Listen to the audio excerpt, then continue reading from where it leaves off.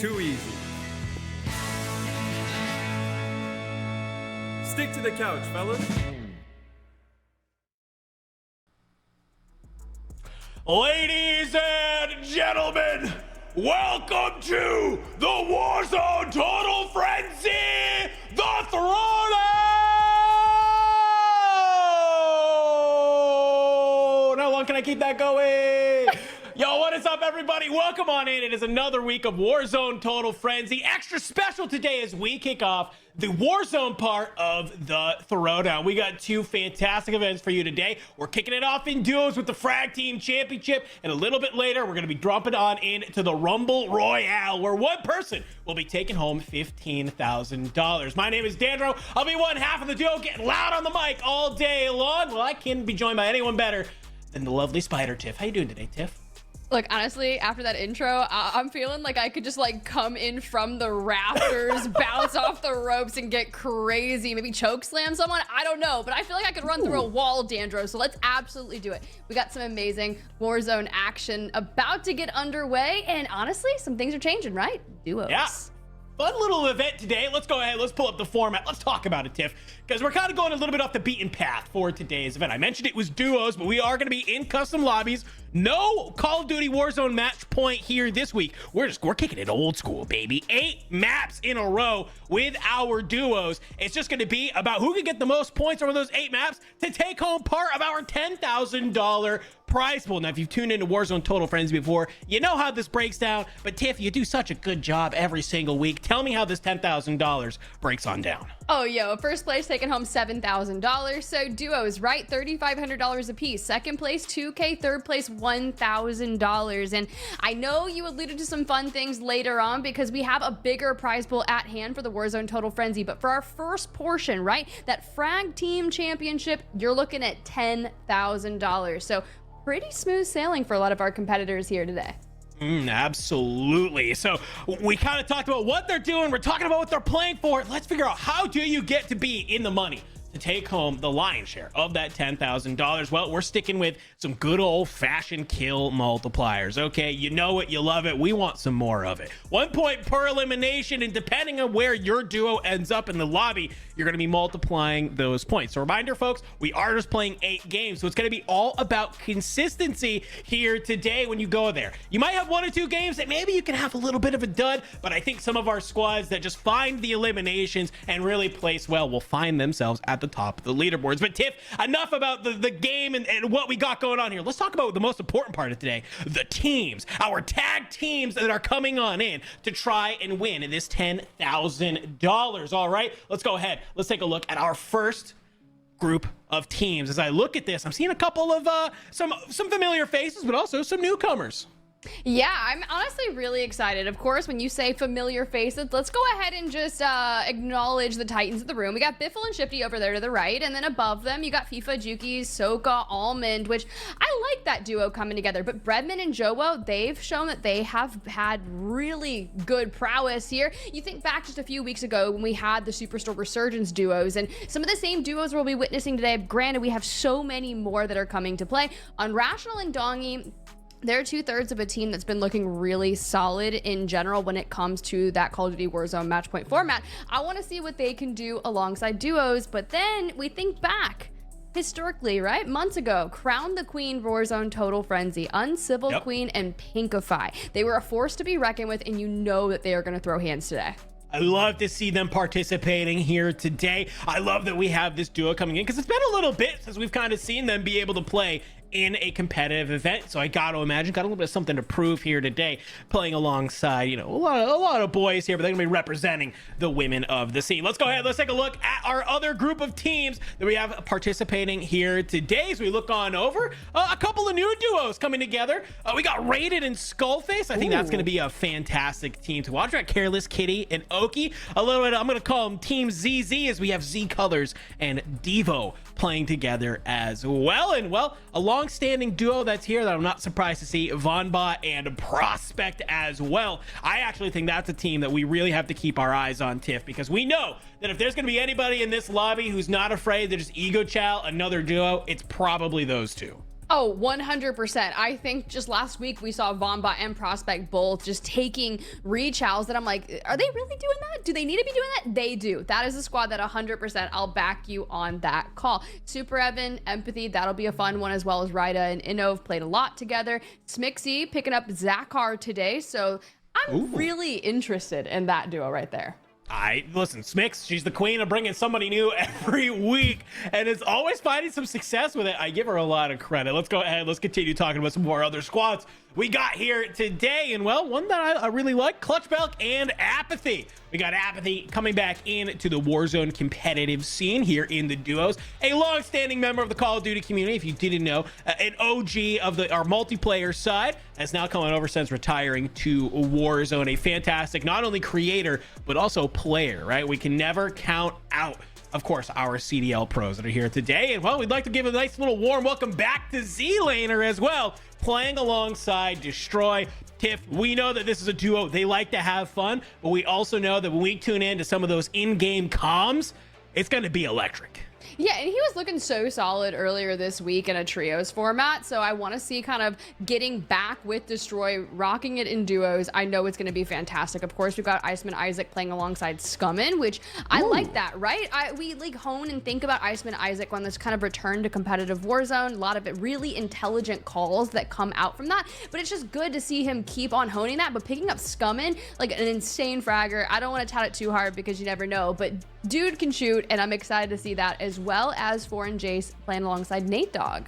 I think that's going to be a very interesting team to watch as well. Gotta continue giving our shout out though. Queen Love Cake playing alongside 40era, and as well as Becky Jew Revolt, and it's Dania and Milsey. So we're getting the ladies involved, and I love it. Let's continue talking about our teams though, Tiff, because we have a lot. We have 55 duos playing here today. Okay, yeah, sheesh indeed. I love that. But when we kind of look through across, I got to talk to them because they're two of my boys from way back in the day, the OGs, Picnic and Oakley boys. Shout out Saucy Gang, because they are here today. They've been playing together forever. Normally we see them playing together in that trios format with a rotating third, but as a duo, they have the chemistry, they have the comms. I'm not surprised to see them here today.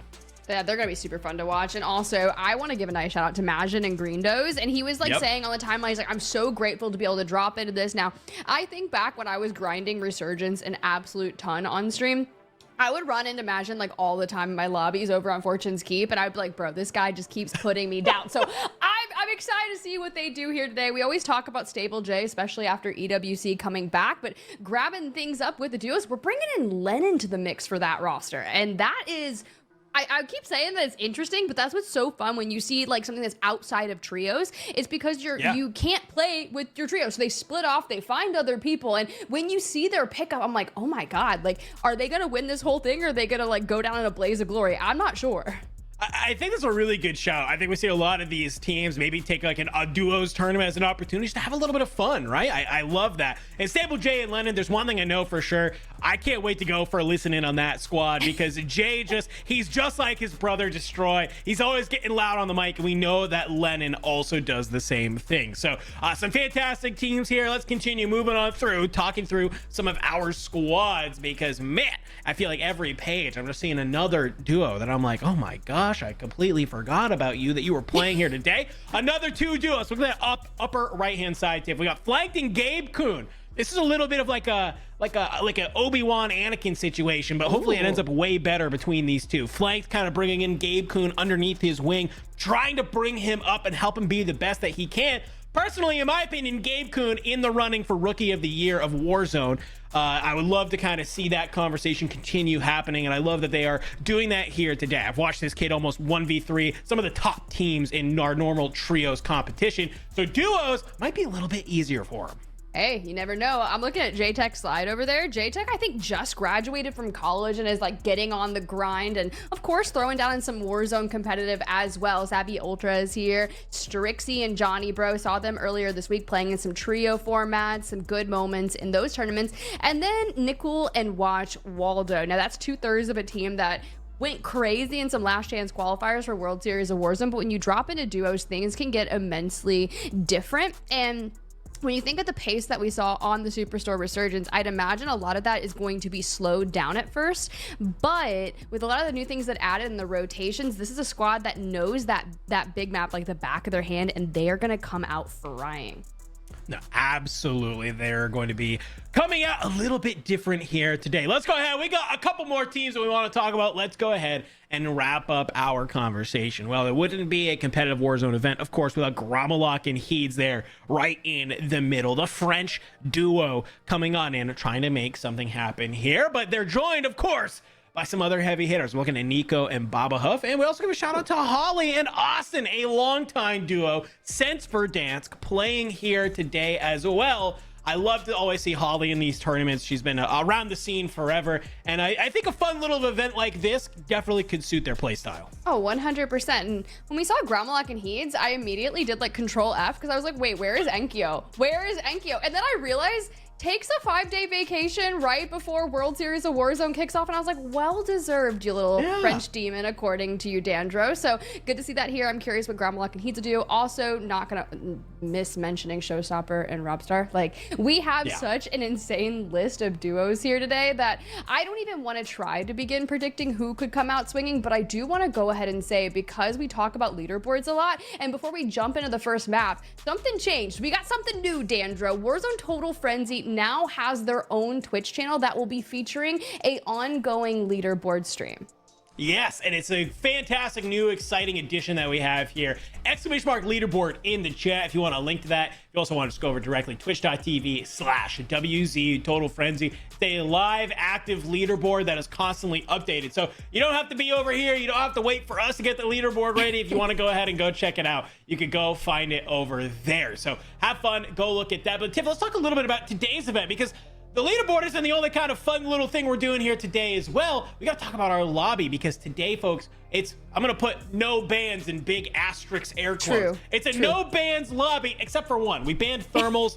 All the competitors were like, please, can we ban thermals? Can nobody rock those? And we were like, okay, if everybody wants to do that, that's fine. It was a pretty resounding, hey, get thermals out of here. So, but other than that, one-shot snipers, gulag tokens, redeploy flares, anything and everything. You want to rock a launcher shotgun or a riot shield? Be my guest. I'd love to see the content. It is possible here in this lobby. So with that being said, Tiff, do you think that might throw some of our competitors off their game? Can we see some new strategies evolve here today? I was just thinking about that, right? Because the last time we had something that was similar to the no bans, the backpack management, all of your resource management is what it inevitably boils down to. It's how many flares do you have? What are you prioritizing over certain things? And I think a lot of that changes over the course of the duration of a singular map, right? What you focus on at the beginning to mid game is not going to be the same towards that end game. And being able to find a space where you can get out of a fight and have enough time to put yourself in the open to call in a flare in the end games on Urzikstan that are oftentimes very open can be tough. So making sure that you have plenty of smokes and making sure that you've got things that are kitted out. But most people, they focus on PDSs regardless of the flares. I'm talking 2 per player.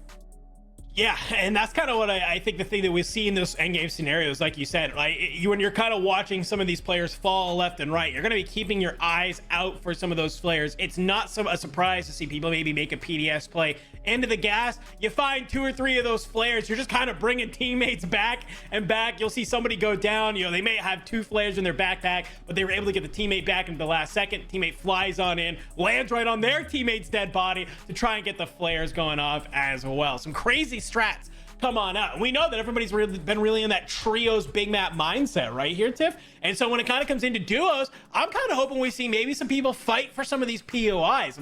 You know, mainly Team Falcons, they're getting pop-off power pretty uncontested. That might not be the case today. We got Soka playing alongside Almond. I got to imagine maybe some early game ego chows coming out of him. Say, hey, I know Shifty and Biffle. I know exactly where they're going. I'm not going to let them get it for free. So that's something else that I'm going to be looking at. Where's everybody landing? How does the map really flow when it kind of comes zone to zone? Because I think it could be a little bit different and catch some of our players on the back foot. Yo, if we actually get the Chalet pop-off power between Soka and Almond and Shifty and Biffle, I'm gonna lose my mind, because Almond from that Fnatic roster typically lands over more towards that Opal Palace, kind of centered up on map. And we were kind of talking, and a lot of people question it. They're like, why does pop-off power just remain uncontested? And there's a lot of people that have some things to say about that, but the only time to actually settle it down is not inside the ring, it's in pop-off power. Ooh, yeah, that's a really good point. I mean, pop-off is just such a powerful position, and the fact that they get it for free is pretty wild. So I would love to see somebody contest them there today. You know, other areas of the map, we have that bazaar that we know is kind of on the eastern side. Players love to go there. And also some of those areas in downtown, right? In the city. We know that players kind of like to be able to find those cash registers in some of those random buildings. Somehow you can find yourself a lot of cash very quickly. So we'll have to wait and see. But you mentioned a ring here today, Tiff. It's called the Throwdown, a nice little fun little thing that we have going on here today. All of our competitors will be rocking those brand new skins in the game from some of your favorite wrestlers. So I love that. I can't wait to see what did people choose, who are they rocking, because the players had a choice of what skin they wanted to rock. Personally, if I'm picking one, I'm getting Rey Mysterio. Give me a little 619 finisher move. I'd love to see that. But we also got Rhea Ripley from, of course, the Black Cell and the Battle Pass. And I believe we have, I think it's the Miz in there, or Cody Rhodes, I think might be exactly who it is, as well as a few others. So I'll be kind of curious. Don't be surprised if you hear us dropping some lingo all day long, because, hey, it's the Throwdown, baby. That's what we're here for. I mean, it's just taking me back kind of old school, right? I was telling you earlier before the show, like, I literally, when I would get off school, I would sit on my sofa, I would make me just a bowl of instant ramen, and the only thing that was on, like, my normal TV at that point was wrestling, and I would just sit there. I don't know what kind of picture this paints for you as someone that was getting out of school, but I would just sit there, and I would watch wrestling, and it was like The Undertaker, and I'm like, what are these pile moves, right? So it's like choke slams, snake eyes, like... It's a good time. It's a good time, Dandro. What she's not going to tell you here, friends, is that still today, Tiff gets off work and then goes and makes instant ramen and sits on her couch. Just now she's watching anime instead of wrestling. But either way, map number one, we are ready to go. Let's hop on in and fall on through. Okay. You know what? Hear me out real quick before we jump into Raiden Skullface. The chicken instant ramen slaps. It is superior to anything. You're welcome. Now I just make it on the stove. All right, that's fine. Let's drop on in. Let's see. We got Raiden and Skullface here today. We know what is possible with these two. So we see this zone. It's pulling to this top left. We have an idea of where this is going. It's going to be a little bit towards that pop-off power area, potentially on that bridge. We'll have to wait and see as Raiden is dropping on in. And where do they have marked? Kind of over here towards the ruins. Okay, and the firehouse. We know that Raiden and Skullface do like landing here, but they are not alone, Tiff. Somebody has decided to try and contest them. It's going to kind of come down to maybe who can find some of these early guns and who can get the action started. This is the fire building that is always contested off drop, whether someone lands across the street and makes it like kind of a more long distance chow, but you can already hear a skull getting into the action. Oh, so multiple duos, but the counter UAV to pull a pop up immediately is so smart. I like that a lot. You know, a lot of these guns early game are not going to have that suppressor on, so any shots you take, you are going to be showing up on that minimap. So the fact that you get the advantage of having that counter UAV, nobody will be able to show up. You're going to know exactly where some of these players are, though, is a huge advantage. Raiden does find this M16 in that crate, and he spots one. The live ping comes on in. Unfortunately, though, no team shots there. I think Left just got sniped. I mean, I was tagging him. I got down. He just got mullet as well. Big Left just got sniped. All right, you see the bounty on Skullface goes from 2 to 1. Mortar incoming from the right, but they're taking this really conservative, and there's the sniper spotted straight by Raiden. And I think this is one of those fights that unless someone crosses the distance and takes it to them, it's going to get so drawn out and just keep on deterring them from getting their loadout.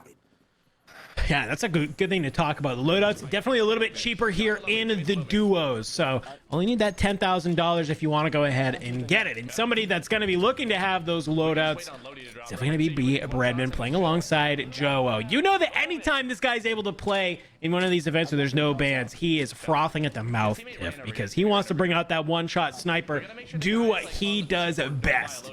And find just the people moving around the map. How many times have we seen that where like Brett will just watch a glimpse of somebody and he's able to get it down? No, you're completely accurate. Finds the flare there, and I was just thinking that with this format, Bread is obviously winning in-game and also out of game. Just all the things that I've been seeing on the timeline lately. Just constantly happy for Breadman. Joe as well, though. Joe as well. Movement King can find some solid moments here. Yeah, I mean, one of them is finding the love of his life, and the other one is getting roasted on the Optic YouTube. So yeah, I don't, you know, it seems like the balance. same value to me for sure. Definitely could be that. They see a loadout coming on the other side over there. Hopefully can start making their way on throws who come on over to Swag himself.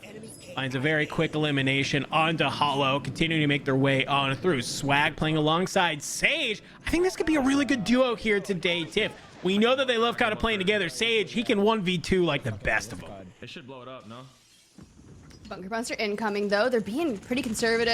And, well, C4 to the window. That's a crack. Maybe we can find that. But I think you're right on counting this Sage Swag duo here. 2/3 of that competitive trio. But we're just taking a lot of damage here. And Sage goes in for the infiltration. And we're going to streak it again to maybe help them. But it's a little chaotic, a little messy, and it's falling apart a lot quicker than we thought it would be. Yeah, you saw Hollow go down. So here's Zach, as well as Swag is just maybe trying to hold out onto this. Maybe you can get to an angle that kind of bait them in. I like this. Go up here, go towards the stairs, maybe try and get them to push, filter them on through. The static HV after that little bit of a nerf on the Superi reigns supreme. We're starting to see here why.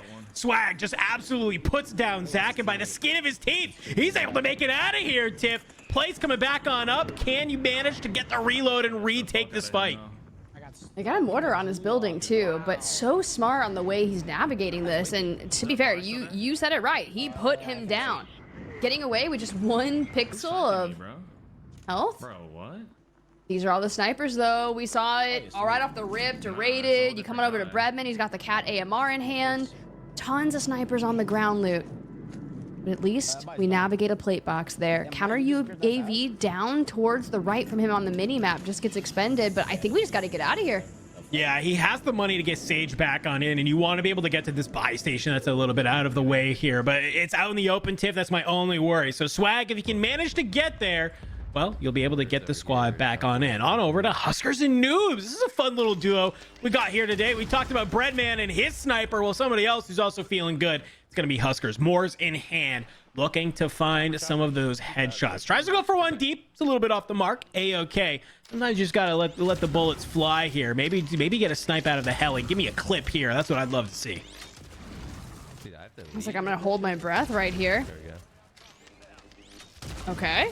You're leading it. Like, there's a matter of time before one of these connects. Like, I mean, you did enough. You got your warning shots. But the Moors is pretty disgusting when you put it in Huskers' hands. It is one of those things where I've seen so many people rack up a ton of eliminations with this thing. And knowing all the duos, if you can just pick a knock and full onto one, you set it to a 2v1, that's an easy chow for you. So you're just gonna be able to constantly take these fights into your advantage, and you can just roam these rooftops. We know that Huskers loves this Levin Resort style of area, and to play ultimate high ground with the Moors is just very suited to him. Well, yeah, and you know that if they spot any of these duos, that even if they get a knock, absolutely Noobs is going to feel confident enough to start flying forward to any team in this lobby, right? So it's a really good strategy. You know, we have no bans besides the thermals, so you know when you have this sort of ability to use these things at your disposal, well, you can kind of play a little bit more aggressive if you want. But other side of the map, we got the classic EU duo, FIFA Kill and Jukies. I know Enigma is punching the air somewhere right now that I'm talking about them, because normally that's his job, but he kind of curses them all the time. And well, maybe I'm joining him on this. Is Jukies. He goes down. He gets fully eliminated. Not playing alongside FIFA Kill. Not a good look. FIFA, you don't have the cash to get the buyback. This went from just being a simple rotation here, Tiff, to just, well, you might be exiting the lobby pretty early.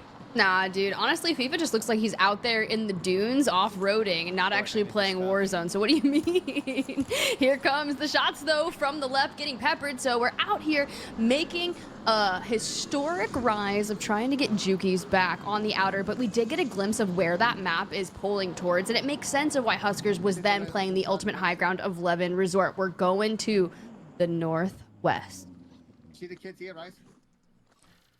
I love these little now redeploy balloons that we have added on in. These were one of my favorite things we originally added back in Caldera. So now that we have them here, it's a fun little It's a fun little addition with FIFA kill. He tries to go up. Unfortunately, when you're on this bridge, you know somebody from Popov is going to be looking, and somebody else is just going to come up from behind. He doesn't even get the opportunity to really stay alive. Somehow, though, he's been able to do it, but it's just by a little bit. That player will finally bring down FIFA kill. FIFA kill and Juki's going out very early. Yeah, maybe we shouldn't have hopped on with them and started talking about them. Dandro, you were talking them up really nicely, and then you cursed them all in the same. Listen, Enigma's not here, so somebody's got to do it.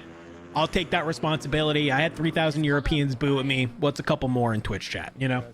What's a couple more? I love that. Yeah. Good audio cues coming in here from Smixy. The buyback ensues, but she's going to want to find a way to get an angle onto it.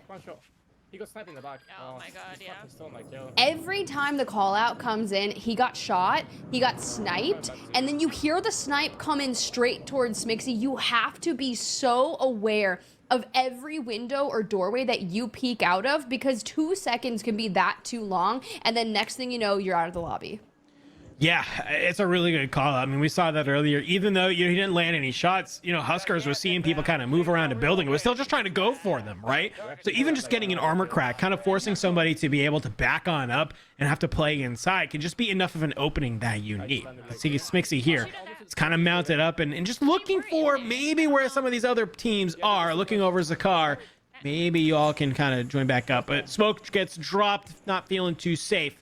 Go ahead and back on up. Maybe decide where you want to kind of try and push this. I do like this idea of playing in this building sort of near this buy station, because you know that if maybe kind of if you are somebody like a FIFA kill, you're a solo, you're like, hey, here's a buy station. Let me just try and maybe get on in. Let's try and get this buyback happening and get the squad rolling again. You can maybe find them and get a very quick squad wipe. LTV off to the right. I think positioning themselves in the building with the buy station underneath is going to bring them so many opportunities to find eliminations. However, still on 0 here for Smixy. The smokes come through. Wouldn't be surprised if they were trying to access that. I'll try to play this one, yeah? The big one. Okay.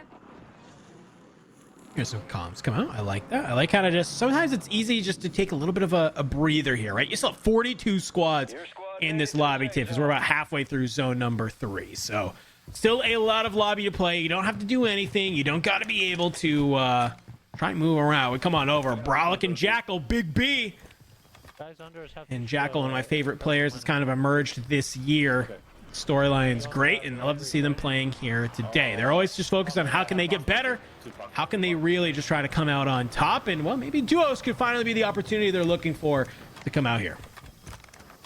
Not a bad way to do so, especially $10,000 on the line for the Frag Team Championship portion of the Warzone Total Frenzy Throwdown.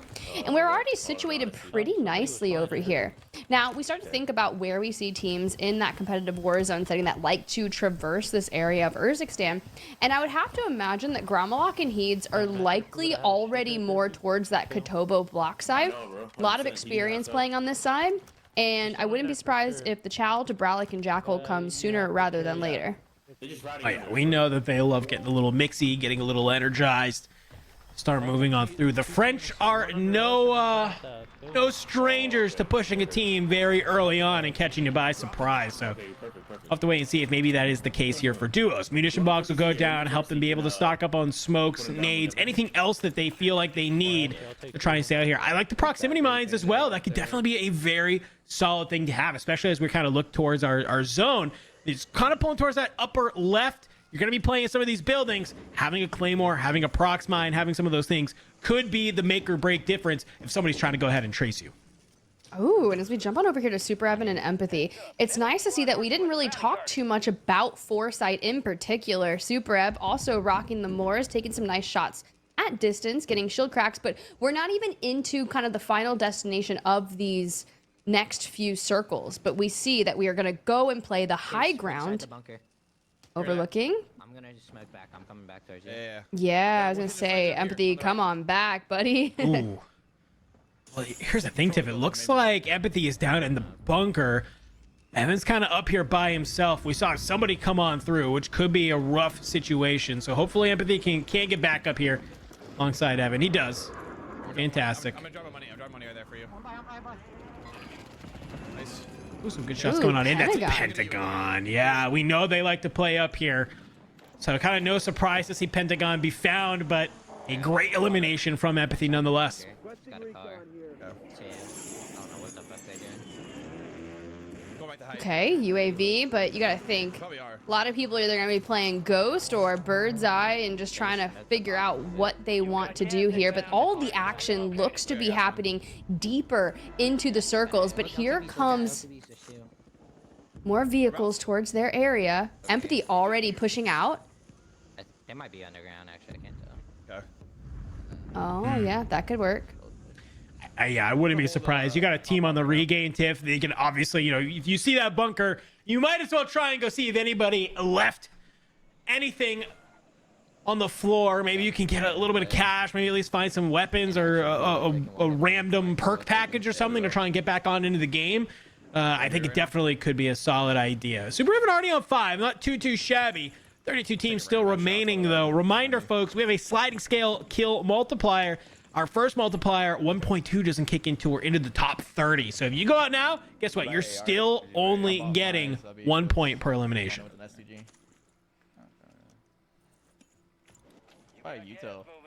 Oh, hey, look at us checking in with Biffle and Shifty, right? And it's nice to see that they're currently got some eliminations, but nothing too crazy right now. Biffle on 2, and I feel like every time we jump onto their POV and I say that, their next 2 minutes usually just go straight upward into a gnarly trajectory. But pretty conservative for now, just on the inside of the circle. They don't have foresight. They don't have a whole heck of a lot of cash. And in terms of resources, well, Biffle's got minimal. He doesn't really have a lot. Shifty currently sitting on 3 as well. So they got 5 total. Not anything too terrible. We know that this squad loves to find their kills sort of in that end game scenario, right? They don't have to put themselves in these compromised positions just to find some eliminations. Biffle, though, seemingly feels like he's maybe heard somebody nearby. The pings are there. You're hearing some of the fly-ins go on through. They got to play this together, though. That's my only worry. You cannot go in one by one. Drill charge comes on in the side, and just kind of methodically taking this corner by corner.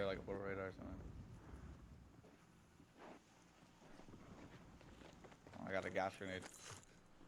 I think they're just chilling in there. What? Like they're in here, right? Yeah, it sounds like it. Oh, okay. Where the fuck is that door at? Well, once you find the door, you can go inside and see if someone's kind of sitting in there, especially if you've got a gas grenade.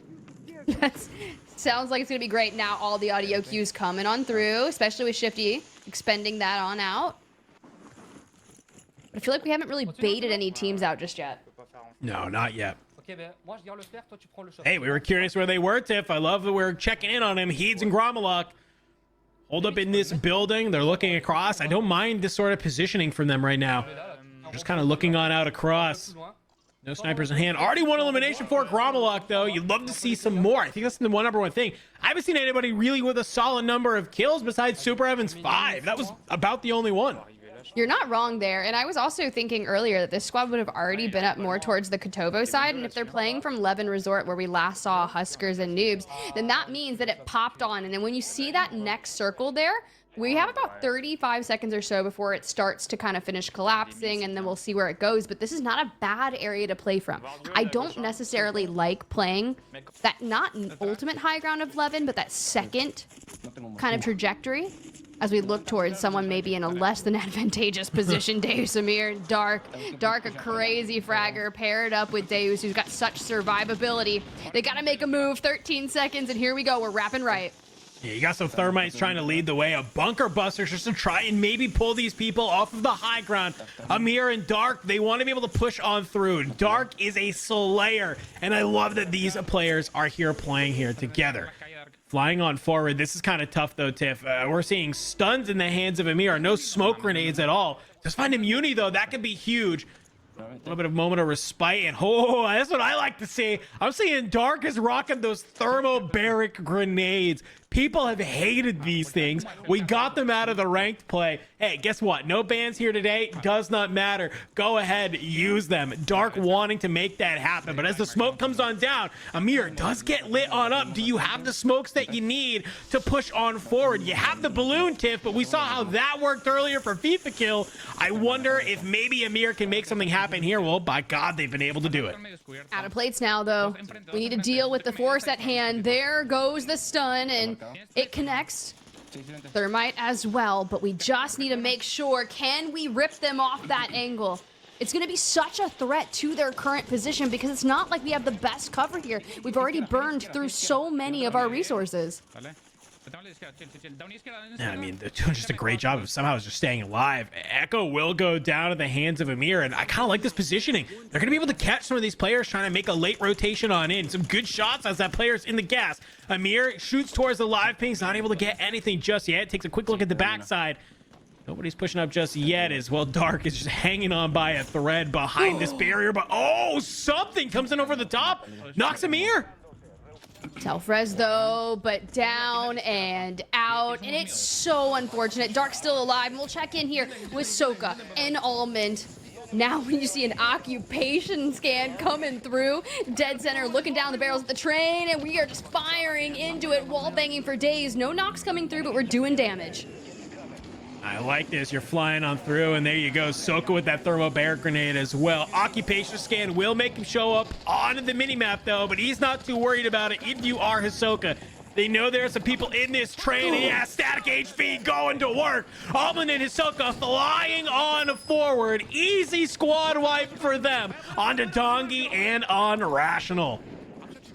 Job's not done. Vehicles all around in duos, in these lobbies, these customs where it's not that World Series of Warzone style playlist. And you're going to find so many more things that we talked about like at the top of the show. But do we see? We are locking in with specialists. We have a flare in pocket. And now dead center of zone. Counter UAV towards the left. Done and dusted. 16 duos. We are into that 1.4x multiplier, and so far Soka has the most eliminations that we've seen on main.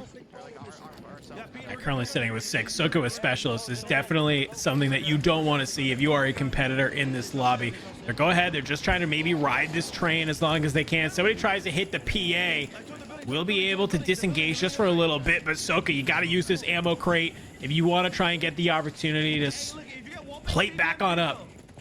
And Tiff, as we kind of get in here into this situation, let's do a little bit of a listen, and I will kind of want to maybe go back to Soka and Almond because they were about to get in the mix. Let's go ahead and see what they're doing. Yeah, another one there. I can't get that hole. I won't make it. Hold on. Train stop for now, but it's gonna keep going though. Your squad made it to the safe zone. 25 still Yeah, I'm active gonna in go the forward. AO. I wanna go forward. I don't think they'll go forward. Let's go forward. Let's go forward. Okay. I'm just gonna smoke. Hold on. I'm smoking again. I'm gonna try to get a Yui, bro. Yeah, get a Yui. Let's get like double selves if there is any. Here, Yui. Is that kid in the air or is he elevated? No. He's ghosted. He's ghosted. He won't make me. Oh yeah, I'm good. Get a self. Oh. I'm gonna try to put a bomb drone up. I'm gonna put a bomb drone on that kid. Hold on. Doesn't say enough space to call in. Hello? Just tweaking on me. Never mind, I can't. Alright, Natum. UAV is being refueled. RTB at this All right. Oh, you know what we can do it seems too? like No a troll. We can brief set up the moment here. The UAV tower, bro. They want to set up the UAV tower, but when you think about when they took Unrational and Dongi out of this train to usurp them from this position, they were wallbanging them consistently, and now they have undergone a lot of the same pressure that they were able to evict. But moving forward, like Soka had said, and taking control of the space around the buy station has allowed them to get these resources that knows where a lot of these players are in the rest of the circle. 6 teams only remaining, though. You can see this train is moving forward very slowly but surely. It's making its way to get out of this zone. So at some point, if you're Soka and Almond, you got to decide how long do we want to stay on here? How long do we want to wait to get off? And well, look who's on the other end. And it's none other than Shifty. Who he comes up, static HV in hand. You find Braxton and Youngsters. You absolutely rip them apart. It's a quick 2-piece, but look who's able to bring him on down. It is Superevan. Shifty was able to get top 5, though, so that's at least a 1.8 times multiplier. And that is what everyone here is trying to be able to do. It's a march towards the 2 times. And first, and well, Soka, Almond, they are trying to be able to get there. Bunker Buster coming in from Soka can hopefully buy them the space they need. And a flare. Okay, we are fully kitted for this end game. The only thing that's missing is a ton of eliminations. We swing around the building, we grab a knock, and we are still looking into the final 3. All the duos upstanding. The dance around the train, the comms start flying. Dude, this is gonna be it. I love this. Soka just playing alongside Almond. The dance coming on through, like you said. Huskers, he'll go down, and I believe this is going to be Superevan and Trick against Soka and Almond. They're still on the train. They've been able to stay here, but it's Trick bringing down Almond. Soka, he's the only one left alive. Superevan will go down, but do you get the live ping for Trick Empathy right now? Can he be able to go on forward? Empathy playing out in the gas right now. He's able to do it. He hops on up. I believe he was able to make it on happen. Wait, we're seeing some self-revives come on through, though. Doesn't matter. 22 eliminations for Superevan and Trick Empathy. A 44-point game to kick it off. Come on, indeed, as we get the run back of that final moment. Did he just say that was close? Because it definitely was. You get that final 2v2 across the train. We've already seen so many smokes, bunker busters coming on out, but a 44-point game to kick things off. Now, mind you guys, this is not going to be Call of Duty Warzone match point format. This is duos, and we have 8 custom games where you win by all the points that you acquire. And those 2x multipliers, well, they're going to change the game. And Superevan Empathy, they're kicking things off with that win. No, we kind of talked about it at the top of the show, right? With 8 games, you have maybe 2 games that you can kind of let be not really great, right? But hey, kickstarting the day with a 44, that just helps that even more, right? You can kind of play consistent, make top 5 all day long, and you probably have a solid shot at maybe coming out on top. But being able to take one of the games with a decent amount of kills at that, because how many times have we seen people end games and like, okay, great, you had 10 eliminations, big whoop, you got 20 points, like, great, you had somebody with like 30 who got to that 1.8 multiplier, just absolutely blow your score out of the water. So if you are Superevan and Trick Empathy, I love that they were able to have this huge banger game. But we have some other teams who are also having some pretty solid games as well. That second place team, of course, Almond and Ahsoka, 1.8 times multiplier, and their score can't be too shabby either. No, and they did a lot of work, right? So making that call to take train just a few minutes prior was probably the one that led them to picking up a ton of eliminations. Yes, it puts you smack dab in the center of that circle and the object of everyone's attention surrounding you from every angle. They were getting wall banged, similar to what we saw with Unrational and Dongi, who they had evicted to get in there. Of course, everyone's going to be staring at them, but that's what they want. They want those eliminations to fly at them. So who knows how many they were able to acquire, but you can see here Superevan on 12, Empathy 10, very similar for that. And the first time we checked in with Superevan, they had foresight, so they already had the knowledge of where everything was moving to. But they chose to hang out in maybe circle 4, circle 5 gatekeeping with that sniper across the way and was sitting on 5. So between then and towards the end game, they got so many more to make that 2x multiplier from the first place win do the majority for them.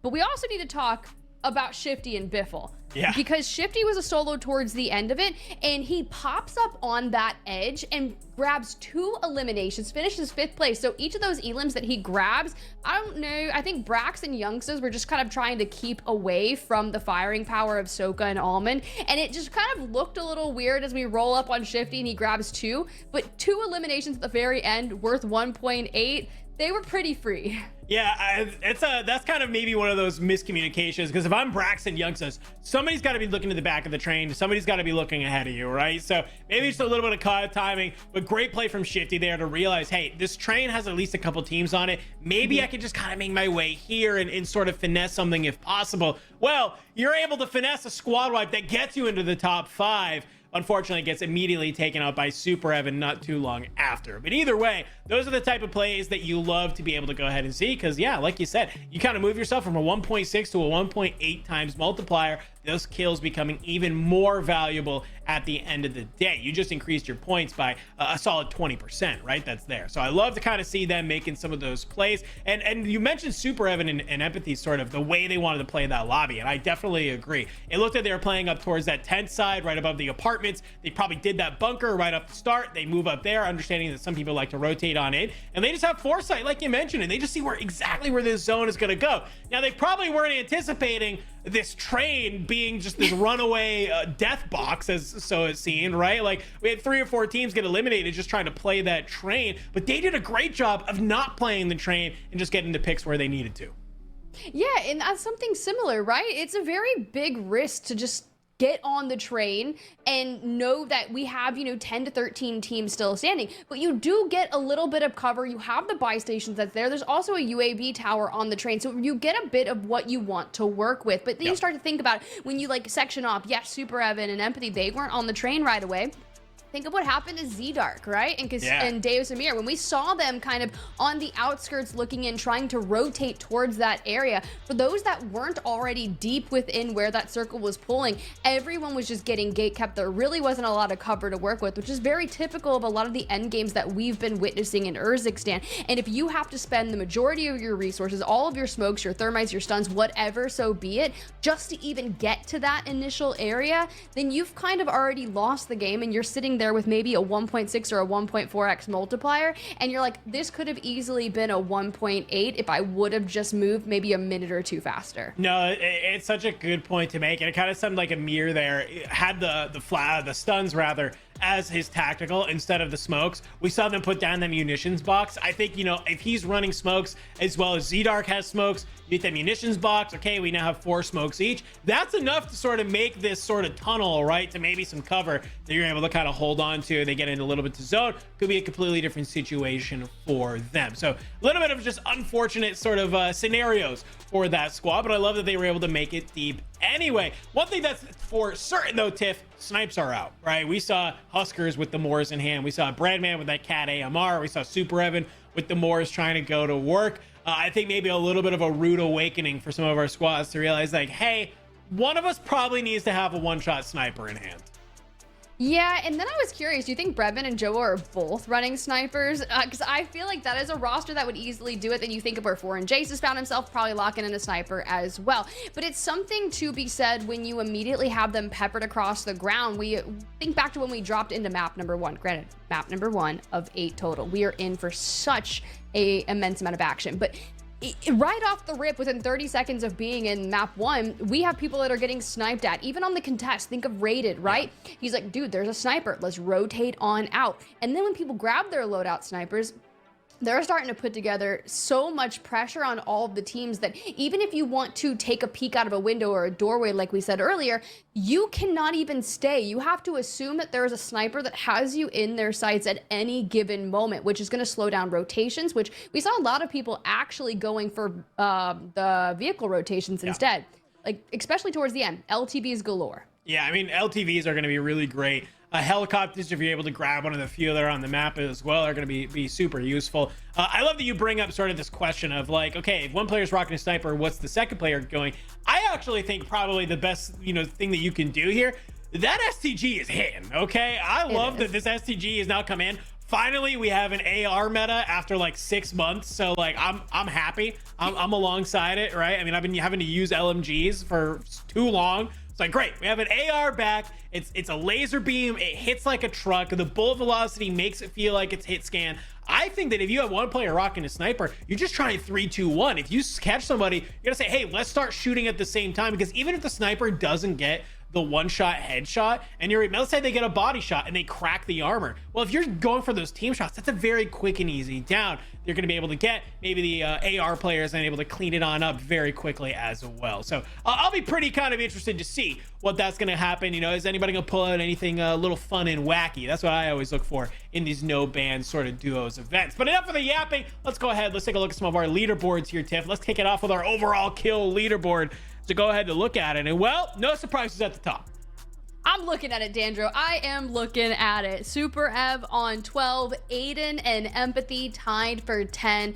Noobs and Co kind of just filtering on down with Huskers there with 6 eliminations, albeit a lot of the same names that I would expect to be on an overall individual elimination leaderboard here. But to start things off with your team that ends up getting that 2x multiplier and making it work, you have 2 of them inside the top 3. Now, there's a lot of times we've seen that happen, and often or not, it is Shifty and Biffle. So times are changing. Granted, it's only map number 1. But if you can kick things off with a 44-point game like you were talking about, and then carry on that consistency and make sure that you're either getting 1.6x multi or higher to go with these eliminations that you're finding, you've already probably done the majority and might find yourself in the top 3, because mind you, top 3 is what pays out. Well, let's go ahead. Let's see who's in that top 3 after game number 1 in our overall leaderboard. I gotta assume it's probably a lot of the same people that we saw. Starting at the bottom, though, we've seen a lot of zeros. Oh my God. I don't know if these are people not submitting their scores or they actually just have 0. I mean, Team FIFA, we saw them actually get a 0. So it could be the side. Their Team Swag sitting in 45th with 2 points. Not a great start for them as we make our way back on up as well. We'll see, okay, a little bit of a shakeup come on through as some scores get updated. But either way, some big names that are here on this first page. I'm looking at Team Panda. I'm a little bit surprised there. Flanked, Picnic, Arrays. These are a lot of interesting teams that we have on that squad. But as we come on over to our top, Tiff, let's talk about it. Oh, look, we already knew that there was going to be a 44-point game from Superevan right there, reigning supreme, because that's the biggest question. It's like, yeah, you got the 2x, but maybe someone walked away with the 1.8x multiplier and had more eliminations. But if you're already at the top of the kill leaderboard there, and that's going to show through here on this. Huskers and Noobs, though, despite grabbing ultimate high ground in 11 and not seeing a whole lot of action towards that mid-game, still had a pretty dominant performance, just under 30 points. Now, Soka, right? Soka and Almond, they were fighting for it towards that train, just unfortunately didn't pick up as many eliminations as they would have liked. You highlighted vonbot and Prospect earlier, Prospect being like a very known like heavy fragger. Same with vonbot, a team that will literally chow anything. Unfortunately, they didn't find a whole heck of a lot of eliminations, and Team Biffle will round out that top 5. Still a lot of work, and maybe this was a lower elim lobby than I would have thought, but that can happen, especially on the first few maps of the day, considering people are still trying to find that flow on how this is entirely going to play out. No, I think you hit it right on the head. I think in that first map, I think people are a little bit or were surprised, rather, sorry, by maybe the amount of snipers that were coming out. You don't have these rotations for free like you think, and I think just got to think about it. We have 55 duos on this map. I know kind of going from trios to duos doesn't seem like a lot, but when you have a team that is able just to maybe be in a position that you're not expecting, it can kind of throw off your game a little bit. So I have to say, will game number 2 be the bounce back for some of our squads? Let's go ahead and drop on in. Could be the opportunity, and we're on board with, of course, our winners of game number 1, Superevan and Empathy, as they are looking to fly in kind of over towards cargo. Get a good idea on maybe where some of this lobby is heading.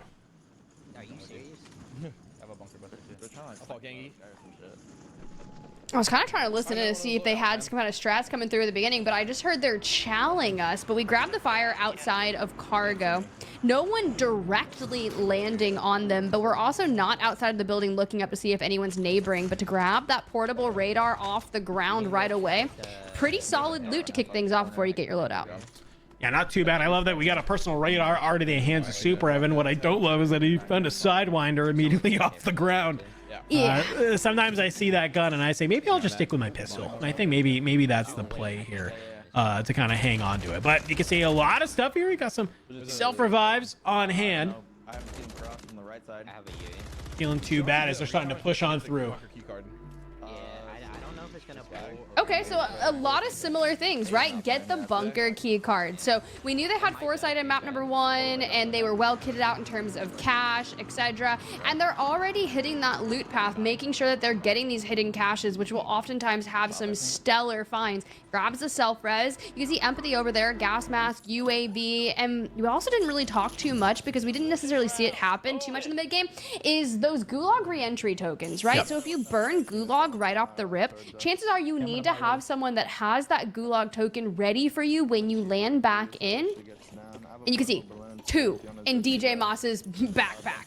Yeah, I think that it's kind of a one thing that if you can have somebody who's really good at playing their life and you have somebody who's not afraid to try and take some of these 2v1s, it's a good call, right? You know you have these more opportunities to get back in on the map besides just getting bought back in from your teammates. So if you have like things like Gulag reentry tokens, and you know that you can kind of get your teammate back on in pretty safely, yeah, let them kind of push on forward. Even like right there, DJ picks up a reinforcement pack. If I'm DJ, I'm saying the first red dot I see on the map, I'm trying to fly at that team and try and be able to bring them on down. There's no point in playing scared when you just have the immediate way to come back on in, right? So I think that I like what they're doing right here. They hit the zip, start making their way up towards this radio tower. We know a lot of teams sometimes like to hang up here. It actually looks like they're going to be making their way into this bunker. UAV gets popped. Nobody's home. Should be a free bunker for DJ and Raul.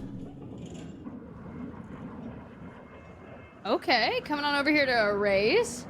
Bunker Buster in hand, down to a solo, making look for a regain. But your map 1 winners on the screen, popping up on UAV also. Not ghosted, so it will be showing up. But we've elected to grab that med vest. Shots are just up ahead. With that loadout likely neighboring where Empathy has found himself, but returning to the scene of the crime, the start of the firehouse. Down to the lower house. I'll snipe one of them. Hold on. Give me a sec. Oh, wait. Oh, I like that confidence. The wolf. Back in action. It is, you're hearing just a very calm, you know, kind of communication come out from Trick there, being like, yo, he's like, there's people up there. You know, they might be looking down on us. And I was just like, cool, I'll snipe them. Let me grab this loadout. I'll snipe them. Don't worry. Me waiting for more snipes as we coming over here to Ryda. Inno in the gulag, coming back after a victory, Go. defeating Sean J. Find me a gulag. Let's go get another Yui. Alright. Or you can wait for me. Wait, I'm getting flown on. I gotta get back up. Yeah, you are. They're in the buy building. That is a scary sight, Tiff, when you just kind of look up behind you and you just see two guys looking like they're coming off the top rope, just flying through the air immediately towards you. Good job from Ryda to be able to spot them out. Maybe you can kind of take a little bit of an angle. You heard Inno was kind of calling that, hey, we have the Gulag re-entry token, pop a UAV, and I can just try and maybe make some other plays. But it looks like for now that wasn't the case. These players flying in on top of Ryda will cause him to maybe slow down just a little bit. Inno lands on the roof. Hopefully Ryda can go join on up. He has an angle on these players who flew in on top of him. Unfortunately, just not able to get the shot off. We can go to fire and hope they push us. Okay, good. We're setting up a trap here. He saw that they called in Lodi, so we know we're gonna be dealing with anything other than ground loot. Has Bird's Eye still popping up on UAV, so that's going to be information given. But we've got the comms vest, which I think is smart, right? You give that over to Inno immediately. I dropped the trophy right there. But I really do hope this team decides to push them, because then all this makes complete sense. You do have that mortar if you really want to force them inside, but so far, pretty calm. They're not actually challenging. Yeah. Kind of seems like maybe that team was maybe trying to make a rap out from somebody else, right? Like, it kind of is what that feels like, because they come on over here, and then they have to call in their loadout. So we'll have to wait and see. On board with Nyson, though. Hey, it's our first gulag of the day going against Careless Kitty. Got an STG in hand.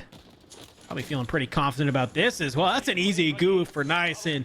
Unfortunate for Careless Kitty. He might be getting sent back to the lobby. All right, well, let's check in with Brolic and Jackal.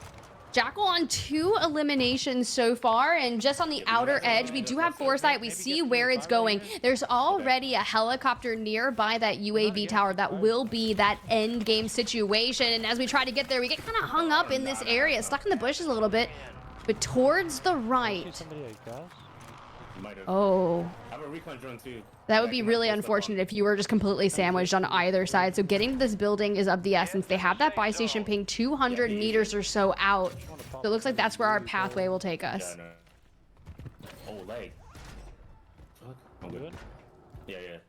Currently sitting in 35th place, 1.2 points. A rough game number 1 for this duo. Would definitely love to do something a little bit more. I mean, already, you've almost doubled your points here already in this game, so you're feeling pretty solid. But right now, this area of the map, Tiff, it's kind of a wasteland. I feel like, you know, like, are you really going to find a lot of teams over here? Is always going to be my question. They have foresight. They know where the zone is pulling towards. Now, what can you do with that information is always my question. Oh, what's going on? I heard like a Discord, like somebody joined or something. It was me. I joined. Nah, just kidding. Arrays in the gulag against Biffle, the 1v1 for the ages. This is the real ring in the gulag. All right, let's get that molly out. I feel like we're not getting any information. The shield crack comes through, but Arrays is maybe 5 HP. The Biffle reach out comes in, and, you know, nice try. Alive, one dead. Oh, okay. Okay, Vaughn. Well, that's Nick Cool. That's a squad wipe on them, so. Oh my gosh.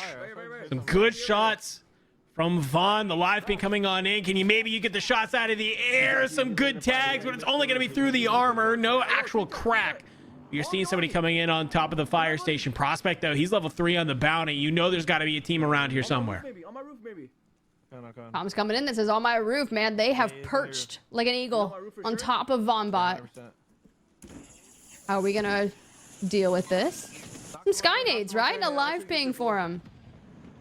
Ooh, And Mireille goes down. Mireille full. The climb up continues. vonbot about to crest. No one left up here, but some well-needed loot. And hey, there they are, over in fire.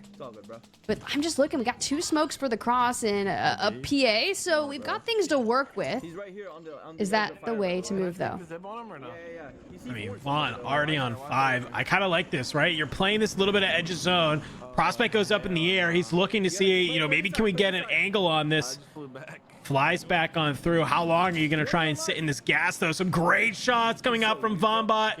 He tries to let it keep on going, but unfortunately, just not enough onto that player. Somebody has their angle, though. Can you manage to get up over here? Little quick maneuvers left to right. Vaughn stays alive. Prospect maybe trying to hit the zip again. A fly on forward, but you can see the smoke in the distance here, Tiff. Potentially, if that's not this team that's out-rotated, you could have another team pushing on up. They're in the building in front of me, bro. We're probably in front of you. It sounds like they've just been able to find so many different duos here. Same with Gromalokk and Jackal. Jackal on 3 now. More flares, more squad wipes. Still on the outside looking in, but they did make it over towards that buy station they were trying to rotate on throughout. I'm getting a Yui now. Okay, good. I want to see that information anyways. Wait, I'm gonna get it. I can get another one. Hold on. Drop money. You did, right? 2 flares, a gulag re-entry token. Look, I mean, this is the resource management we were talking about when we were like, okay, so for about circle 3, these are the things that are going to be of utmost importance considering we don't have that gulag closed till at least circle 4. So we've got some time to work with on that.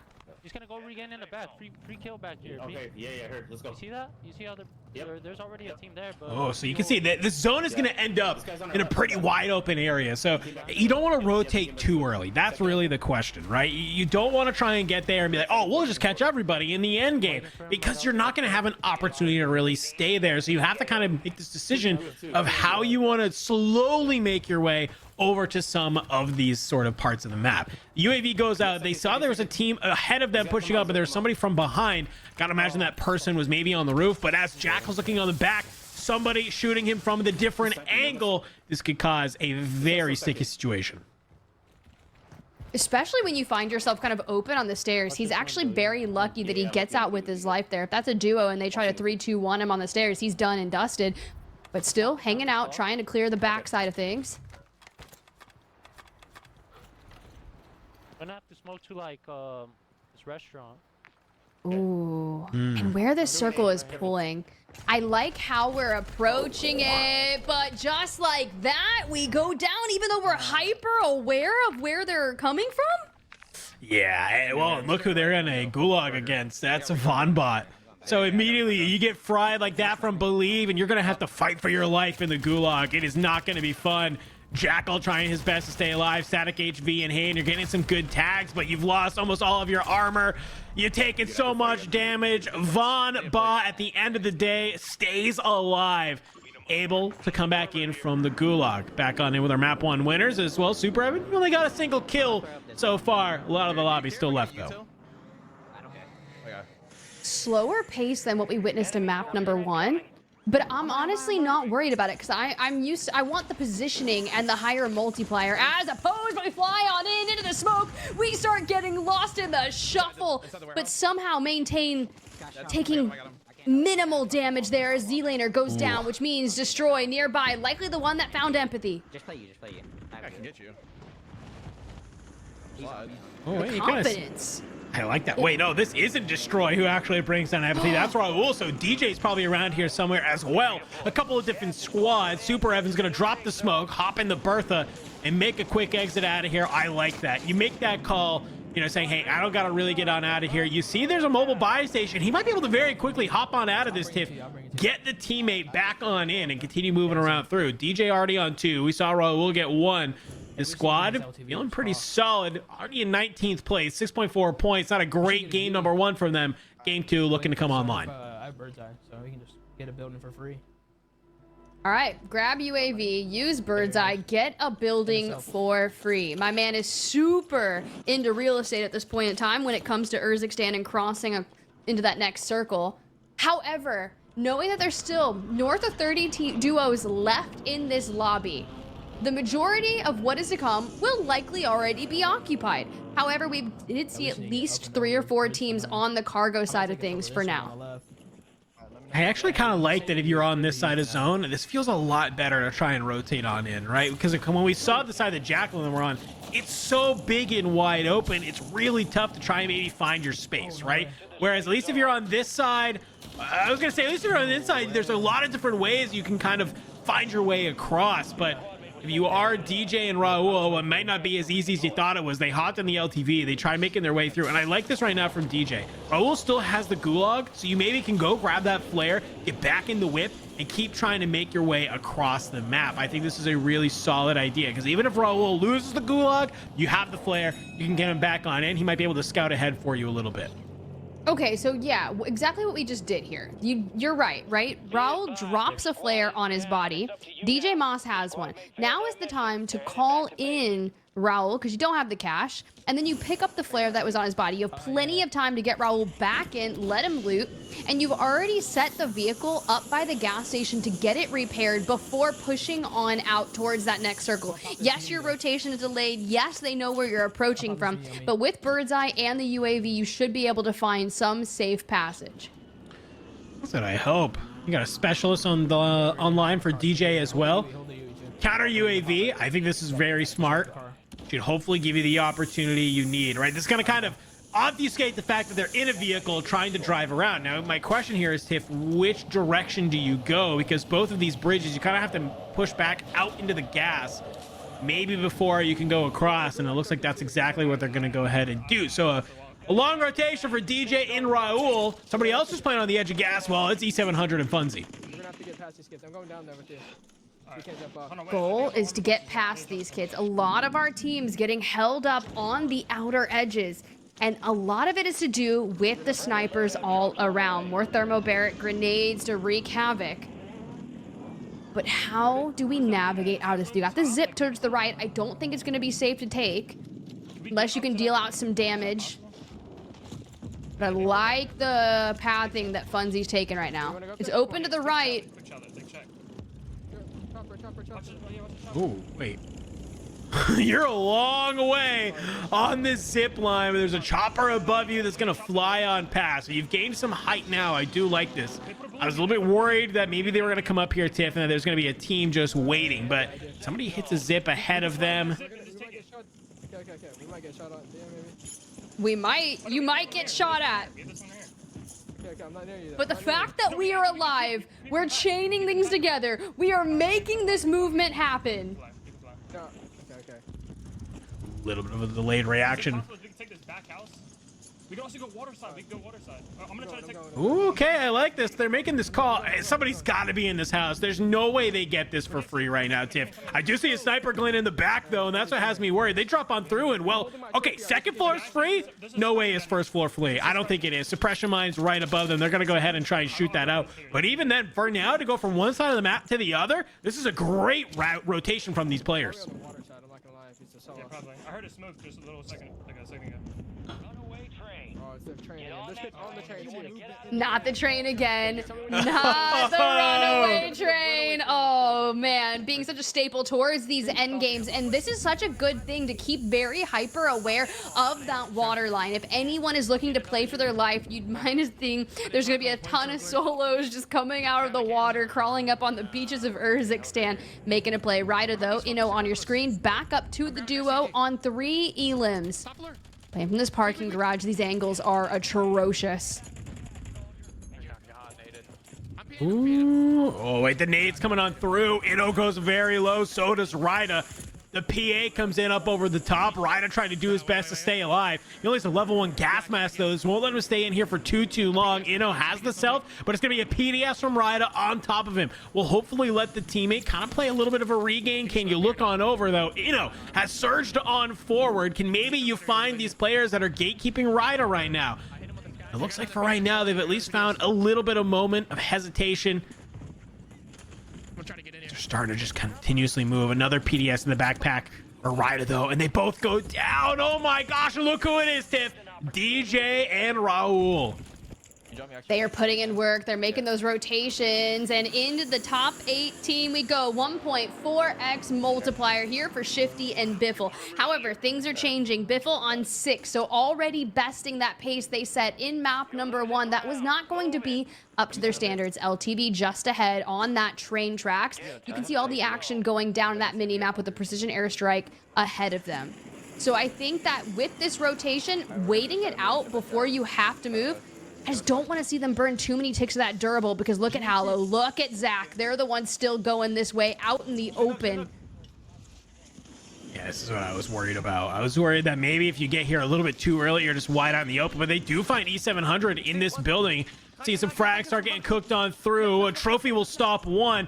Comes onto the outside though. Hollow fully eliminated, but a flare from Zach will get them back on in. 2 eliminations already, and well, you're kind of hiding in a bush here, but somebody knows it here. But the turn and burn on the Funzy. Zach goes huge. You're not able to bring down the other player, but wow, what a fantastic elimination there.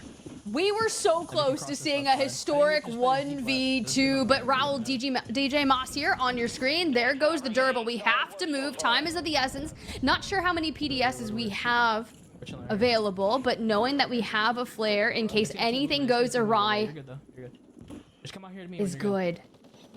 Audrey Shopping Center for the end. The rotates are all coming through. There's no way that some of these aren't taken. We're just gonna for free walk up onto the rooftop. I guess nobody watching this late cross. DJ gets it for free. When you look at this zone, Tiff, at least for right now, you only have a couple areas of high ground, and right now it looks like DJ and Raul, they've been able to find one of them. There's a team, I think, across them. We know there's a couple people in these buildings, but for right now, I think as long as you don't kind of peek over the side for too long, you're gonna be feeling pretty solid. Into that 1.6x multiplier, breathing down towards that 1.8, and surprisingly, there's just not a lot of teams left in the circle. But for Romstar, Showstopper. Kids on this roof here. Oh, you know who that is. That's DJ Moss and Raul. They've already made that call out. We see one sniper in the hands of either Robstar or Showstopper. DJ Moss and Raul are in for a reckoning. Get this flare. This. And I've got a... Some of the resource management coming on for that side, but on the other side, look at this. Noobs and Huskers playing out a late angle right now. They do find DJ on that rotation. Is Raul nearby though? Runaway train reminder, folks. So the zone is going to start following this train. And if you're Huskers and Noobs, I like this idea. Get in the vehicle. Continue moving on through. LTV will get exploded as they make their way onto the train. Smoke will kind of hopefully let them reset. But right now, they're feeling pretty solid. They knew there was a player to their left. We saw how important the train was in game number 1, and well, Tiff, we're right back where we started. Well, might as well invest a bunker buster straight onto it. Noobs with another team wipe. 1.8x multiplier, but we've just got to hold on. The wall bouncing galore, the live pings, and there you go. Huskers down and out, but it's Savvy Ultras. Him and his duo still alive with 3 eliminations, and we're just keeping the smokes going, keeping moving. Finds one. 3 duos left standing, and Raul and DJ Moss were the 4th duo to go out. At least you make it into that 1.8, and well, look who's still here. Huskers and Noobs. Robstar gets taken on out, but Showstopper answers back onto Huskers. 11 for Robstar and Showstopper. It looked like Pele was one of the ones to be able to bring them on down. Who's still alive? I don't know who it is. It looks like Noobs was able to clutch it on up as Robstar gets taken on out. Huskers and Noobs taking game number 2. How many eliminations, though? That's the question. Had to be a decent chunk, because every time we come over to them, they were finding a ton. But for Savvy Ultras to only grab 7 with a 1.8, that is not what you want to have happen. But across the board, the majority of our duos just seemingly weren't finding a ton of eliminations. Sometimes when they substantially pull that circle all the way to one side, like, you know, first map, right? We go all the way up towards the northwestern side. This time we're kinging it down to the southwest, and a lot of our teams rotating, they just don't find a lot of that. Now, what's the deal here? Noobs, Huskers, how many eliminations did you have with that 2x multiplier?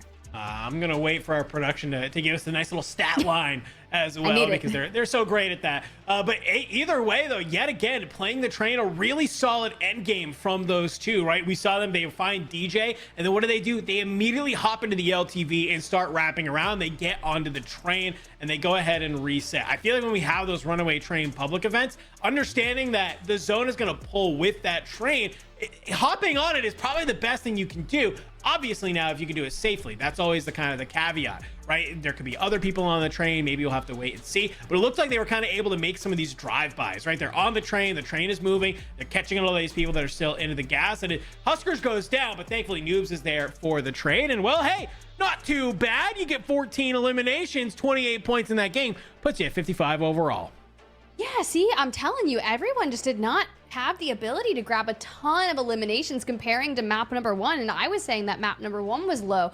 But when you think of where they started with 19.6 points in match number 1, bringing their score to 55 after this victory, I think that's consistent enough. We are just below, kind of situated around like a 27.5 average, which is going to be enough if you can maintain that to place inside the money. And that's been pretty typical of a lot of the points format style things that we've seen in competitive Warzone. Also the consistency, right? If you find yourself in the top 5 after map number 1, this likely will move the mark comparatively, but it also depends on how Team Superevan did in map 2. That's a great call out. I'm always kind of waiting in these sort of instances where, we're playing 8 games today here, folks. By the time we get to sort of game number 3, game number 4, I think we'll get a solid sort of idea of who's really kind of creating a lead, who maybe is just one good game away from entering in that conversation, and maybe who is having a little bit of a rough day. But we're through our first 2 games of the day. Like I said, we got 8 games total we're playing. So we're going to go ahead. We're going to take a quick little break. And when we come back, we're going to be dropping into game number 3.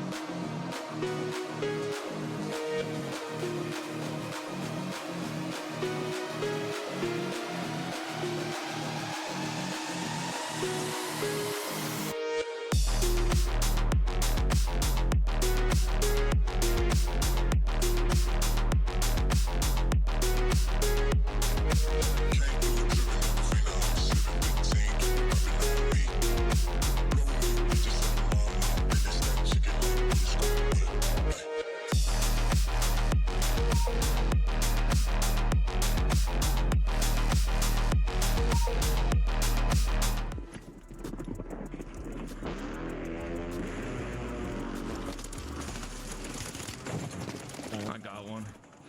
I think that's his teammate. That's juju. Izquierda. Y otro. Down idea. Dale. Down izquierda, chill. Down izquierda.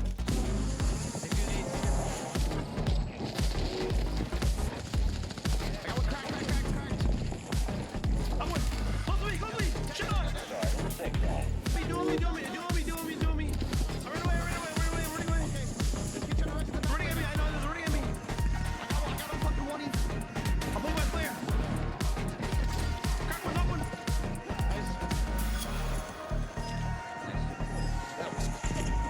I got nated. It's 2v2. One more. He is on his body. He played. He's right here. He's weak. He's 20. Right here. You're good. He's off the train right now. He's hopping back on it now. He's on the train now. Nice. No, he's 20. Oh. He might die to gas. Go, Trick. Come on, baby.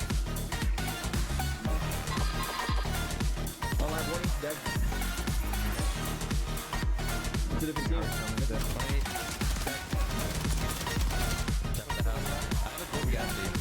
I do too. Here. Let's roll. Killed one more on me. Blacking. I blind. Just black. No? Oh. Shit, bug. He slipped short. No, man. Non ho visto il pieta. Non ho visto il pieta. Non l'ho visto. Non l'ho visto la mano.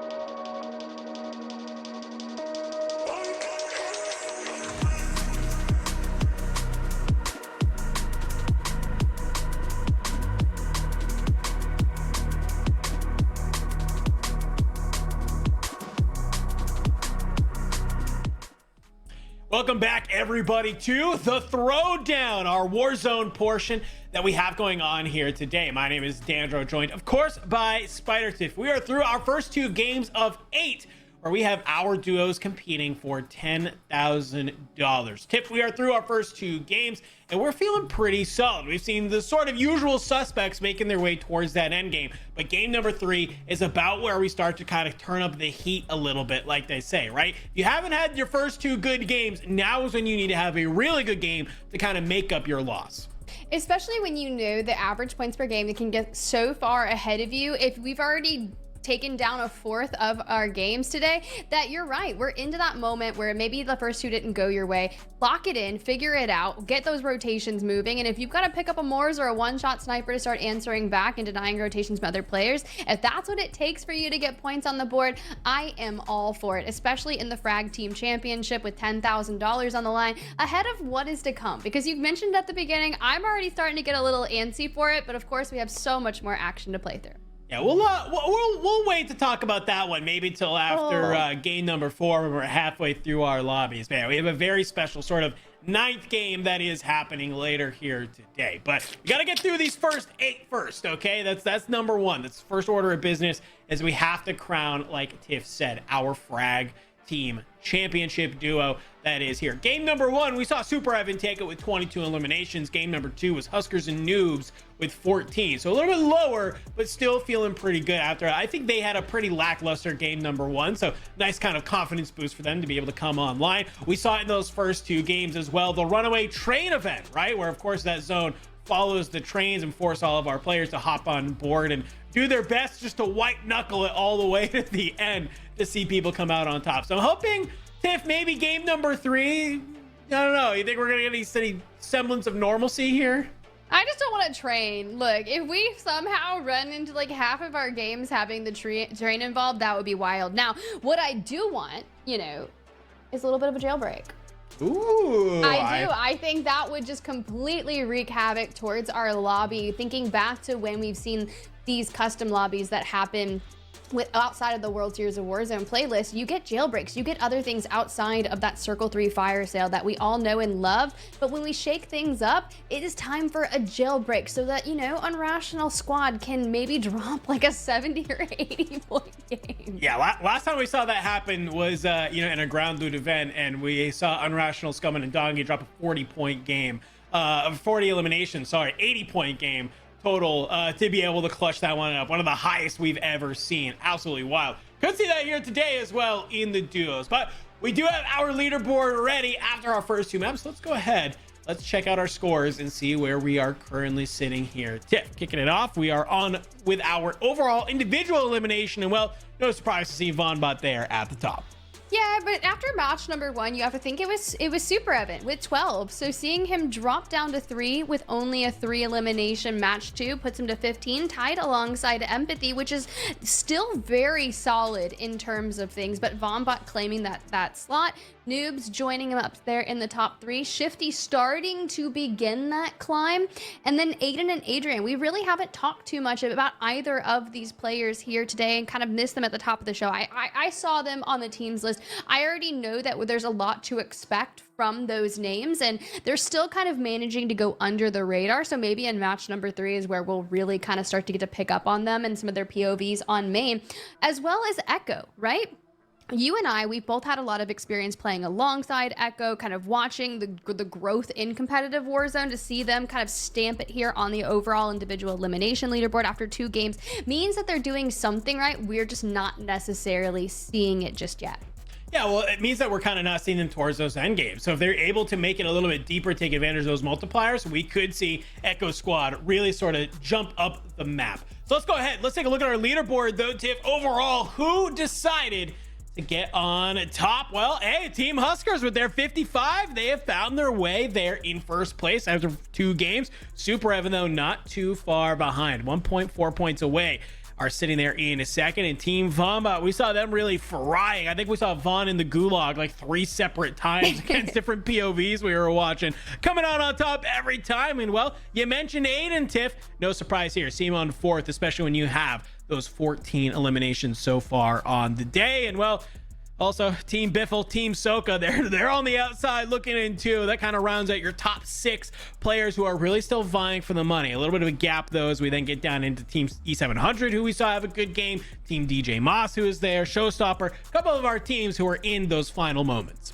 Yeah, and that's just consistency, right? Making sure that you have those multipliers, but if you don't have the eliminations to kind of couple along so those higher multipliers, it really doesn't matter if you're getting 1.8 or 1.4. However, it is really nice that you note that after that performance inside the top 5 after match number 1, getting the win in match number 2, that it was enough to unseat Superevan and Empathy. However, just because they got a 9.6 game or something of that nature, it was less than double digits, which is not that consistency that you want. You cannot allow a 44-point game in match number 1 to be able to kind of ride out through the first 3 games. You have to be able to supplement it with more points, but you are throwing 1, which means in the grand scheme of things, you have 7 other maps in general to kind of keep that score bolstered. 1 with a 44, 1 with less than double digits. So from here on out, you cannot afford to throw any more points. No, I really agree. I feel like that's something that we really see is some of these teams will start out, their first couple games are really, really hot, right? You get through game number 3, you're feeling solid, and then game number 4, not feeling great. You realize you're okay, we only have 4 games left. Maybe your game number 5 isn't super hot. We see teams sort of trail off, but we've also seen the tail be on the opposite side as well, where teams really heat up. Next thing you know, back 4, they're really climbing their way up the leaderboard. But let's go ahead, let's drop on into Tiff to game number 3. We are 25% of the way through our games here today. We still have a couple more. So let's hop on board with our match 2 winners, Team Huskers. He was already starting to get a little vocal dropping into match number 3 too. Of course. Have to. Gotta keep the vibes up, keep the energy. These guys are coming off a win, 14 eliminations in map number 2. That might be the same team that goes. Putting them up there at the top. Yeah, that's the type of stuff you like to see. They didn't stay, right? I think they rotated out after they got loaded. Yeah, no, they didn't even push us. They went like here. I wonder if that's Brolic and Jackal. You guys make a pact or something? Yo, don't push us and we won't push you. No, but they were like, you and noobs can have top resort tomorrow. I was like, damn, Ooh. I'm sorry, I was just getting a little bit of the tea, right? Like, oh, you guys can have top resort. We're not gonna take it. Yeah, I wanted the lore here. I think it's so funny. You know, kind of Huskers, you know, realize that maybe his teammates, you know, maybe he might be a little bit nearby. We've watched Jackal and Brolic a little bit here, and they've been doing good. I just feel like they haven't been able to make it deep enough into the lobby, Tiff, that they've really wanted to. That's kind of, to me, the number one thing I'm looking at when it comes to some of these squads, right? Like, you may find some solid eliminations early on, but if you're not making it deep into that multiplier, and even when I say that, into the multiplier, I'm even talking like even to the 1.4. Right? If you have like 8-10 eliminations, and at least if you get to 1.4, you're going out with 14 points. That's not the best game. That's not the type of game you want to have. But at least if you're going to have a quote unquote bad game and that is it, hey, that's better than a lot of people in this lobby. I'm an extra self for you. It really is. And geez, okay, loot here goes crazy. That's actually huge. Golden Moors right off the rip. Yeah, we've got self-reses, we've got Gulag reentry tokens. Noobs is already commenting that he's found some good things. I forgot that cluster mines, because of the playlist that we're in, are going to be all over the ground, and Noobs picks up one for sure. But knowing that even another, like, it's juiced. Levin is juiced. There's a lot of crates here. I think that's what people forget. It feels almost like a pop-off that I think if you're able to find a lot of these crates and come out with an insane amount of cash, you could really find your way around the map. The only difference here, according to pop-off, is that your rotations out of Levin Resort aren't great. Like, where do you go from here to then really find a lot of eliminations? Not really. You don't find much, right? So that's the big difference. Similar in loot capacity, not really the same in where do you go once you're done. A thing that we see is, you know, obviously, like, people like SSD when they land at pop-off, you have so much cash that you're able just to get these advanced UAVs. You similarly can do something here. But as we look at this, Noobs already eliminated by Zakar. A precision airstrike coming on in. Smixy and Zakar are just moving straight through here, likely because he threw that portable buy station. So that immediate green is going to just give them a bullseye on their back. So we pop into the LTV, try to get out. We've got cash. We've got so many resources. The last thing we want to do is lose out on them. They both went in. They both went in. They both went in. Okay, Soka and Almond here on the other side, though. You're hearing some call-outs. We kind of were curious, were they going to be the team that maybe would hold Shifty and Biffle and be able to bring them down as well? We're trying to fight a team down here below, but doesn't look like it. Well, back on over to Jackal. We heard talk about him earlier. Well, he's already in the gulag. Duo on the other side. Huskers was like, yeah, I bet it's Jackal and Brolic. No, they're in the gulag, but Jackal does manage to escape that. Back to Almond and Hisoka. Still trying to find angles, and I like that we're kind of popped up on the top of the fence, but a lot of pressure from this duo, forcing them to not be able to just full send that area. I like the idea from Soka there. He's trying to get a little bit of a pre-nade into some of those shots. This team has backed up on into the bunker, though. Oh, I love that. Soka making the call. He says, hey, I'm going to go ahead. Let me get this portable radar.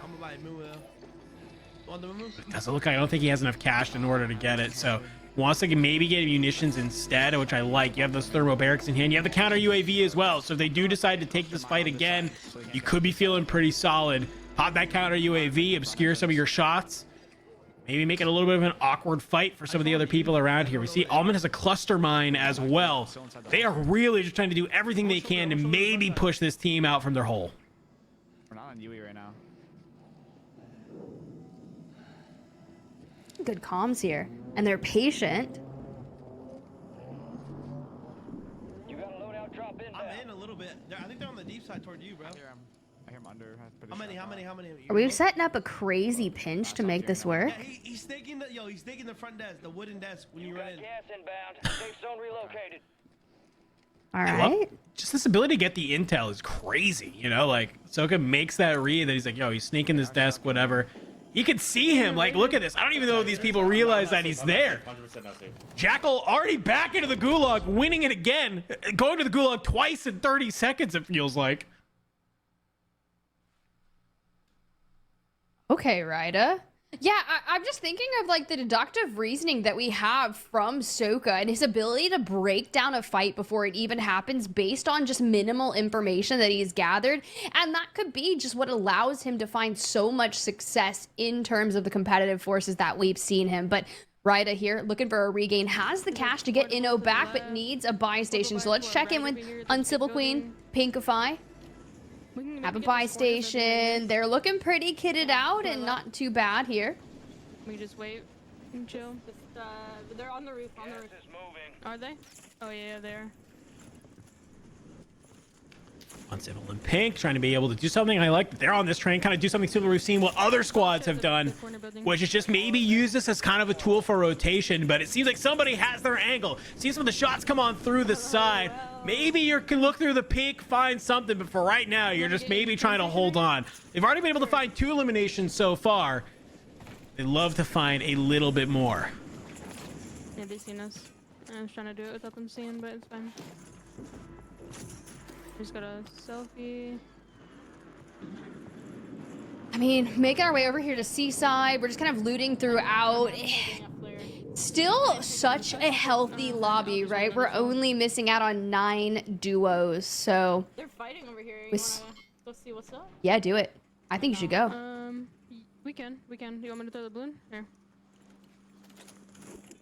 Yeah, I want to say, you know, you're making the call, like, do we want to go fight? You know, I'm kind of curious. I'm like, how do you want to do that? Are you just about to go by foot, just try and roll up on people? No, you have these redeploy balloons, and this is fantastic. You see some of the smokes going on out, so maybe a potential chance for third party here for Uncivil Queen and Pinkify. Queen, she's going to go ahead and land. Below from the back, some shots, already getting shot from a different angle as well, trying to stay here. A precision airstrike will come on through on the other side, but they are split right now, Tiff. Yeah, I really did love the brazenness of trying to push this fight, knowing that, but once you kind of get into the vicinity by flying and you've made so much noise, everyone's going to turn their attention from whatever they were looking at directly to you. And if someone's got ultimate high ground with a Moors sniper, it's only a matter of time before you start getting worked. But Jowo, Brevin, we were curious kind of what was going on with them. Not so high up on that leaderboard. Jowo, last alive, has the cash. Welcome back, Bredman. Inside that bunker too. But we are starting out here in map number 3 in not a powerful way. Fighting over there. I'm gonna see if I can get my lovey, okay? Are they? Oh yeah. Fighting the guy that just killed me. All right. Yeah, I was kind of curious to hear what the comms were because I looked at the mini map and, well, Brad's not really anywhere near Joe right now, so he's kind of sitting up here at this sort of tense area with this heavy chopper, just kind of waiting to see is anybody come nearby. There's a buy station through here, so Joe might have an opportunity to catch somebody trying to make sort of a late play, which would be awesome. I'm dead. Whoa. Remember we said regain? No regain. Jowo needs more cash. I was saying, well, and Brad was the one with all of the cash, so a little bit unfortunate. But you got this bunker nearby. You have some of these I think so too. loot caches that you can go ahead and try and hit. Even though this bunker has been fully looted, at least you have some of these that you can maybe find. A little 500 here, 500 there. Only 600 away from being able to have enough, and well, I think you might be able to get it here, Tiff. The only thing is how close were Almond and Soka? The first we get to see of Aydan here. Gulag against Ryda. Straightforward we go. Hop on in. Frag to the right, incoming, and now that's that explosive behavior from Ryda we were talking about. For Z-Smith, time is of the essence to make a regain. Has plenty of cash. No buy station just so close to him, but Youngsters, Brax, first we saw of them in the tournament. Map number 1, prone together on the train, going out. Crazy. Foresight, though. Map 3 looks a little better for them. There's one thing you can count on. It is always Braxton having foresight if possible. This guy loves having all the information needed to be able to try and make the play, and foresight just gives him everything that he needs to know at how do you want to try and play the map. No surprise to see them try and make their way a little bit forward and hold a power position on some of those deeper circles. But for right now, Youngsters gets sent to the gulag, loses against oekiy. That's going to force Brax to drop down into this bunker and do, well, what we kind of just saw Jovo trying to do. Find some cash, get what you need, get the teammate back on into the map. Similar position to what we just saw from Jowo. Down, trying to get as much cash and loot as we can. On 3 limbs, I mean, it's not necessarily terrible. Granted, they have 19.2 points, which puts them in 15th place after a 4th of the tournament. So to hit that redeploy is nice. And we're still deep into where that circle is pulling thanks to Foresight. But I would like to see youngsters get back to fighting force and kind of start reaping. No, don't say that. That's not the comms you want immediately after you just spent so much energy getting your teammate back on in to then have them say, oh, I'm dead, like already just flying on in. Thankfully, we saw Brax drop the gulag reentry token, so if I'm youngsters, hopefully you get that, but a UAV gets popped. You see there's somebody, I think, was flying in the air, so hopefully they can be able to play. But in a fight on the other side, looks like Unrational and Doggy trying to make it happen. Unrational only with 1 elimination so far. Rough start already for this duo, Tiff. I think there's anything we know, all it takes is 1 game for either Unrational or Doggy to really pop off and put themselves up the leaderboard.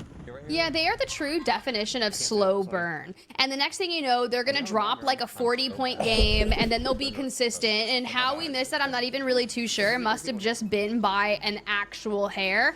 With Bunker Buster in pocket, this should allow us to thrive over here towards that Old Town-ish area.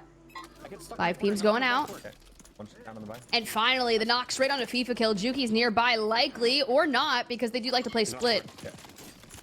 All right, well, there you go. There's Juki's. Tries to slide on out with some great team shots from the 2.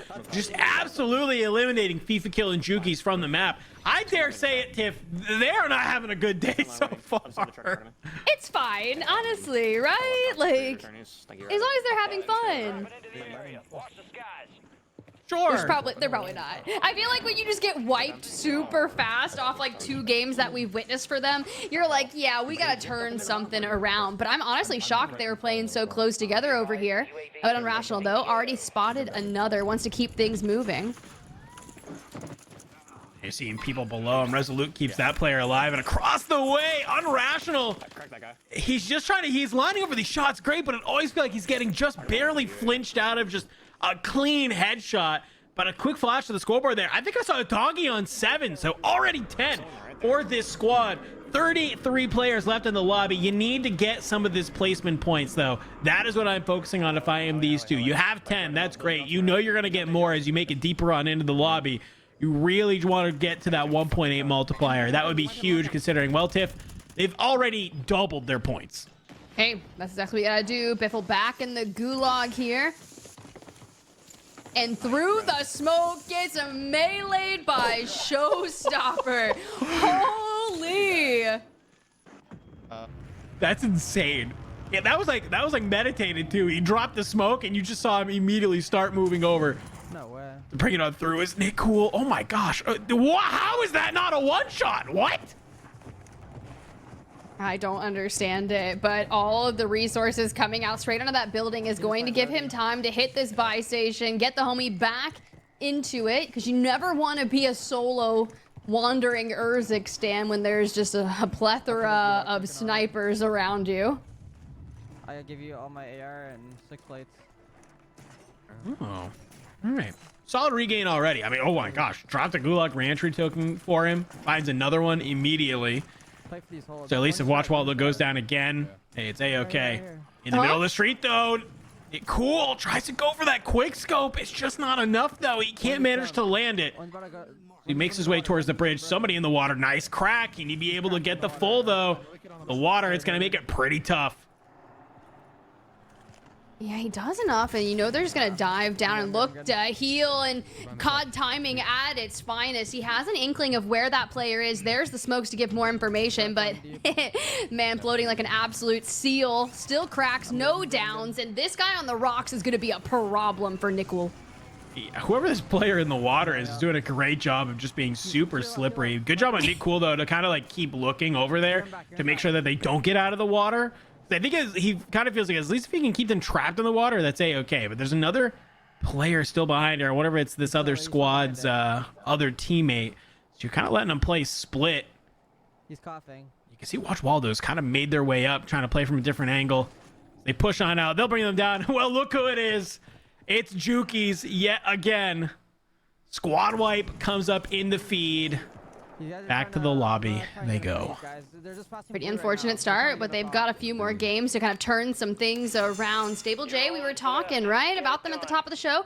13 points through 2 games thus far. Got Jackal in the gulag. Probably going to be one of the last few gulags we see since it's closed. 50 enemies remaining. Plenty of Bit of audio cues to hear the slide come through. We go straight for the chow in the middle, but maybe we should start meleeing. Jackal is able to take that squad on out. I got a new nickname for Jackal. I'm calling him the Gulag Gladiator because I think that was the 4th Gulag we've seen him in this map alone. Insane how many Gulags this man is going to fight in and winning for the record. So hey, you know, if you got to find all of your eliminations through the Gulag, that's a strategy. I'm not going to say it's good, but it's a strategy. It works. Maybe that's all you really want to do. Put me down, put me in the gulag, and let me take them by chows. 1 by 1. Heeds, gromalokk on your screen. Gromalokk on 4. Not a bad start as we have foresight. We're over here in cargo, and we are setting up for success. Quick tab of the scoreboard there. I did think I saw Heeds on 0. Okay, maybe not as strong as I would have liked. Yeah, I mean, 4 is okay. You're at 23, so sure, you're 3 teams getting eliminated away from a 1.4 times multiplier, but, you know, math isn't my necessary strong suit, but I can tell you that 4 times 1.4 is not enough if you're trying to be competitive in this lobby. The guy's top on fire. The guy's top on fire. Okay. Be able to get a third on this. All right, mortars going in. Top fire over there towards the left. Yeah, Soka, Almond over there. They're going to be the ones taking down Breadman. And Joe now forced to navigate towards this building. Doesn't have the cash. Has a balloon. Not sure if we've got flares in the back pocket, but it would be a good time to throw one straight up into the air. Here comes the chow. Nice Semtex out to really outline that pathing. And we are just showing why Joe has the movement. Oh. That's gonna hurt. Yeah. Timing is in, like, I'm in the recon drone the whole time, and then go out and immediately get sniped, bro. I knew Brad was about to yell about something, and yeah, you hear him talk about it there. Just the timing seemingly was a little bit rough, and well, Soka and Almond, I'm getting a little deja vu as well. Soka's playing a lot of the same area that just took out Joe. Look at that. Flare. Oh, that would have been great for Joe to find. Unfortunately for him, though, just wasn't able to snag it. But Soka currently sitting on 9 right now, Tiff. This could be a banger game for them, too, as long as they can get to that 1.8 times multiplier. I take everything I said about gromalokk and Heeds and just going to apply it to Soka and Almond right now. Sure. Just a few minutes later. Just a little copy-paste for that. We still have to rotate on in.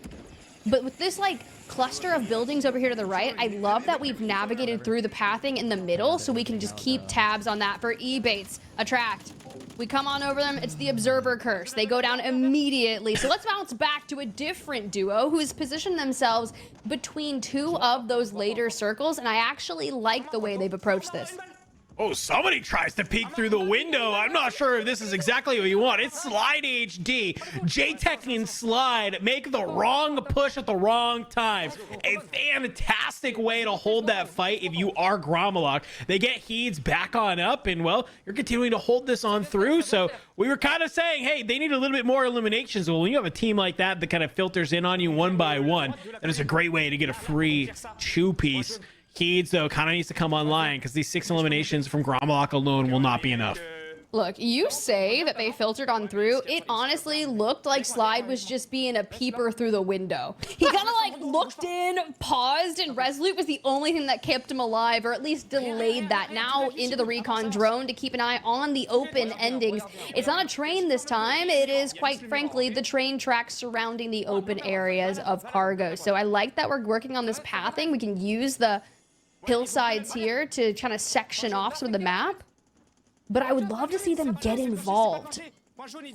Yes and no, though. I know I just complained that they didn't have more kills, but just they have the idea with this recon drone that this entire hillside is open, and look at that. So quick shots, they do find Almond. Soka's going to be the other player up here. Well, gromalokk, he's getting involved, Tiff. He's doing exactly what you asked him to do. You're looking for Soka, though, but don't get too caught up, and I love that. He immediately backs on up to play backside to Heeds. They know that they have this entire hillside to them. You can kind of look down below, and a lot of these people who have to rotate on in, they got to push on into you, but they seemingly maybe forgot about Soka. Gromalokk, he's taken on out, and look what it is. Soka pushes from behind the 2v1. He's able to wipe them on out. You took down Almond, you leave Soka alone. He comes back, he answers with the aggression. He flares, we get Almond back into the mix. You see the circle pull. Yeah, Gromalokk's push was great, but it's like as soon as you reunited back up with Heeds, you completely forget about the remaining players, and you cannot just take out one member. Soka will enact on a warpath that just goes crazy. Now into the top 5, actually top 2, 1.8x multiplier, looking for the 2x in a 2v2. Almond's currently sitting on 12 right now, so they've matched it on up. They could potentially have a game that rivals Superevan and Trick from game number 1, but they have to clutch it up here, Tiff. That is the important part. And well, look who they're going against. Unrational and Doggy. As we come over, Doggy's on 15, and he is shooting static in hand. Finds one on the wall, snaps to the right, finds another. He goes up over the top. He's able to do it. 21 eliminations for Unrational and Doggy. I think people are starting to learn how to play now, Tiff. Yeah, I'm telling you, this is that slow burn we're talking about. Kind of starts to figure things out throughout the first 1 or 2 maps, and then from there on out, we throw down bangers. What a way to turn things around here in the Warzone Total Frenzy Throwdown. Whew, I mean, they had 30, they were 35th place with 9.8 points going into that, Tiff. And now they just locked up 42 points to go on top of their 9.8. Will that put them at the top of the leaderboard? No, but that is exactly the type of game they need to start flirting with that top 3. They're probably sitting anywhere between, 5th and 8th after that game. 51.8 points total, but Doggy finally going huge in game number 3 with the 16. Yeah, 16 elims. Unrational on 5 now. I usually would, I don't think I'm gonna say anything about this because you never know how many assists Unrational has. They play pretty close together. They kind of supplement each other's playstyle very well. And if you can get 21 as a duo in a lobby that we've been witnessing a lot of low elim games across the board, I think this is stellar to start things off with. So 42 points to supplement what they had going forward, north of 50, which before this we had, what, 2 teams coming into map number 3 with about 50 points. Yep. Yeah. We saw, I believe it was Team Superevan, and obviously at the top there was Team Huskers, were sitting at I think 56 and then 55, somewhere around there. So hey, they join it up there, but we got to talk also about, because when we came on over, I was seeing Soka was on 11. Yeah. Almond was on 12, 23 eliminations, 1.8. That's also a huge game, and they were kind of already flirting with that top 5 as well. So I got to imagine this leaderboard, when we go check it here in a few minutes, will definitely be a little bit of a shakeup. But I want to talk a little bit about Unrational and Doggy, because we kind of tuned in with them early, right? You said this is a slow burn squad. This is a squad that it takes them a couple games to get heated up, but once they do, they're really going to ride that momentum. And I think Doggy finding 16 eliminations in this game is really the kickstart of that burn, right? It took them the first 2 maps to figure out how people wanted to play it, and I think maybe they realized, hey, with as much ability that we have to get back on into the game, Unrational is kind of like Doggy. Just go 1v2. Just go fight people, get as much as you want. I'll have gulag tokens, I'll have flares, I'll have whatever we need to get you back on into the game, because 16 is definitely a very solid amount of eliminations just to have by your side.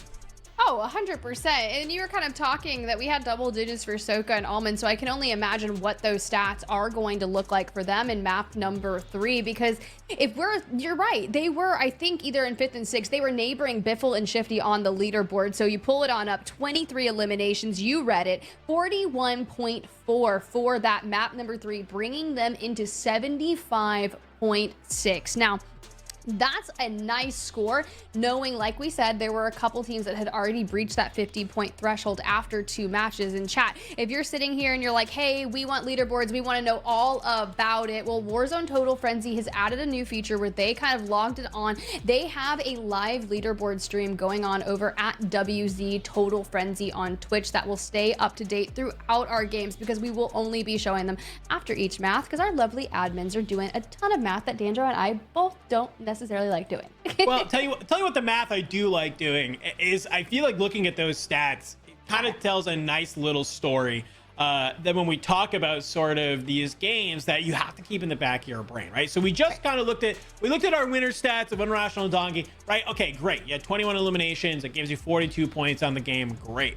Well, we just pulled up Soka and Almond, and they had 23 eliminations with that 1.8 multiplier. They were only like 1.4 points behind the team that came in first TIFF. Okay, that alone right there is enough of just like, hey, get top 5. If you are one of these teams with solid eliminations, just get top 5, because winning the game, sure, it's nice, but it's not necessarily creating the gap always that you want. When we have teams like Soka and Almond, like Huskers and Noobs, and some of these other high-flying squads that are being able to get to that 1.8 times multiplier. That's what I kind of always keep preaching about this format, especially when we are, you know, we're not playing Call of Duty Warzone match point today, friends. We're playing just 8 games, and your score at the end of the 8 games is exactly what you have. So being able to consistently get into that sort of 1.8 times multiplier, into that 2nd through 5th spot, that's what you always have to be trying to do if you want to play consistent, because that's something that you and I talk about a lot when it comes to this format. It's true. It really is, because you got to think back into like the history of competitive Warzone.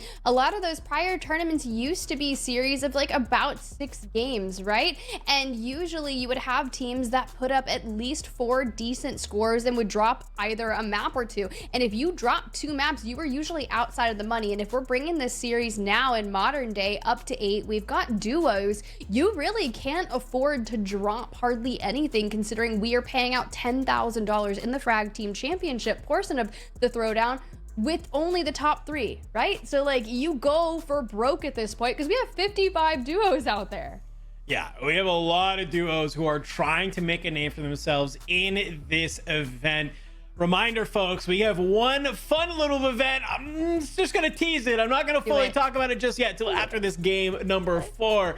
But hey, this is not the only thing we're going to be doing here today for our Frag Team Championship. But you got to get through these first 8 games first alongside your duo. So already we're seeing some success for a lot of the same teams, but we're also seeing some of these teams being able to kind of clutch it on up and start making a name for themselves on this leaderboard. So Unrational and Doggy, like I said, I think they were 36. Like, you're almost in the bottom 5. Now, one singular game, you're kind of sitting right outside the top 5. I had to believe after that game as well. So feeling pretty solid, feeling pretty great. But Tiff, as we kind of get ready to head into map number 4, anything kind of in that map number 3 that surprised you a little bit? Because I think we saw a lot higher kill game in that round. We really did, and I'm trying to think of what was that difference maker, right? Like, we had the end game kind of center up in some really interesting locations for the first 2 matches with a lot of the train being involved, and maybe those teams that were making those like long open-ended rotations didn't really get the chance to either kind of hit a flare, bring their teammates back, kind of bolstering the numbers in the lobby. Whereas if you're farming teams but not quite getting those squad wipes, or they're consistently getting those gulag reentry tokens, that allows you to get a ton more eliminations, because there's just going to be repopulation on Urzikstan. So yeah, I think a lot of that led to it. However, we're still kind of flirting around that 20 to 23 elimination average, which is not quite where I thought we would be going to, but that could be because we're slotting away from trios and into duos, so it does make more sense. And I can't necessarily compare what the numbers we saw in Superstore Resurgence. Sure. Obviously, that's going to be such a stark difference, and I think some of the bigger games we saw there was north of the 50s, so maybe we're right about where we need to be, and that 20 is a damn good game here for the Throwdown. Yeah, I feel like right now it's going to be a lot of just people are learning how they really want to play and like what is the strat to get those high elimination games. I think it's going to come down to a couple of those things. I think if you are a proficient sniper, having that one-shot sniper is going to be huge. I think you also have to realize you have to prioritize those things like we're seeing people do. The flares, the gulag tokens, the reinforcement packs. Understand that when you have these things in your disposal as a squad, let some person just go forward, right? Like, let someone go push ahead of the squad, maybe go find somebody, go chase some red dots on the map, and just start trying to be able to get those. Because what's the worst case that happens, Tiff? Oh, I have to go to the gulag. Oh, I lost my gulag. Well, guess what? I had a gulag reentry token. I get to go again. Okay, great. Or maybe I had a reinforcement pack and I went and push a team and I just immediately spawn back in the air, can fly back over towards my teammate, play a little bit of regain. And I think that's what we're seeing a lot of people start to realize. We have a lot of opportunities to get back into the game here in this playlist, because as a reminder, friends, we got no bans here today. Well, besides thermals. Those are the only things that players can't use. But that was because they voted for it, right? So No bans here today. Everything is allowed. It is a fun little tournament that we have going on here, and I'm excited to see sort of just some new stuff, right? We've kind of been stuck in this trios hyper sweat comp mindset, right? Which has been great. I love it. But I love to see something a little competitive and fun also. So hopefully the games here today have been delivering on that. I mean, they really have, right? It's Warzone Total Frenzy. It's the Throwdown, and we're seeing so much action. All of our players here today, they are kind of duking it out in those WWE Call of Duty operator skin packs, and it's so fun, right? Majority, I'm not seeing a whole lot of Rhea Ripley's out there. We're seeing a lot of interesting things, and when the operator comes at you from like a dark corner in the map, and it's just got like this the wrestling mask on, and I'm just the luchador mask. Yeah, my man Rey Mysterio. Chat, here's the thing. Maybe I should wait and get production if they want to do this. I would like to see if you guys got gifted some Call of Duty points. Who would you rather pick up in the store?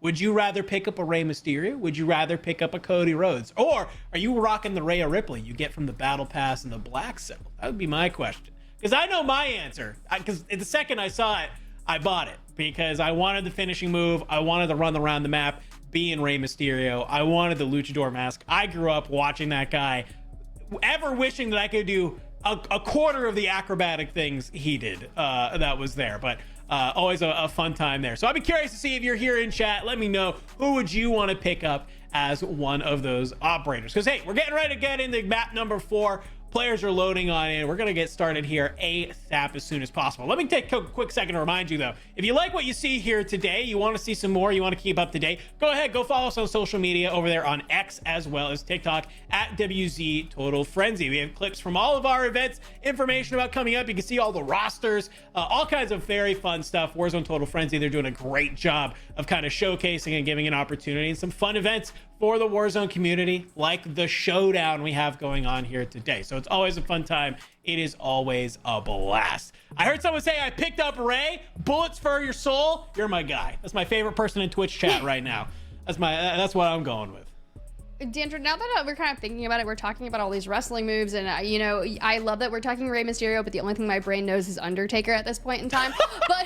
but what would your finishing move call? Like, if you had to have like a staple that you're like, I am ending it out in this moment, what is it? What is the Dandro cast finisher? I kind of want to call it like it's got to be, I'm gonna call it the breach, to be like a whale, because I love whales. And so I want it to be like I'm jumping off, but I'm doing like a whale breach, like while I do it. But I'm just full on body slamming somebody, but like through a table. That's what it would be. It'd be like, it wouldn't just be while they're on the mat. It's like I'm putting you on a table and I'm jumping off the top rope and just slamming on it. I think that's gonna be great. But enough of us yapping. Leaderboards are ready. Let's talk about some Call of Duty for a second here, because I gotta imagine after that game number 3, it's shaken up a little bit. We gotta talk about the overall kill leaderboard first, though. Soka on top with 23, but he's not up there alone, Tiff. Vonbot tying him on up.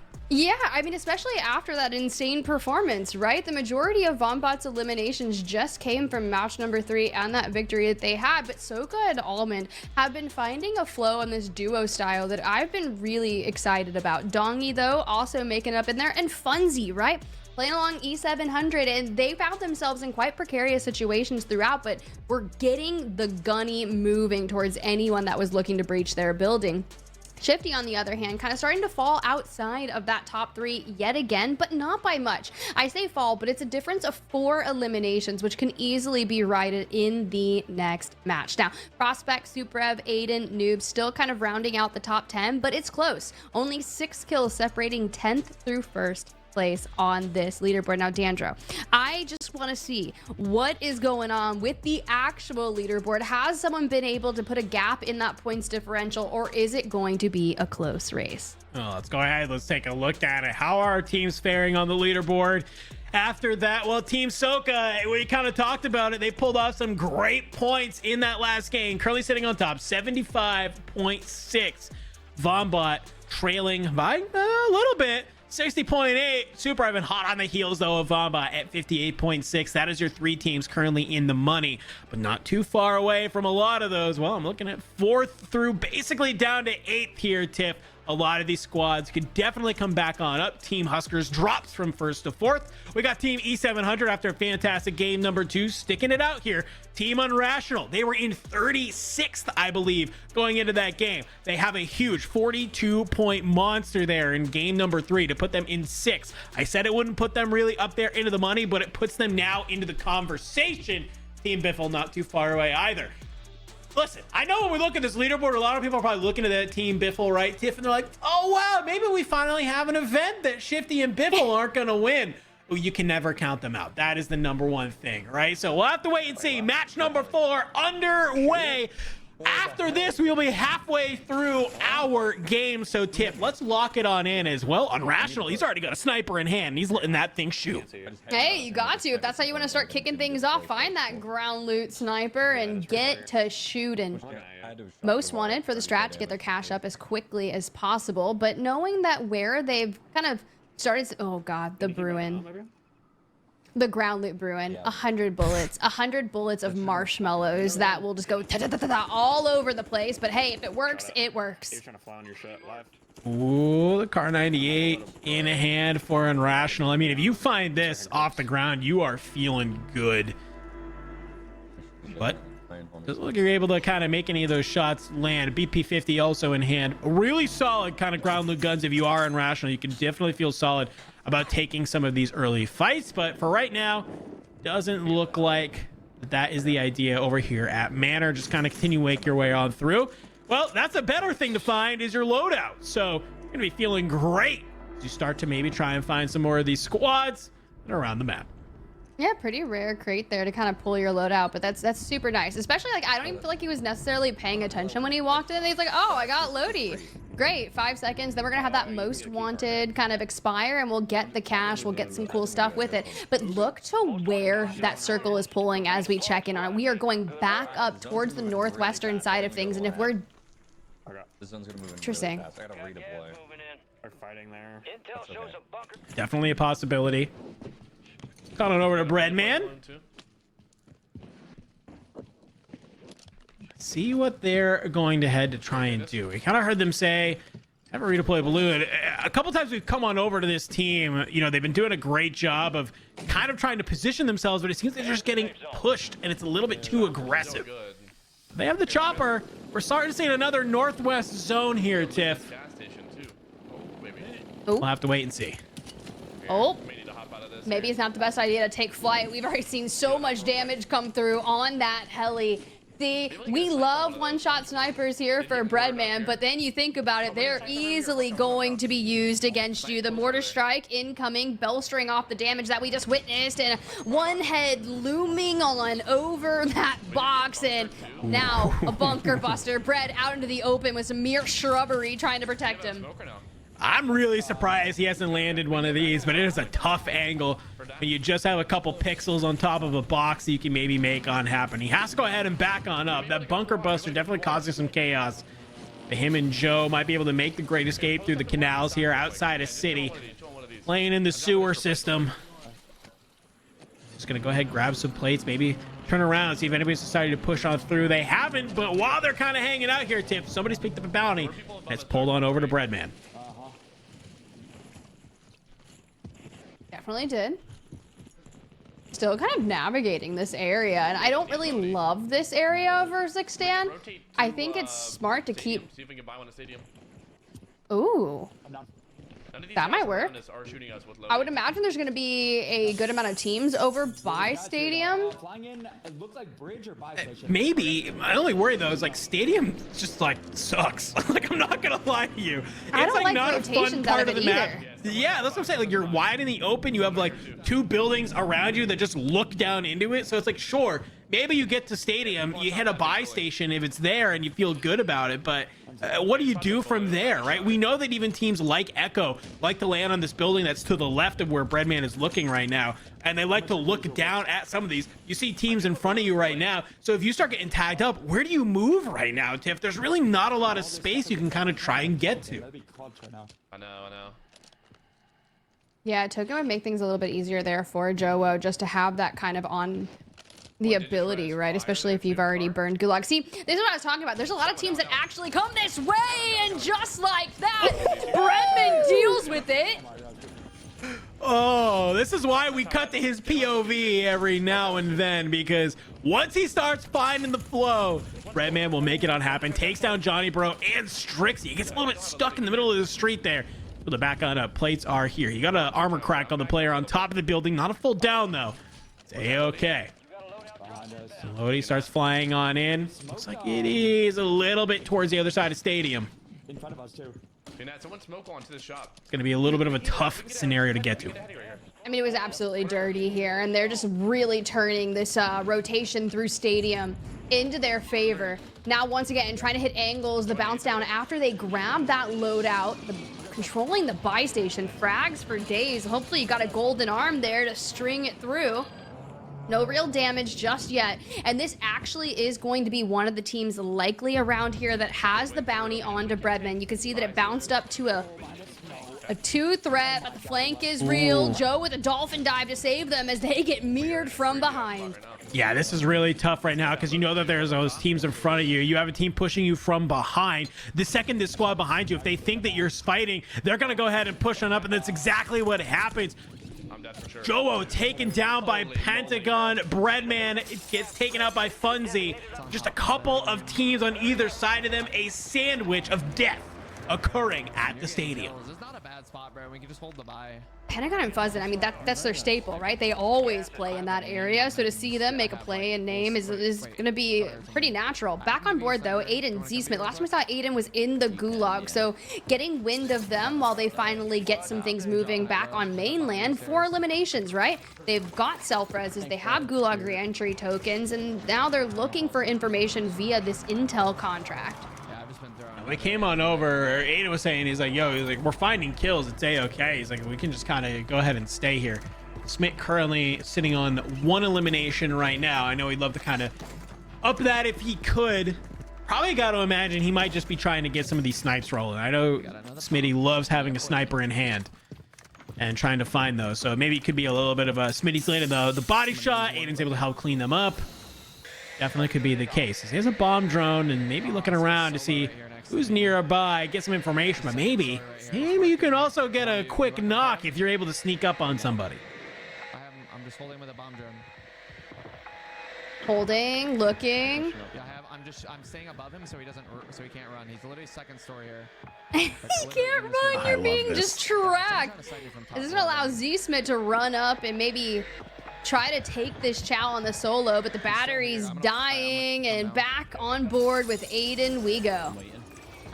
Yeah, I think, right now I like this. Smith just takes the opportunities, waits for Aydan to be able to come on up. Was hoping that maybe Smitty could get a little bit active early on. Push him out the back, maybe run right into the bomb drone, but doesn't look like it happens. I don't want to start pushing on through, and it looks like maybe this player has made the escape, gotten away.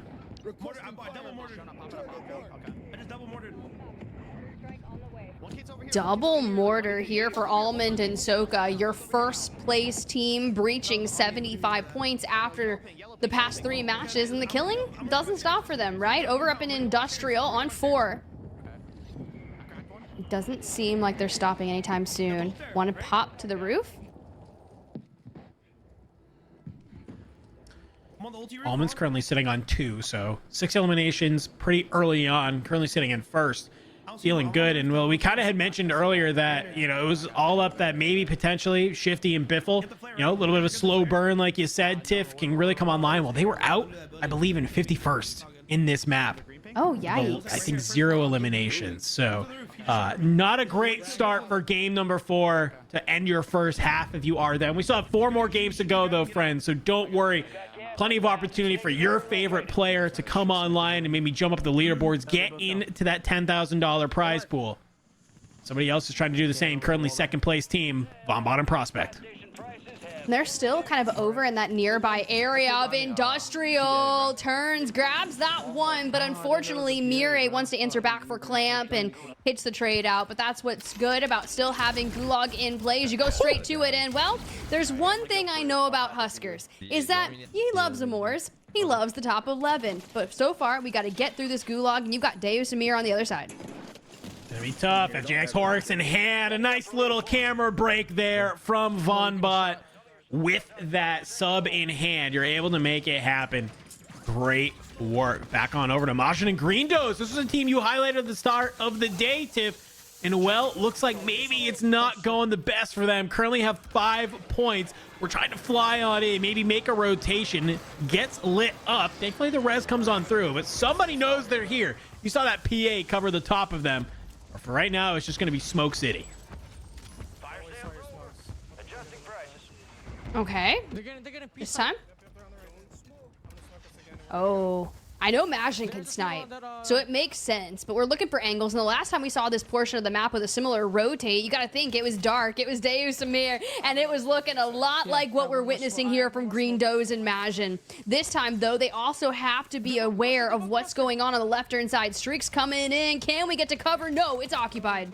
Aggressive to go for the snipe there, but I like it. I like the confidence to make it on happen, but while Majin has been able to push on up, Greendos had to fall on back, so maybe you can get behind this wall, get a nice little moment of respite as vonbot already back into the gulag against Panda now. This is how he gets all of his eliminations, I'm convinced. It's the gulag, but so far on 3, and you know, maybe those first couple shots weren't what we needed with the Horus, so. And this is must win, right? Prospect already fully eliminated. We don't even have the cash to be able to get him back if we need to, and we can't get the angles. There's the crack finally. But the trade comes in, we take it to him, and just like that, when you gotta clutch up, vonbot needs to do it, and he does. Oh, look who's clutching up on the other side as well. Aydan back in the gulag. He's on in 6. He's able to come back on out as well, winning that gulag against Nick Cool. So everybody is just getting sent to the gulag multiple times, trying to come out on top. And they are making it work for them as well. Majin right here. Oh, tries to go for those shots. Just barely off the mark. You're getting some tags with the static. But man, getting that headshot, you're absolutely in range for the one shot. Would have felt very good. It's like, you know, risky, right? But sometimes I feel like it's always the easiest snipes that you tend to miss, right? Especially if someone's standing still, I will miss them 10 times over 10, and so will some of our competitors. But if they're diving in or doing something crazy, they'll connect. It's just the efficacy of COD sniping. Good use of the word efficacy there, Tiff. I definitely agree with you.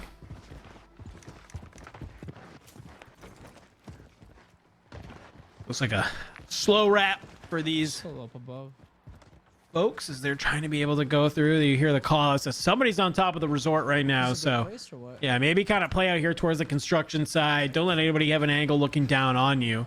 I'm trying. Right now they're in the zone right now, Tiff. They don't have to really move. They don't have to get anywhere super crazy. I think, yeah, just do this. Look out across. Maybe catch anybody else who's trying to make a similar play as you. Sniper in here for Majin. Should be okay. I feel like as soon as he popped up into this, he's like, oh, I like this. It's like, yeah, of course you do. Anyone else looks at you, they see maybe just a few hairs on your operator's head or the mask. But it gives you the information of people flying on in. Now, these are the shots that we'd like to see them hit. Instead, it's going to be Greendos grabbing the knock onto Nickel, and Majin goes for the full. Now in a 2v1 situation, we just have to find the last one, kind of navigating around here in the sand. Got to be around here somewhere. You have the recon drone.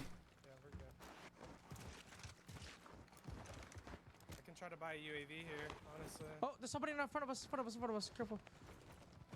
In this building. Yeah, I can try and give you a live. Oh, look who's above.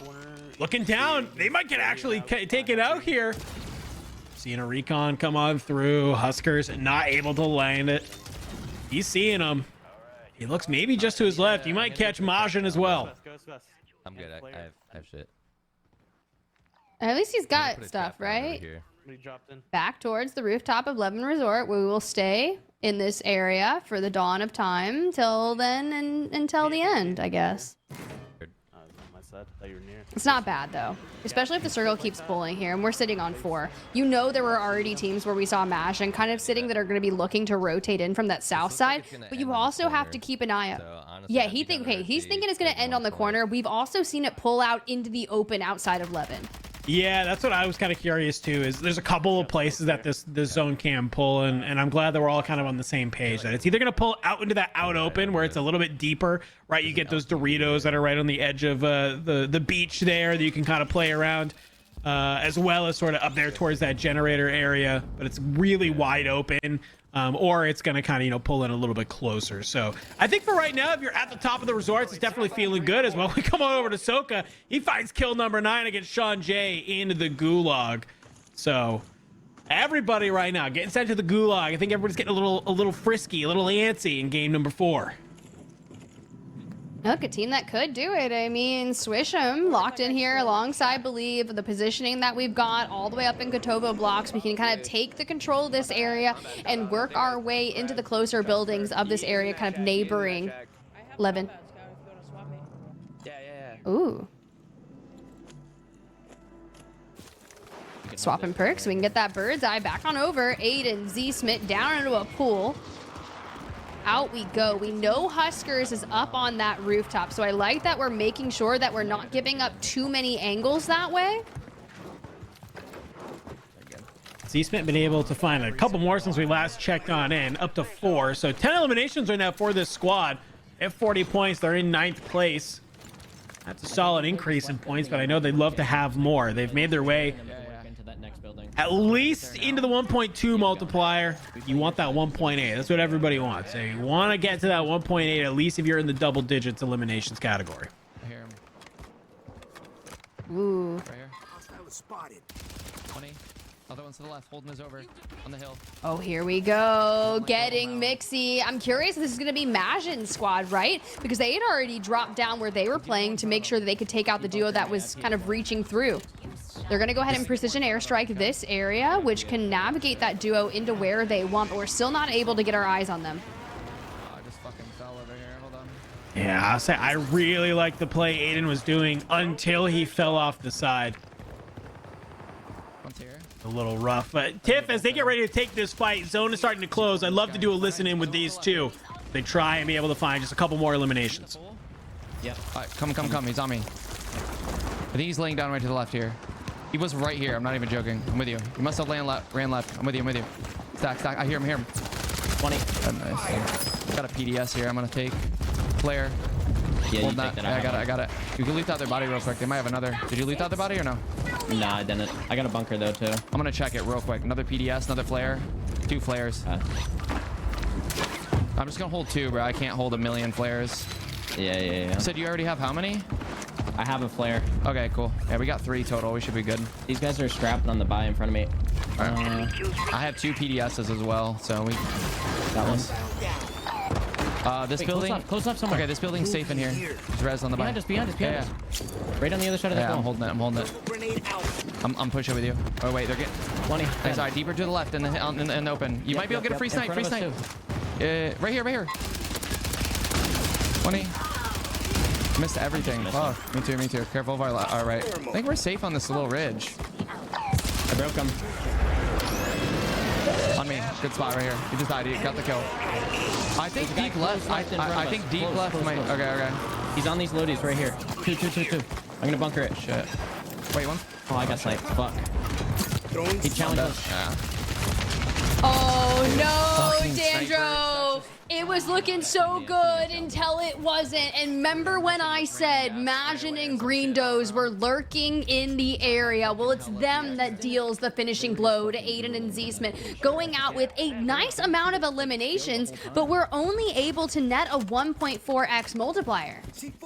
Yeah, I actually was like to say like that position was god tier for them. They were feeling so good. I actually was really excited to see how they were going to play out the rest of that zone. But hey, good work by Majin and Green Dose to fly out forward to eliminate them and take them out, realizing that they got the knock and then they can maybe just find the other elimination. We saw kind of Aydan and Z-Smith heating up there a little bit. We're seeing some snipes finally land from Smitty.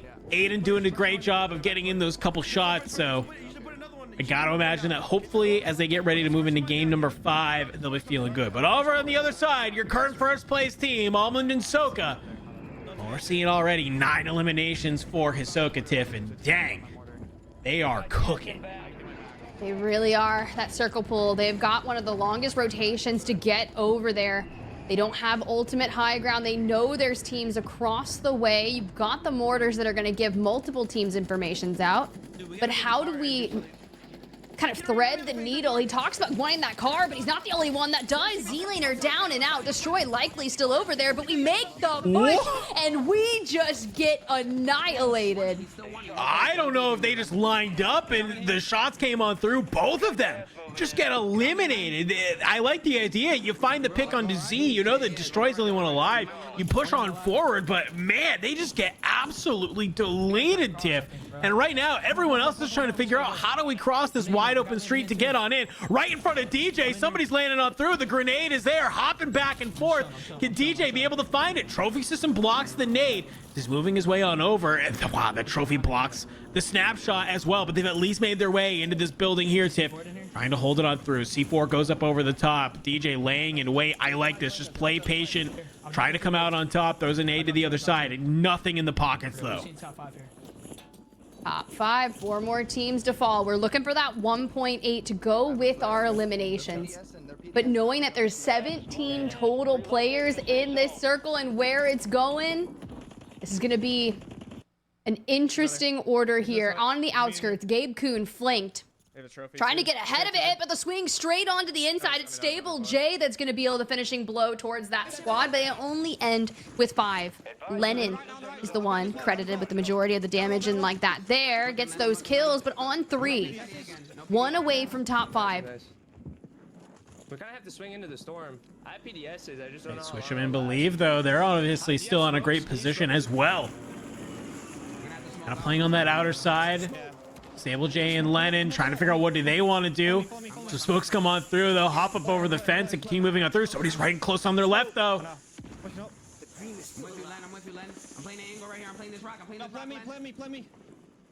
Oh, good. There's that vocal you were talking about at the top of the show. I'm playing this rock. Now play on me, and swish him, rips him. DJ falls, can't get back into the building, and Raul on the other side. Not sure if we're going to be able to have the time, a reprieve to get him back on his feet, but Bulieve, swish him. They were playing in Kotovo. They got some of the circle bulls. They got ahead of it, and now this could be a heroic game for them.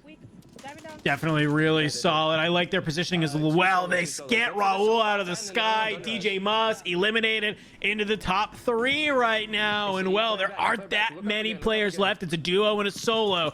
Gotta imagine maybe that solo is one flying in out of the air. The shots coming on through. A couple of armor tags, but not able to get the full, but it's going to be this team below them. This is where I get a little bit worried, Tiff, right?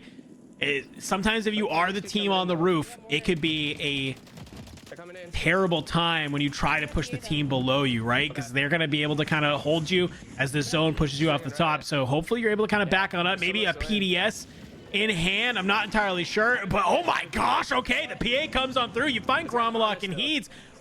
They only have one more player. Yeah, just a 2v1. He grabs the knock on to Lennon. They take the win. They get a 2x multiplier. But how many eliminations does that go for them? You can see our chat. Come on, M. Let's go. That's what I'm talking about.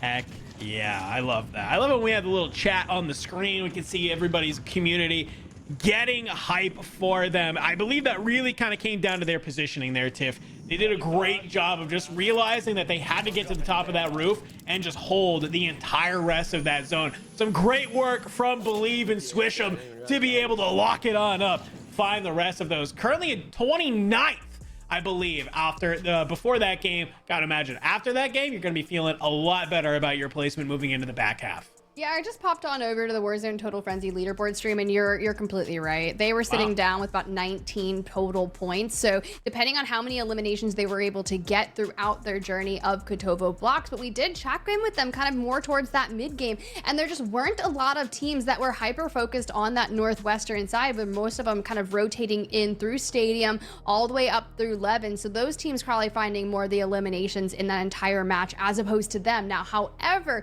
we did see some wipes come through once they kind of got into the final 6 teams, but that is only about 12 total players if you can kind of wipe up all of them. So I'm hoping for at least north of 20 points.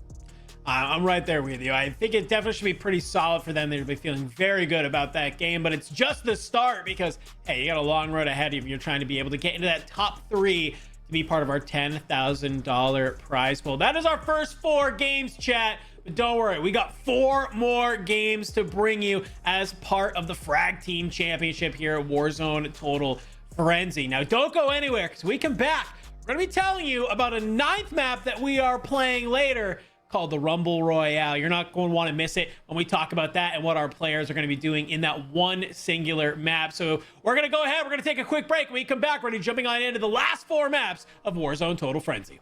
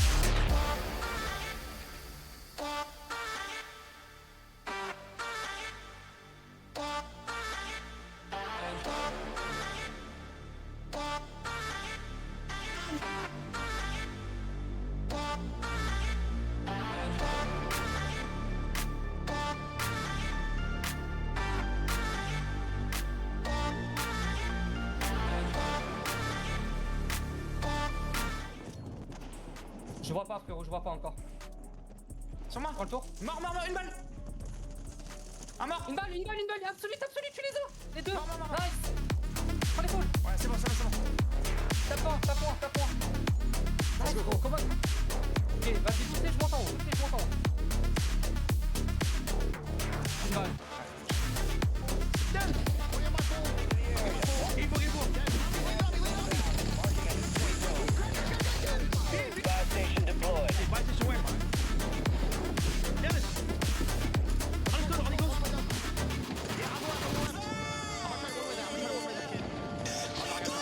Station deployed. Can't handle this. On the wall, scanning. Top right. Scanning, wing. Push the left side. One shot on that line. I'm not dead. Nice res fire there too. Car. Down one. Got him. I'll do these. You guys, there's something right here.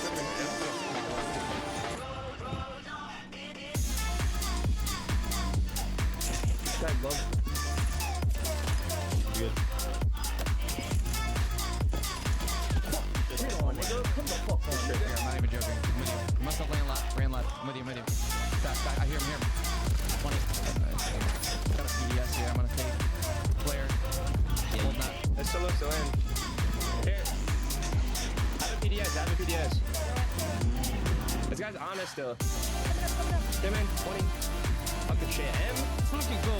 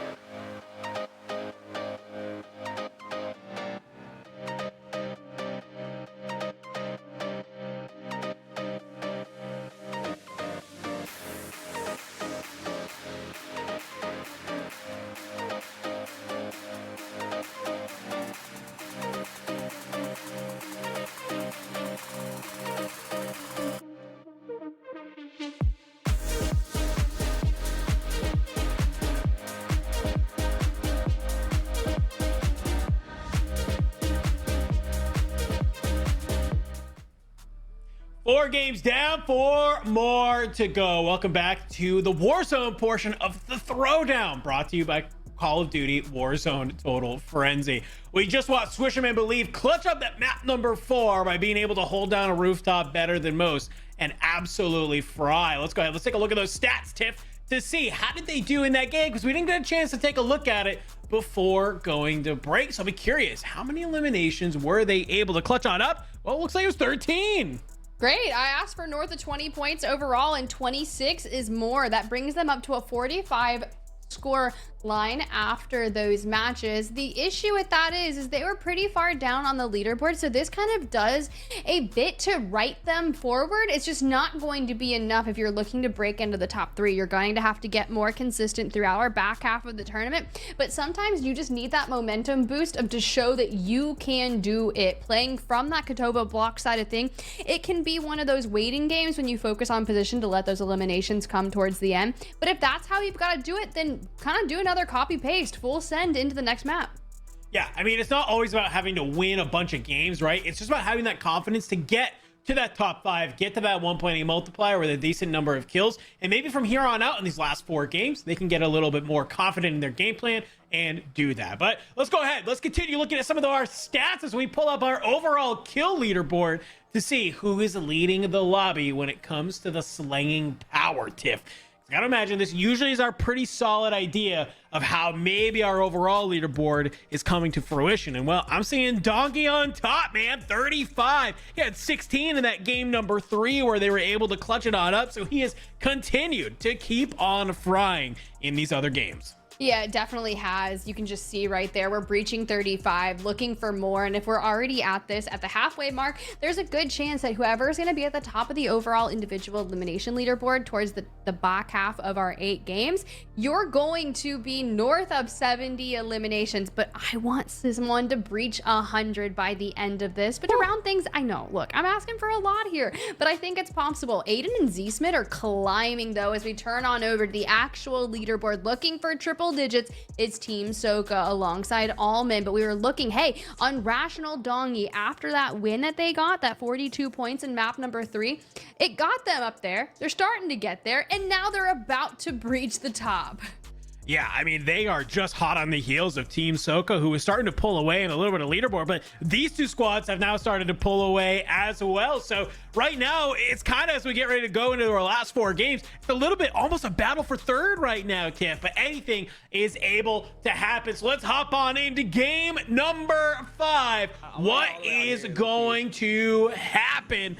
I cannot wait to see who's going to start turning up, Tiff, who maybe is going to start to crumble as we get to go map over map over map. We're going to be on board with our winners of that game number 4, Team Swish'em, Swish'em and Bulieve. Okay, kicking things off. I like this area of the map for them, going due to Academy to the roof. We grab, get the self-res, at array.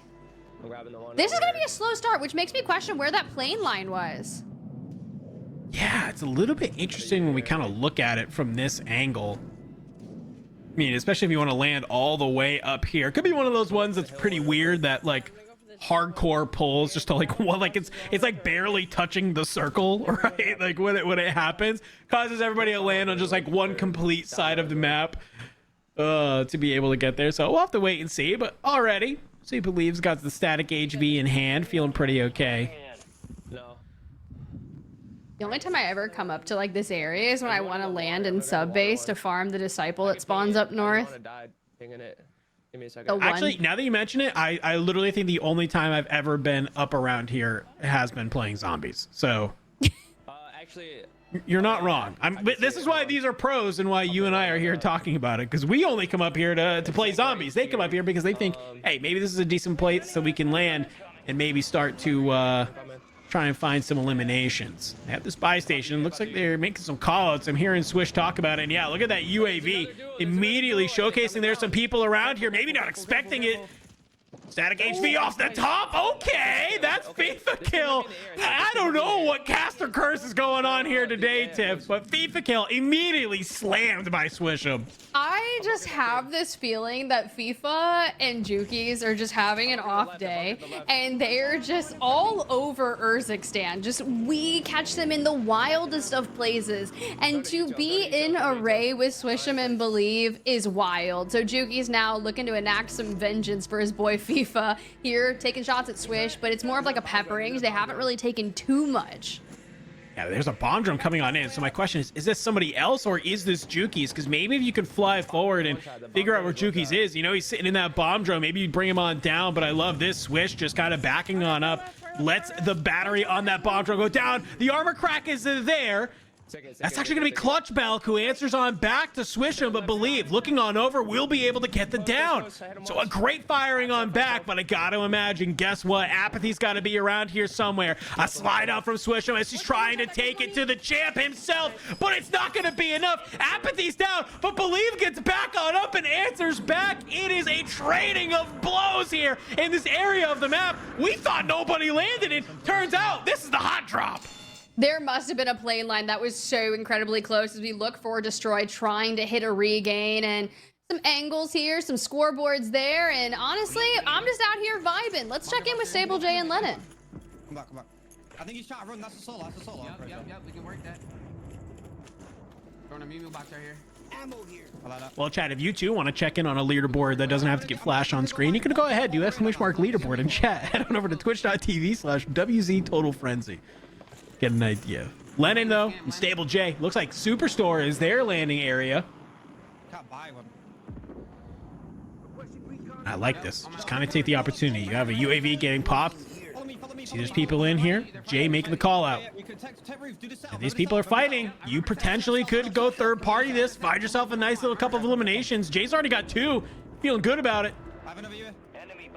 Upstairs we go, and hey, at least you've got multiple UAVs still trying to find that. Now you gotta hope that no one's got ghosts there. To the rooftop we go. We know the angles that you can take on this, and it can be kind of feisty if anyone looks to push you, and Lennon is going straight for that to overlook the buy that just occurred. One's in bottom.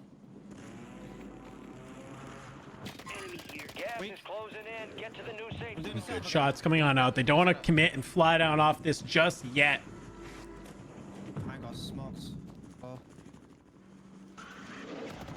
Backing on up, though. They don't want to get too aggressive here. Looking down below them. Are they going to try and just hit this buy? Are they going to hit the zip? You can see Jay just playing patiently just in case anybody decides to do this. I don't think they will. A mortar strike, though, is going to go ahead and land out over the top. Will force them to sort of reposition right now. I don't think it's really going to cause that much chaos. Yeah, it's just a very easily dodgeable thing, and you can see where it's coming in. It's called in on that kind of northwestern side of things. But they're just going to be stuck here as we kind of just wait and see. Go left behind us. That zip goes directly towards the top, but you would hear it. Pushing here. Yep. Broken on one. Oh, someone tries to go ahead and peek. Jay, though, he's ironing it on up. We'll not let them get that for free. Some solid shots come on through. Will cause that team to have to go ahead and back on up. Somebody at distance, though, gets in some great shots. And yeah, it's actually somebody who snuck their way on up while they were looking at the left. They managed to come on through. Mortar strike from Lennon will get dropped in on over the top. Jay trying to do his best to snake this little bit of a heady. And I think, yeah, you got to take the opportunity to maybe jump on down. Play back on up if you can, young man, as he makes his way on inside. My only worry here, Tiff, though, did you just leave Lennon all by himself on the roof? It does appear that way. But when you've got multiple teams kind of making their way into this area towards Superstore, you just have to realize that you can drop down from a multiple areas on that roof, but gotta clear the bathroom, locker room area first. To the doorway we go. But playing split like this can be tough, but now get on back together. And I think the comms just came through that they want to go to military base, and that's just a brief open area between the two POIs, but if we already have a ton of teams in military, they're going to look for angles. Yeah, I like this right now. I mean, it was in a flash of a second that Lennon and Stable J went from holding the roof of Superstore to now being forced on the inside. So they'll have to figure out how do they want to make their way on out of this other side of the map. Raul and DJ Gonna be able to find Smixy, and well, a quick turn, they finds the car. That's a squad wipe over here at Cargo. Are they alone now, though, Tiff? That's always the question. Immediately after you get a squad wipe like that, is anybody trying to lurk their way on in for a quick third party? You can see it's immediately what DJ is kind of looking for as he puts his head on a swivel. But for right now, feeling pretty solid already. I'm just gonna keep going. I'm just gonna start moving up. I was gonna say, we haven't seen too many teams this far over towards the like central west area of Urzikstan. The majority of our teams have been towards the east. Popping up on UAV though, so we're not alone. Someone's gonna be neighboring nearby upwards. I have 6 smokes. I have specialists. Good thing ghosted though. First here. There's the car. I was like, most people have been running bird's eye. I've seen kind of a random variety. There's a car on the right too. Wait, Tiff, look at this. Somebody gets out of the car to the right. There's another car to their left. They're pushing in on a player that's in this building. Raul from behind, he gets taken out. Maybe can you be able to get the self-revive? Oh. DJ's taking a lot of damage. Look who it is. It's a Breadman who started to make their way on up. Finds them in the smoke. DJ, you can't manage to stay alive. Breadman with the 2-piece, just rolling up and catching them off guard. I liked the aggression, but there's a little bit of a hesitation that they wanted to push forward onto that building. And well, when that happens, it's so easy to get caught. It really is, and just like that, you thought they were going to be okay, but until that time being, we'll look with them with Breadman and Jowo later to see kind of what they're up to. It's Biffle Shifty time after a brief stint there with a raise, and that's a cleanup if I've ever seen one. A squad wipe straight on to gromalokk and Heeds. However, there's a good chance they've got those Gulag re-entry tokens, and they're not done yet. Real quick. We're good now. We have this fucking building. It's gonna end. Shifty and Biffle. Not doing too hot after our first 4 here, Tiff. In 10th place right now, 52.4. Almost half of our first place and second place team, right? They're in the upper 90s. This team is in the lower 50s. However, let's be very frank here. I would not be surprised to see maybe a 60-point total game out of this squad. Like, it's very possible that they could just have some absolutely monster game that puts them right back into the conversation. But so far, though, we always talk about consistency, and so far this team has not been able, I think, to be as consistent as they would have liked to. I just don't feel like I'm as worried about it, because the first thing you said there was that they could have a monster game to get them straight back into it, similar to what we witnessed from Unrational and Dongi. But once those two start finding their pace, they've got it. However, that buy station just behind Biffle and Shifty, they're rotating on forward and away. And with that information, you can see, thanks to Bird's Eye, there's just surrounded. But having specialists is going to be really nice. Tracker coming through up the stairs, and Becky Jew squad wipe right there. Very quick elimination. You can see that they make the call. Somebody just bought back. Biffle with the shots out of the sky. You get in a couple tags. Get the armor crack. Unfortunately, though, just not enough bullets land. Immediately turning around. Somebody's dropped out of a helicopter, and oh no! Tiff! I don't know. We can't curse him anymore. Maybe we're just gonna stop talking about FIFA kill. Anytime he shows up, we're just ignoring his name in the kill feed chat. If we see him again, it's just, you know what happened. Okay, maybe that's what we can do here. Just let him live. He's trying. We're looking for regains all over Urzikstan. He's trying. I'll give him credit, because I feel like every map we go to the 4 different corners there, and FIFA Kill is just always there trying to regain. Him and Juki's just trying to maybe get their feet underneath him. Maybe one of these games, Tiff, they'll be able to land and actually get their loadout and like play the game they want to, and not just be constantly flying in face first to different teams. Yeah, it has been a weird throwdown for them, but you know, never too late to turn things around, right? We're on the back half of our 8-game series, and Brax Youngsters, the duo on your screen, looking like they are poised to start fragging. We only have 1 elimination for Brax, though, so it's time to get kind of kicked off here. Wait, 1 shot. Oh, good shots from Brax. There you go. You find Uncivil Queen. Smoke comes on out. Yeah, I like this. Get active, Brax. Fly on forward. Confirm that elimination. You see the thermite come on through as, well, he goes in. He finds another one. A quick turn. And, well, Pink and Uncivil just trying to play the game, but Brax and Youngsters are not letting that happen. Good push on forward. That'll bring Brax up to 3.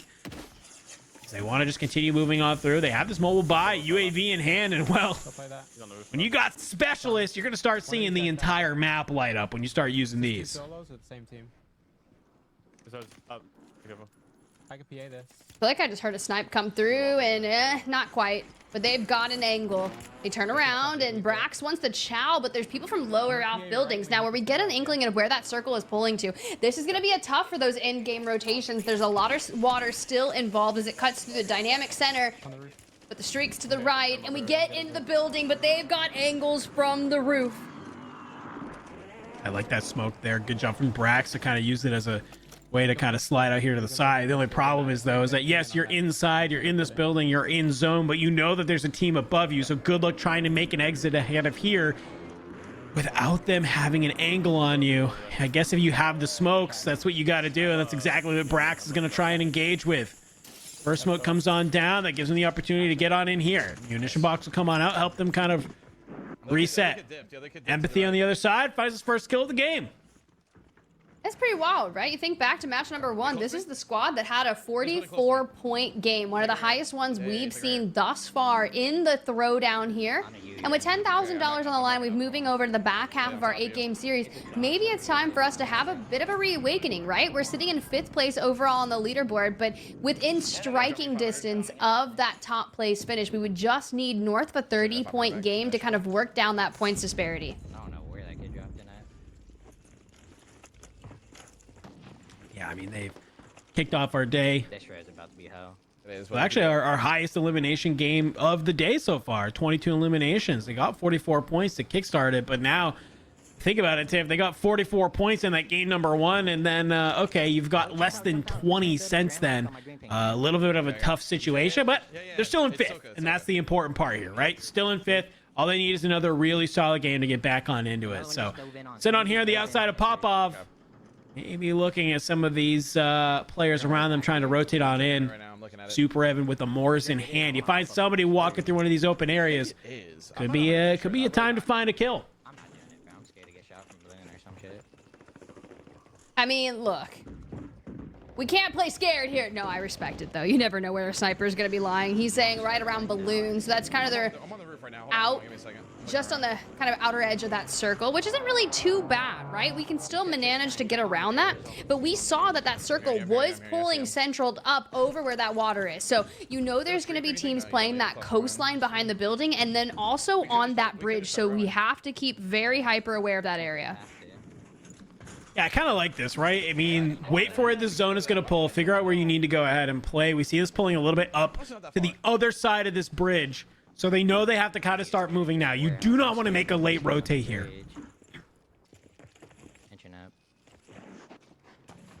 Check your corners. Take it step by step, but just keep moving. All right, there goes the smokes. Underneath the bridge we go. We're fighting forward thanks to that circle pull, and 20 seconds left until it starts to collapse. So getting ahead of it into the warehouses we go. I think we saw some ankles there, some smokes to answer back. Throw the thermo barracks in, let it rip, let it burn. We connect, but not by much. I didn't break the proximity mine, though. Oh, my nade fucking missed. I shot the proximity mine. Okay. That could have been bad, but I'm glad it wasn't. Empathy misses the nade. It's A-okay. At least Superevan's able to break the proximity mine. Oh, that would have been a nasty snipe. Just a little bit off the mark, though. He might have landed on top of that bridge. A late jump down or a late push in could be really detrimental to this building hold here. So I love that Superev is being kind of proactive by saying, I'm going to watch, but immediately dives back forward to look for a snipe. Here, take some more smokes. I dropped 2. Yeah, I love the patience here, right? They had the aggression where they said, we need to get into zone, we need to get here. They find this building, they know they can wait here, and now I love this. Trick is just watching sort of the front of their building. You got Evan watching the back of it, making sure nobody else is going to try and be able to make their way on in.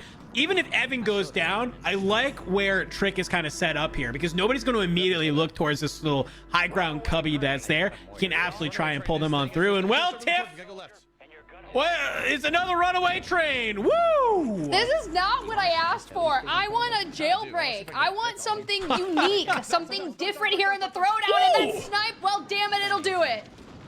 Yeah, Funzy tries to make a quick little peek there, and I love this. You get the knock. Oh, but the proximity mine is actually going to go on through, cracks both of them. Superevan immediately backs on up. Proximity mine, bro. Thankfully, Tempered lets you reset very quickly. You're not able to get the full, though, and that's what has me worried. Still enough of a detriment to their timing, right? You still have to focus on either A, getting that self-res and plating back up and getting re-knocked. All right, Superev. I see the beam coming out of the wolf. Unfortunately, Empathy gets dropped, and that's a squad wipe to protect and keep on moving. That was a really good play out of them. I love the way they approach that fight, right? The second they have those mines go off, they back on up, reset, and it's just a well-timed thermobaric grenade from Superevan. It helps bring it down on through. Back on over, though, Shifty and Biffle. We're kind of waiting for them to have a huge game. This could be it. Biffle's currently sitting on 8. We have 14 squads left in the lobby. This could be the time. It definitely is. Still out in the open. Now, we've seen people play this outer edge of this building around the fence line, especially starting from here, depending on where this pulls. I've seen pulls come just south of this, but with less playable space, kind of the southern side, and we already know that it's a runaway train, and there goes the train centered on up. The question is, who's going to be one of the first teams to just say, I want to take that space and control of the train? Because if you take it too early, knowing that we're still not even down into the top 10 with that 1.6 multiplier, you are going to get focused.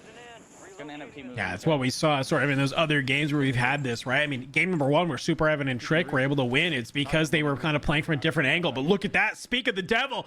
Biffle, he spots Superevan trying to hold a sniper angle. And, well, he's not prepared for Biffle to just get some laser beams from a just completely perpendicular side. And Tiff, you were going to question who's going to hop on the train, who's going to hold this space first?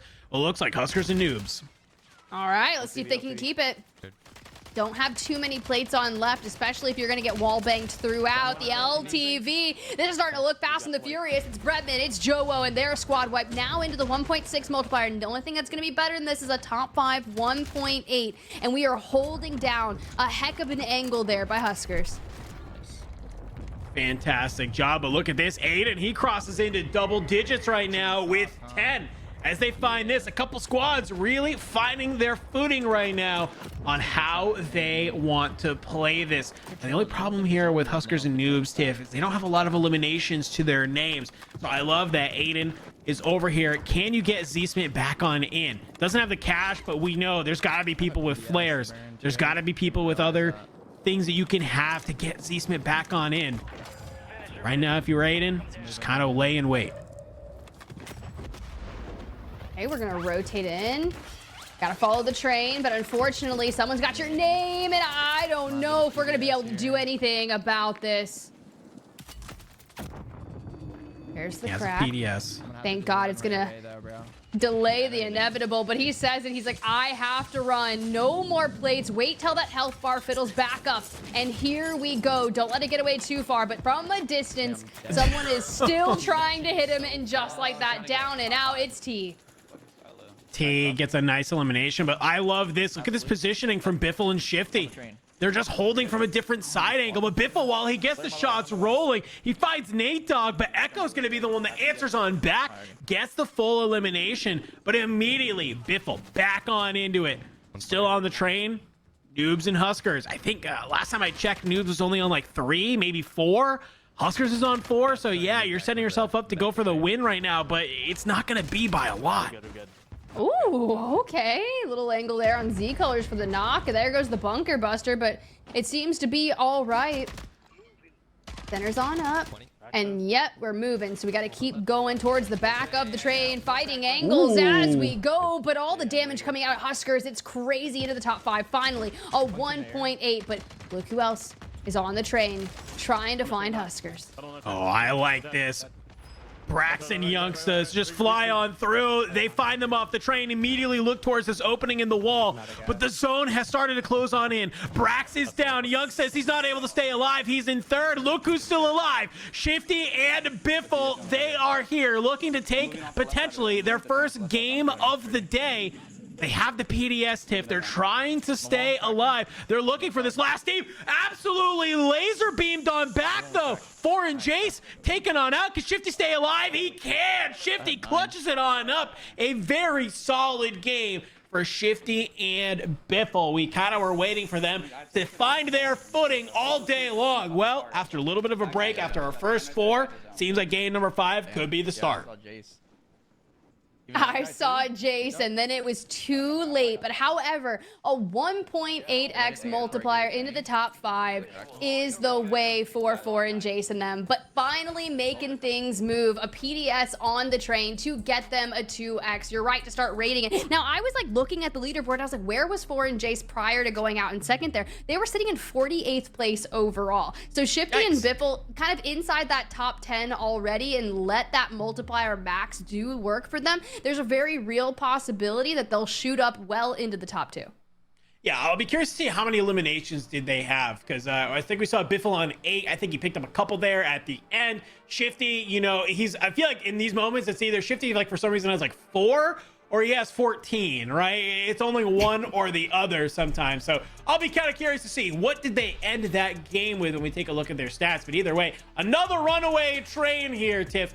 Players should have a lot of experience of how to play this by now, and you're starting to see those 2 different ways, right? One of them, you can play like Huskers and Noobs, get on that train and just do your best to hold it on down, or do what Biffle and Shifty were able to do, kind of play perpendicular to it, play alongside the entire time, take out all the people on the train, take out some of the people on the other side of the train, and well, at the end of the day, come out on top. But a fantastic game from them. I love what we're seeing. Potentially, it could be a little bit of a warm-up. Yeah, especially when you said it, right? This is our back half of our series. So after this, we'll only have 3 more games left in the Throwdown. So time is of the essence if you want to find yourself well into that $10,000 prizing. As a reminder, guys, we're only paying out for the top 3 first place, taking home $7,000 for the duo. So if you're outside of the money, you got to get into it now or never. Yeah, that's kind of the moment, right? I love that you bring that up, because it's like if you are basically 25th below, it's like you got to have some insane games in the rest of this lobbies to really kind of be in that contention for winning the money, because all of our teams at the top, they're playing very consistent. They are doing a great job. So we'll have to wait and see how that later board does shake on out, though, because whew, I mean, I'm kind of looking at it. I love that we have some of our squads, you know, that are down there in the middle, in the bottom, but I can't wait to see where our overall leaderboard goes ahead and shakes on out to.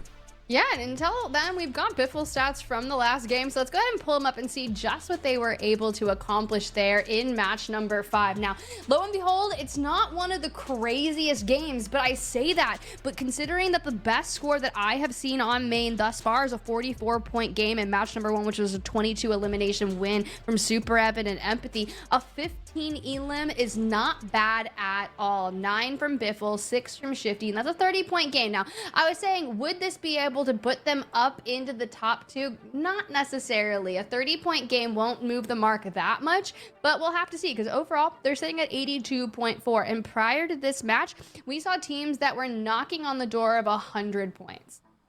Yeah, and I think what I think this is like their opportunity to kind of say, okay, hey, we've maybe found some success in that game. Let's do a lot of the similar things that we did again in these sort of next 6, 7, 8 games, that we're about to be able to go ahead and play. If they're able to do that, Tiff, I actually think they are definitely going to be able to consistently walk up the leaderboard and find that. So, maybe not the best game. You get 30 points off of that. You're feeling pretty solid, but could just be the start of things. You gotta imagine if they get 1.8 multipliers in these next 3 games, you're getting up there with maybe like 20 eliminations or so. Okay, we could be having a completely different conversation here. I think that's what I'm kind of curious about. Tiff, I said before we went to break going into map number 5, I said we were going to talk a little bit of a thing called the Rumble Royale that we are doing after today's event. I didn't get a chance to because, we were too good at our jobs, and leaderboards were ready, and then people were ready to go into the game. So let's talk a little bit right now about what this Rumble Royale is.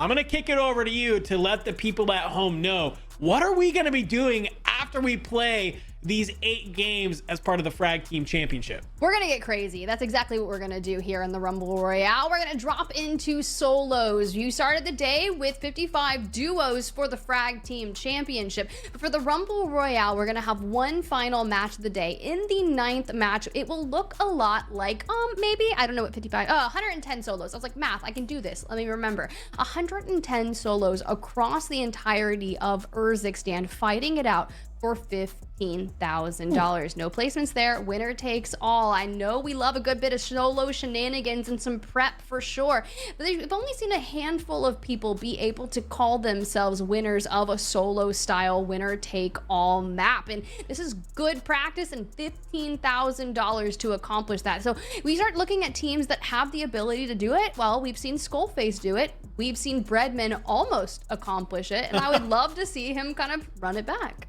You know who somebody I would love to see do it, Tiff, and who has done it before? FIFA Kill. I would love to see FIFA Kill do it. Listen, hey, if you're not earning part of that $10,000 prize pool for the Frag Team Championship, at least clutch up, mate, and go for the solo YOLO. If I'm him, I'm even splitting it with Jukies at that point, being like, hey, man, sorry for the day. I know it wasn't what we wanted, but here's our consolation prize. You know, at least we'll both walk away with 7,500 out of that. But it's a fantastic moment. I cannot wait to drop on into that and see what is going to happen. It is no bans, no holds barred, everything allowed, solos. All that matters is that you are the last person standing. So it's really, really fun. Like Tiff mentioned, maybe a little bit of practice for some upcoming events that we have going on. And wait to see who is coming out $15,000 richer for winning one singular map. But before we hop on into that, we got to get through the last of these games, Tiff. We are through our first 5. We're playing 8 games total as part of the Frag Team Championship. It's getting a little bit to that do or die moment. We talked about some of our teams that if you're middle of the pack, what you got to do to get on up here. Let's talk about our teams that are at the top, though, because we have some of our squads are doing a great job of sort of creating a gap on the leaderboard. Yeah, they really have been, and it's the ones that have been getting into the top 5 consistently, or at least that 1.6x multiplier that company's top 10. And they've just been doing it, not really dropping any matches, or if they did, maybe it was that first game, right? I'm talking about Unrational and Dongi, that slow burn that we saw really come to fruition in match number 3. It's like they finally caught that fire underneath their sails and everything. And I think it was a 42-point game that started to turn things around from them. We saw them just inside the top 3 prior to this match, and I can only imagine that if they're still racking up eliminations, that they're going to get into that top spot. Now, that's a big deal considering Unrational's team has been second for I don't know how many tournaments over the past of the course 2 weeks. So it's time. We got to get out of silver second place. We need to claim the top spot, and to do it here in the Frag Team Championship is a great way to sway that momentum forward. However, Soka and Almond have been looking so dominant throughout our prior matches that it's going to be really hard to take them down.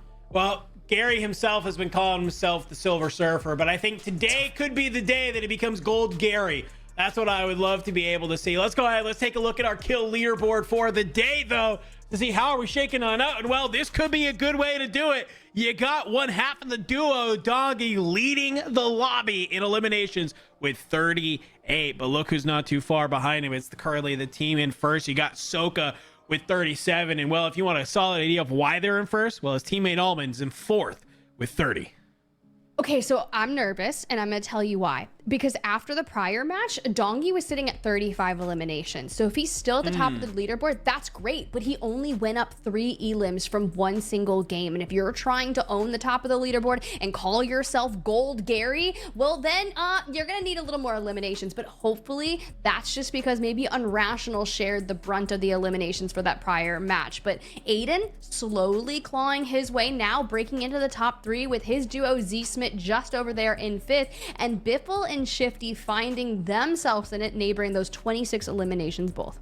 Feeling pretty solid all around. Let's see how do these kills contribute to our overall leaderboard, Tiff, because I got to imagine it could be looking a little bit different. Well, at the top, hey, they're marching forward. Team Unrational have usurped the throne by just a mere 0.2 points. Team Soka, though, can sniff the heels of Team Unrational right there, both of 109, and well, I'm seeing a gap if I've ever seen one. Team Aydan 86.6 there in third. Team Huskers with 83 in fourth, and Biffle, hey, you know, we said 15 eliminations, a win, a 30-point game. It's the start of something. Well, this is a way. You're kind of in contention for potentially sneaking your way into third, but realistically, they are not too far away from that first place slot, right? I mean, they're what, like 25-ish, 27 points away from being able to be in that first place spot.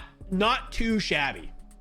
Yeah, I mean, that's a lot better, right? They were sitting in 10th place or just neighboring that area. To get into the top 5, it just takes one game for them to really breach the gap into the top 3. But the thing that's tough, right, is you said Aydan and zsmith. They're into the top 3 now. They've been going under the radar, but they've not been having any issues with getting eliminations. Their problem is making it towards that 1.6, 1.8x multiplier. Because that, if they could just multiply their elims by something bigger than a 1.4 or even a 1.2, this could be a totally different game for them. They wouldn't have that points disparity between the top 2. Well, let's see, can they be able to get to those higher multipliers with those eliminations? Match number 6 underway, friends. And of course, we are kicking off with Team Biffle. You can see this zone pulling a little bit more north, but to me, that play line is all south. So got to see, where do they want to go ahead and try and stretch to? And it looks like they are just continuously trying to make it to that northern side of the map where not a lot of players are going to be. We see Shifty kind of hitting that zip already. Biffle doing a slow fly over, just trying to get a lay of the land, see if anybody is hot on their trail and landing on in nearby. Top fire, that might be so good. Top fire, that might be Soka. You gonna chow it, Biffy? Biffle? Bifty? Look, I'm telling you, I come up with the craziest names for Biffle and Shifty half the time when I just like say that too fast. Bifty, Shiffle. I don't know which one I like more. I like Bifty a lot. Get Bifty? Okay. Okay, I don't know about that one. I don't know how I feel about get Bifty. Hashtag get Bifty. Is that what we're gonna say whenever they squad wipe somebody? Like, you just got Biftied. If you say it like that, then maybe. I feel it feels a little bit better when I say it emphatically like that. But hey, guess what? No surprise here. These boys are landing pop-off power, and it is absolutely free real estate.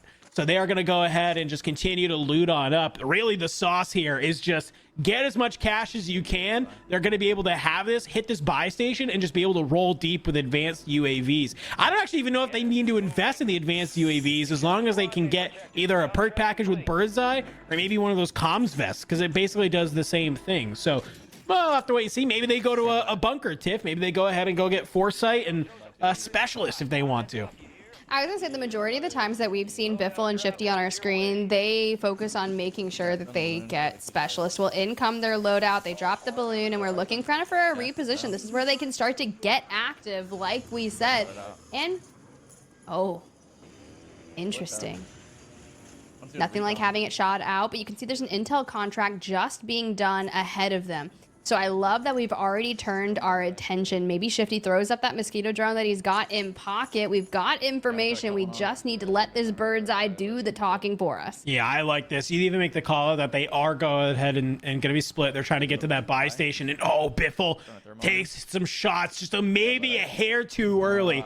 We'll let their position be known. Thermobear goes up over the top. It doesn't land. You have this recon drone that's right at your feet. That could potentially be really useful to just kind of take a second and be able to use to give you the ideas. But for now, it's just going to be all about moving forward. Maybe a little bit of a pre-nade with those thermal barracks causes him to push the other side. He does get the armor crack though. Gotta go ahead, fly on forward. This team tries to be able to call in a loadout. You're trying to be able to stay alive. A little bit of the snakes onto this Cody Rhodes. Can you stay alive? You are. Biffle here. Shifty flies on forward, brings them on down very fast. Squad wipe, and well, look who it is, Tiff. It's Soka and Almond.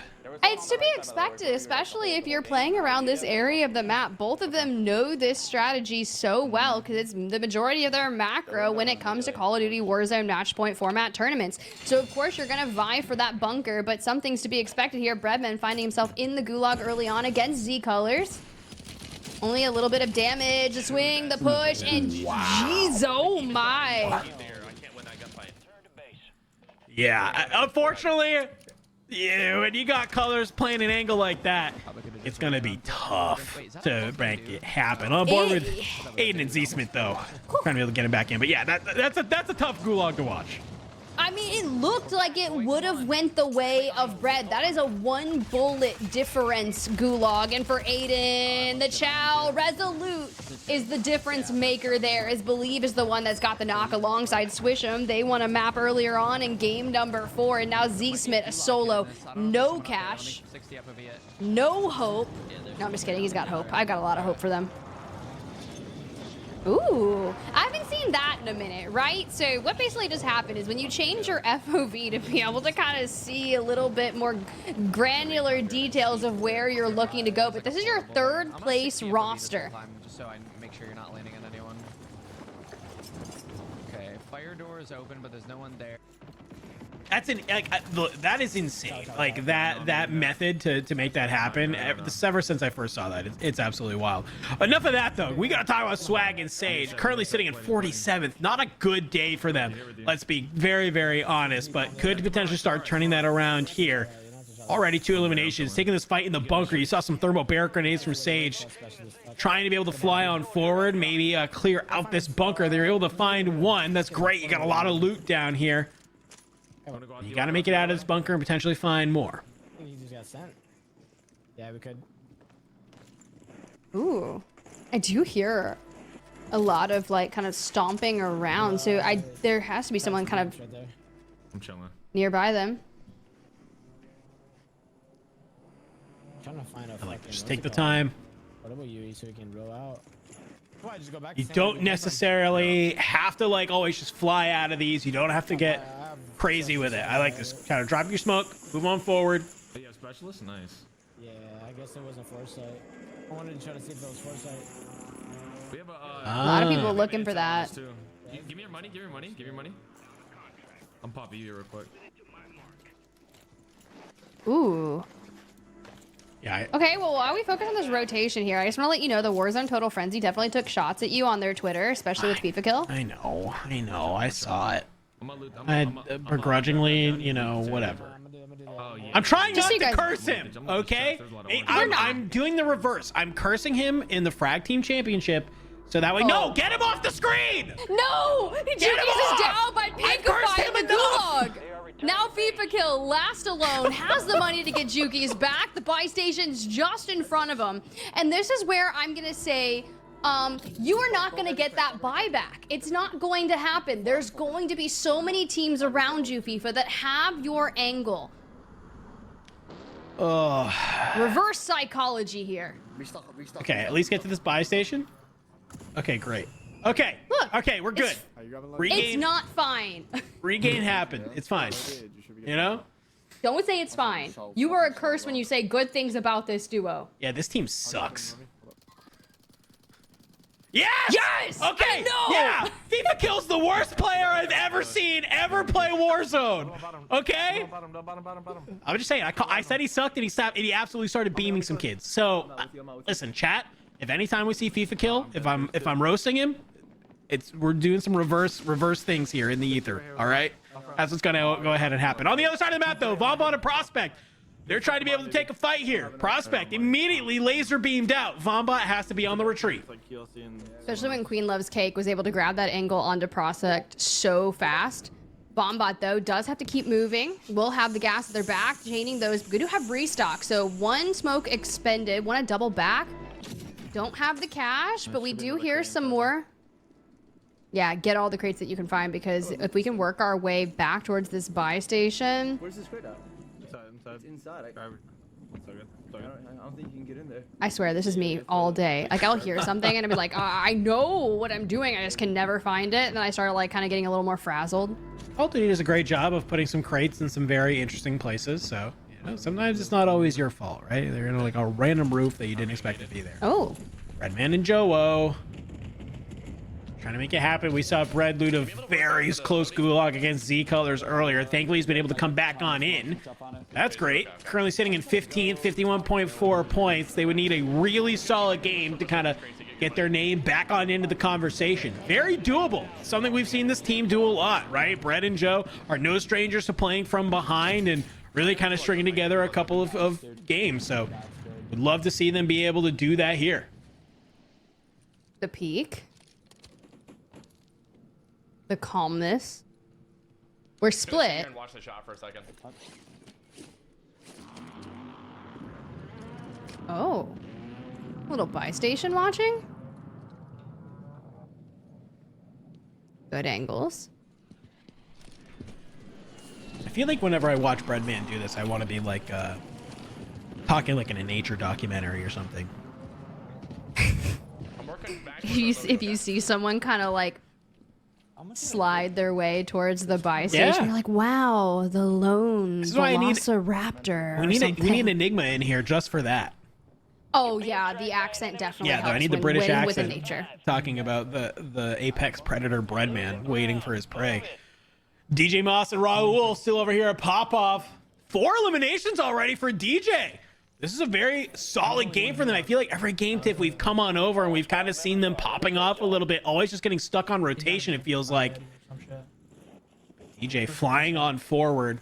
Currently sitting in 8th with 68.8 points, so not too bad. You know it is bad?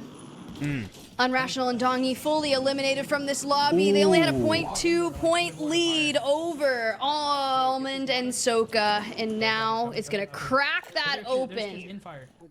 Oh, we even saw Almond and Soka go down very early too, so there's a potential that maybe they don't have a great game either. All right, this could be an opportunity for some of these teams to start causing a little chaos, put the pressure on the top of the leaderboard. We'll have to wait and see. This team could definitely be one of them.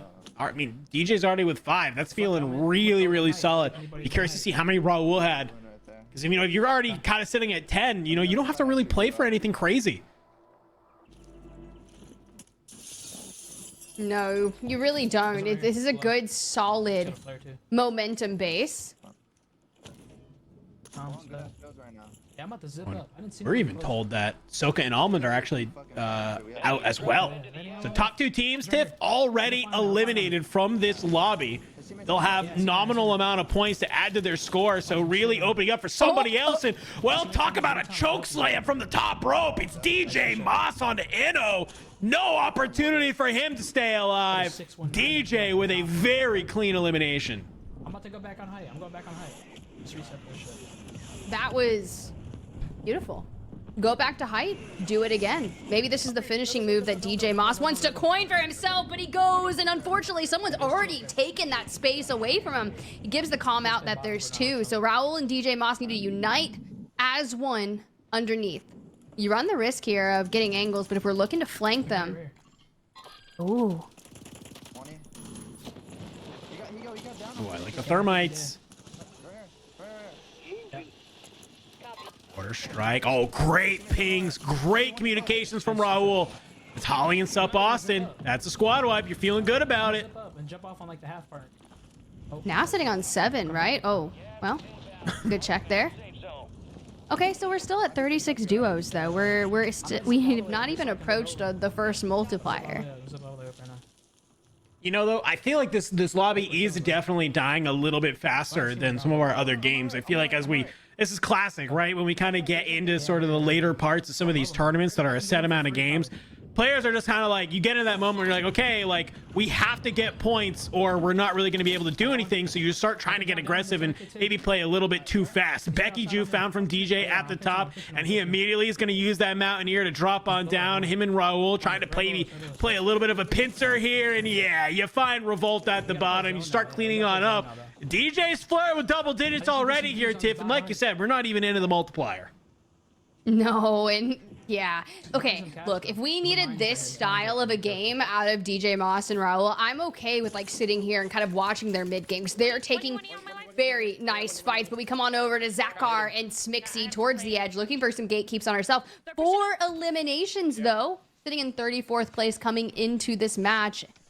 Could be time for them to kind of amp things up. I cracked one. I have one shot. I have one shot. Those 2 teams, just come left. Yeah. Back over back here. on the shop again. Out in the middle of nowhere, Smixy and Zakar trying to do their best to play forward. Like the bridge come. Shots going on through, but they have to take the opportunity. They're a little bit out of zone here, Tiff. You do not want to be kind of taking gas damage or having to use things like PDSs already early on. So for right now, you do have to sort of push on forward. Here's some of the call-outs coming on through. Smixy already on 4 of those, so that's pretty solid. It is solid, but similar to what you were just talking about, we see so many teams get forced to kind of use everything that they have. But for DJ Moss, we were talking about everything they were doing properly, and the next thing you know, they're in the gulag. You got Jowo on the opposing side, and you're trying to outsmart the Movement King, who just breaks the cam in the smoke, and now everything falls on Raul surviving his gulag. Back on board with Smixy. I mean, we leave them for a hot second, and she's getting knocked. I see a PA, a mortar on top of him, and well, it looks like Amir, who's had to make that rotation before, not letting it happen again. Able to come out on top. 6 eliminations for this squad already. Not a great day for them so far. Currently sitting at 34th, but hey, we watched Team Unrational early on. They were down here, and they had one really solid game to kind of jettison themselves up the leaderboard. Smixy definitely capable of doing that as well. All right, to the gulag we go against Hollow on the other side. Ooh, a little bit too much damage given up right at the start of this. Flashes are tough. The flashes are tough, and Zakar gets taken out as well. Oh, 6 points to your name. You're getting at least a little bit of multiplier, I guess. You get a 1.2, but definitely not what you want to have.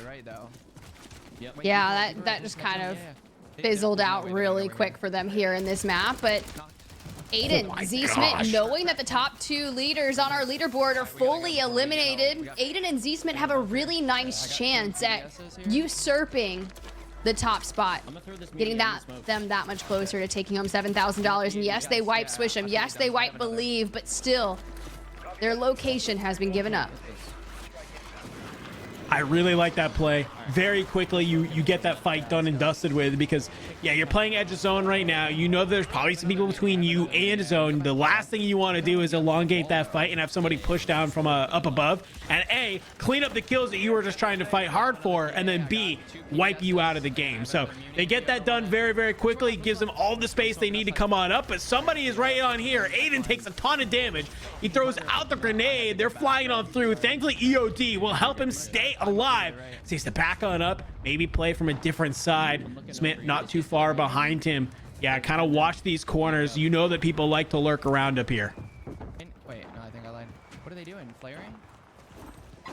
What are they doing? Flaring? All right, well, let's take them down. There's some good shots. Unfortunately, you're not even going to get a crack off on that guy. Thermobarracks out, but we're still focused on that rotation. I think you just kind of make sure you clear this out and that no one wraps you onto this fence line. Yeah, I think this is really smart. Just kind of play here. You don't have to super play up. You know, you have zsmit kind of playing forward, but he can jump back if he needs to. You see a bunch of loadouts there as well, so you might be able to catch somebody flying on in. You got a PA in the back pocket for Aydan that you can use to go up over the top, maybe catch somebody pulling on through. This is my only worry, though, and I'm glad that Aydan is also looking at that. You could have teams down below you kind of making their way out of pop-off. If they see you just kind of standing here, we know the one-shot snipers are in hand. You could just get immediately dropped. Next thing you know, you're eliminated. I don't know. Solo in front of us. I think, yeah, I wouldn't doubt it. You got gas inbound. Good comms. I think there's a solo nearby. I mean, there's still too many nooks and crannies from this outpost area that someone could be looking to turtle up to try to find themselves into a better multiplier. And well, Dandro, I asked for a jailbreak. It's finally happening. It just took us 6 games. Yeah, I mean, look at how many teams have already been eliminated as well. So hopefully if you got taken out, you stayed in this game, because jailbreaks are active. Flies on forward. Finds one. zsmit will push on through and find Amir. Amir and Dark eliminated. That puts Aydan on 6, and I think Smitty on a similar amount. Reminder, folks, this is our 3rd place team. Top 2 teams have already been eliminated, okay? So this is poising for Aydan and zsmit to take 1st place and get a solid lead. We gotta stick together. I'm gonna come to you because, listen, everyone's just gonna send us. Wait, they're breaking legs? I'm gonna come to you because everyone is gonna send us. No, you need to find an angle and start shooting, but unfortunately, Bubble rips zsmit. Aydan last alive, and Biffle and Shifty, they're gonna make the most of it. They've been slowly working themselves up the leaderboard, but as soon as I say that, things have turned towards the worst. My gosh. Okay, here's the thing with these jailbreaks, Tiff. Every time, there's always one team who comes out on top, and we're able to find an insane amount of eliminations. Could it be these two? Could it be Youngsters and Braxton? Because we saw, obviously, a lot of people flying on in, catching them. A couple of our star-studded squads, Biffle and Shifty, just got eliminated by people with pistols right there. Not something we see often. So the rotation across, Swisham gets absolutely laser beamed by Brax. That'll put him on 9. They're doing a great job finding more kills left and right. Another one flying at them. That's oekiy, another squad wipe. Omit KK taking on down. Somebody's got Brax's number though.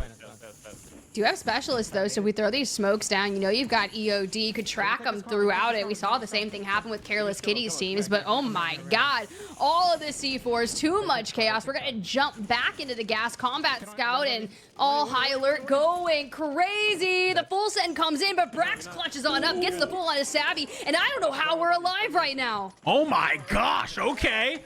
A PDS coming up from Brax. He has the flare as well. K-Younks is back on in this. I'm right there with you. How is he still alive? You found Savvy Ultras. Pele's going to be around here somewhere. Have to wait and see. And on the other side, Dongy living his best life in pubs right now.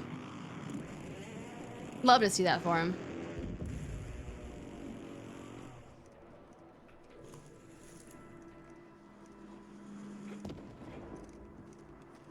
yeah, I'd love to get back in on the action here and finding some of the other players that are in the end of that game because, man, it was probably coming out on top. If we can kill the guys on the buy stream. There you go, back on board with Braxton. It was just like too calm, too calm. We're in an end game. That train, of course, center circle here. One team away from that top 5 1.8x multiplier, but Youngsters and Braxton. This is the game they were waiting for, knowing that they are sitting in 10th place coming into this with 61.2 points on double digits, making the jailbreak really beneficial to them. Yeah, they did a great job. I mean, how many teams did we see get taken out because of that jailbreak and people just full sending on in? Well, Anxian and Steve-O, they're going to be able to find Frolic and Jackal just so quickly, and they're just sitting on this train, letting it rip on through. That's a 5th place for them. Okay. xressolve and Panda still alive. Ooh. Still just playing on this train, but they're in the gas.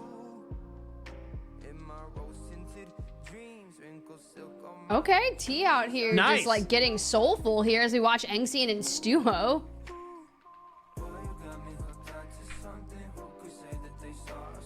You see Anxian and Steve-O. Well, 21st place, I believe this is xressolve and Panda. Playing on the train, able to do it, clutch it on up. The vibes are there. I like the vibes. Give me whatever's going on there. I'm a little confused, I'm not gonna lie, but the only thing that I do know is that xressolve and Panda are able to survive not only the chaos of a jailbreak, but they get on the train, they play it to perfection, we get the PDSs down, and we just work everyone in the nearby vicinity. And we look good doing it.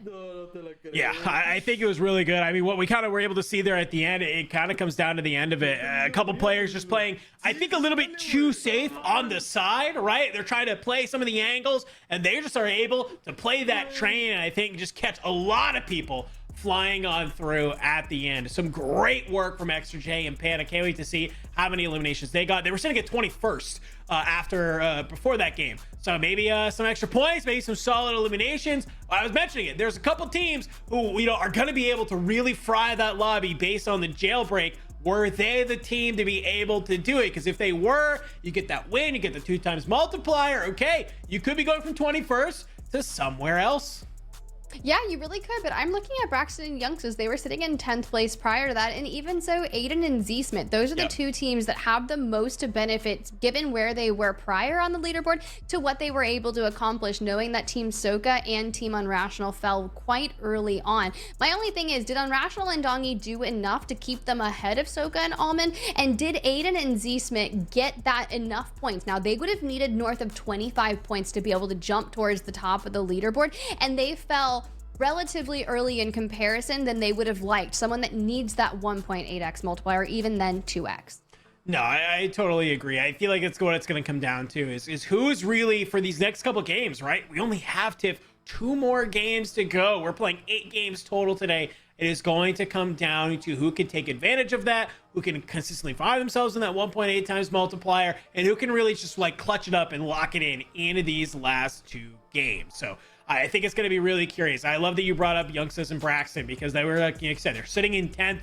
Seems like every time we cut to them, they were kind of just getting a little bit unlucky with their rotations and their positioning. Well, in that game, they were cooking. Brax, especially against that fight against Savvy Ultras, still zero clue how he was able to stay alive after that gunfight, but he was able to do it and pop the flare and get Youngsters back on into it. An absolute insane play coming out of him. So love to be able to see that. But as we get ready, Tiff, to go into our last final 2 games, I kind of want to pose it to you. If you are one of these teams who's maybe sitting like a Braxton in 10th, I mean, how are you feeling going into these last 2 games? Because there is a shot you can maybe inch your way into the money, but if you don't perform, you're going to be looking at the rest of the leaderboard being like, man, I wish we played way better. Yeah, it's tough, right? Because a lot of the teams that are at the top are looking to do a lot of the same macro. They're looking to hit bunkers, either grab foresight, making sure you've got specialist, and get your loadout. And then from there, it's about, do you have the resources to hit those rotations and effectively gatekeep while keeping aware of all the teams that are running those one-shot snipers? Those Moors have been such a detriment and deterrence to teams that are like looking to make those early game rotations because they're consistently getting cut out. And yes, I know it's no bans, and I know the one ban was thermal, so having those smokes in pocket is great. We've also seen a lot of thermobaric grenades come through, but if you can't get to where you need to be with perfect timing, because that's what a lot of things are happening, right? Those rotations from those snipers, from the streaks that come in, you die, yes, you go to the gulag, but then you come back on out, you find another gulag reentry token, but all at the end of the day, you're just wasting time. And that time is what you need to use all of the knowledge that you've gained from that early to get into the end game. And if you can't do that, which everyone is looking to do, then you kind of get toughed out on the edge. I don't know. Yeah, I guess it's not great. So we'll have to see, Tiff, can they do that in these last final 2 games? We are going to go to a quick break. When we come back, we're going to be teeing up game number 7 as we get ready to march towards the finale of the Frag Team Champion. But hey, during this break, make sure you stick around because this is all part of the Throwdown, right? Part of Warzone Total Frenzy. Is this the really kind of cool event that we're doing? This is the Warzone portion here today. These aren't the only events that are part of it. So we have a cool little video to show you about a free-for-all portion that's happening later on this month.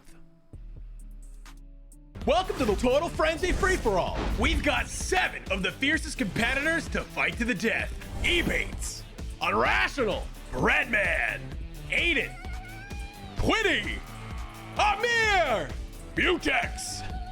The rules are simple. Each player will have a chance to battle in a 1v1 on the court. You win, you stay. You lose, you're out.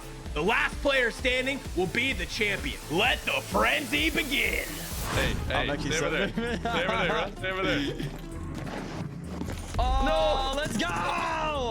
Come on! He's cheating, bro. Oh.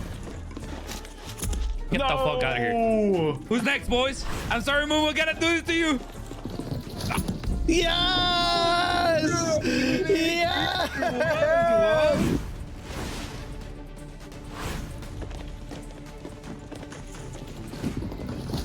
Let's go! Let's go! No! Wow, new tax! No!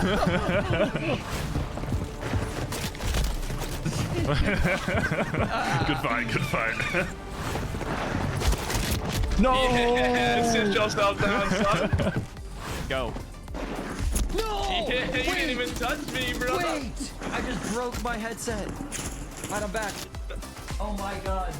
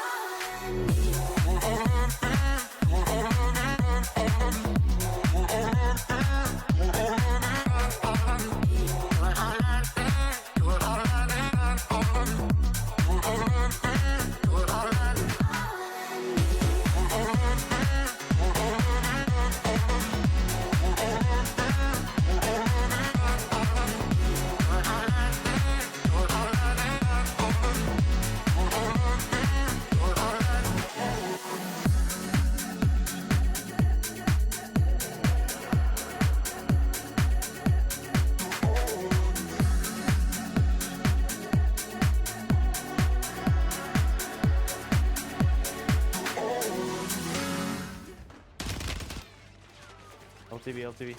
Good. Down one out of LTV. Nice. We got the wipe. 20. Back those. Plus that. On the left. Let's go. Yeah. Plus that.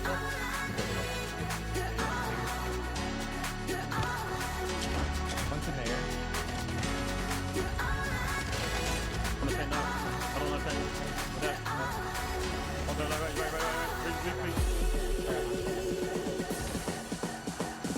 Not a guy. That's the one.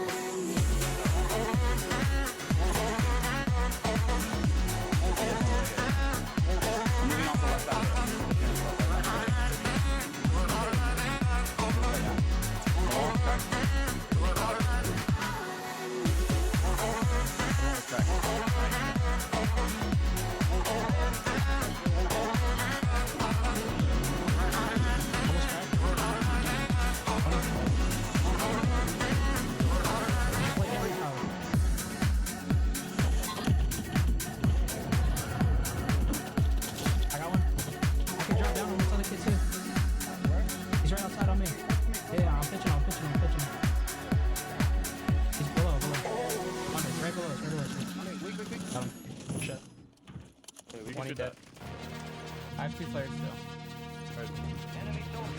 Right on us, so behind you, You're good. I'm not landing. Up. Like that, good. Top one. Up top, good. Two down low right here. Push it, flank.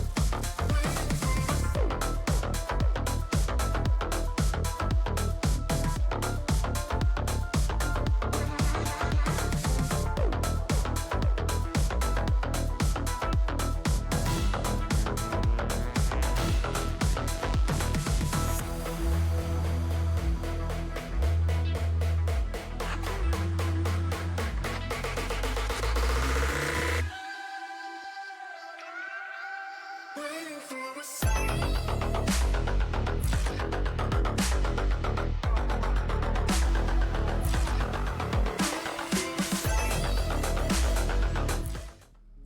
welcome back everybody to the Throwdown. We're kicking off the Warzone portion here today with the Frag Team Championship. We are through the first 6 games of the day. We're playing 8 total, so only 2 left. Only 2 more games for our competitors to lock into their spot to potentially win their portion of the $10,000 prize pool. And if you missed us earlier, guess what? We're not going to be done then yet. We're going to be playing one more lobby, a 9th map. It's going to be solos, winner take all, $15,000, something extra spicy just for this event. My name is Dandro, one half of the action, bringing you all of the words here today, and I couldn't do it without my girl Spider Tiff. Tiff, I think we got some leaderboards to cover, so let's go ahead and let's take a look at our overall kill leaderboard and help me break down what we are seeing so far. What we are seeing is a quite utter breakdown. No, I'm just kidding. Dongy slips by only getting 1 elimination after going out too early in the prior match. Now, a new leader on this board has emerged in the form of Aydan. Z-Smith, however, over there, that duo in 10th place. Now, this is the team that was in 3rd place coming into the prior match, and they had the entire lobby ahead of them. 2nd and 1st place team had fell early. They had to lay it down, get those eliminations, and it's good to see that Aydan did do so. Soka kind of rounding out the top 3, and then it's a lot of the same people that we've been witnessing within the top 10. And now, my question is, did they do enough to move from 3rd place to 1st? I feel like maybe they did. I'm also looking at Biffle and Shifty, both with 34 and 33, sitting there in 6 and 7. They've been kind of climbing their way on up here as well. So maybe a potential kind of upset about to happen. Let's go ahead. Let's take a look at our leaderboards, though. From a team standpoint, you see where we're at. And, well, okay, still at the top, surprisingly, somehow. Team Unrational with 113.2. Team Soka with 109. Team Biffle with 97.4. They have leapfrog Team Aydan to make their way here, but only just by a little bit. This is still very close at the top, though, Tiff. Reminder, folks, top 3 get paid out. $7,000 for 1st, $2,000 for 2nd, $1,000 for 3rd. But look just at the point differential, basically between, I don't know, 1st and 8th, like still really solid for any of these teams to potentially just kind of squeak out on top of each other. Yeah, okay, look, I was asking, I was like, did they do enough? And now the entire leaderboard is just completely different than what I was thinking it was. Unfortunately, though, for Team Aydan, their squad, you know, they did enough, but they've got more work to do. Now, we kind of look towards the back half where we saw really strong moments from Team 4 and Jace. However, they're still in 31st place. Couple of teams that we really haven't seen too much of still kind of skirting around here, but a lot of these teams do have the potential to put down a banger game on the board. It's just a matter of time. Just a matter of time. I mean, look at like Team Panda, our winners of game number 6 as just an example, right? Like they were sitting down there in the 20s before that game, and well, they're able to win, come back on up, and now they're in 13th. Hey, have another back-to-back game, have an absolute monster amount of kills, get to that 1.8. You can kind of make your way after game number 7 to feeling pretty good going into game number 8. So I don't know, Tiff, I think it's going to come down to the wire, man. When I look at those top 8 teams, it has just been a bloodbath. I feel like every game we've seen any one of those squads really kind of come out on top, really kind of show that they have what it takes to get those large number of kills. Finally, we're starting to see consistently some people hit double digits, and that's really what we want to have. Yeah, exactly. Especially when we only pay out the top 3 in this. We got $10,000 on the line for the Frag Team Championship and $7,000 to 1st place, $2K for 2nd, $1K for 3rd. So if you're not there, you've only just got minimal opportunities to go ahead and thrust yourself into the top 3. So let's jump into our next match and see who is going to get themselves into the top 3 moving into the final 2. All right. Get it off with Team Panda. Where are they landing? Well, it looks like it's Bazaar. A normal spot that they like to land. No, I'm not saying that is odd that they're landing here. It's just they are landing at the POI called Bazaar. No, I mean, we haven't really seen this much at all, right? And we usually have multiple squads that like to kind of contest this area. So to get back on board, see what they're finding. But every time we come over here, they're laughing, they're chuckling, they're having a good time. And I'm like, maybe I want to play with these guys, man. Oh, listen, I've met Panda, and he is just an absolute blast to be around. I love him, and I think he brings that same sort of energy into game as well. He's always like wanting to have a good time. He's always trying to keep, you know, his spirits high, not let anything get them down. So being able to make that type of jump, I know they're feeling it, and they're definitely a momentum-based team. So normally at Bazaar, they're in a trio sense. They're usually getting contested by Aydan, DJ Moss, and Z-Smith. Looks like here today in the duos, it's pretty uncontested. So that's a lot of cash and a lot of loot that you just have at your disposal. Well, popping over here, Shifty, Biffle, finding themselves inside the top 3, just ahead of Aydan and Z-Smith. They've been really under the radar. One of the slowest starts for them in a tournament that we've possibly seen over the past few weeks. But to no surprise to anyone, they have been really turning it around throughout the midsection of our series today. And now that we found ourselves in the final 2, knowing that they've been continuing on a lot of the same pathing that we've witnessed and is typical of them through other competitive Warzone formats, you own power, you look for bunkers, you grab specialists, you get that loadout, and then you just play the game you know. Yeah, I mean, I'm not surprised to see them. Yeah, get that loadout. You can even see Biffle has bird's eye right there, so they don't actually have to kind of invest all of this cash to try and get an advanced UAV. All they have to do is just, you know, grab one, grab a normal UAV, and you basically get the advanced. And they know that there's this bunker nearby as well, so that'll give them foresight, anything else they need. And this kind of what you're seeing right here is exactly why them basically being uncontested at Popov is insane. Right? You get all of this cash, you get all of this money, and then there's still a bunker that you can go ahead and hit as well. That gives them foresight, gives them everything they need. And so while Shifty goes down low, you're going to have Biffle kind of come over here and maybe, you know, look up over the top, make sure nobody is around here and wait for that redeploy. Pretty smooth sailing. Getting towards that, just kind of looking around, making sure no one's around here. Because the last time we were kind of in this area, it was Soka and Almond that they were able to end pretty early, but still continuing on that loot, making sure that we've got plenty of resources for the beginning to mid game here. No specialist. Come down here for a durable if you want. Yeah. All right, good comms there. No specialist, but we'll see what else they can find. Yeah, I gotta wonder if you're Soka and Almond, right? You get taken out very early in that last game. I mean, they're still feeling pretty solid where they are on the map, but you have to imagine that probably, you know, they definitely would love to get a little bit deeper. One thing I was curious though, right, is that obviously we had those two teams, because I was thinking in my head when we looked at the leaderboard, I'm like, how are Unrational and Soka still at the top? Like, they died so early.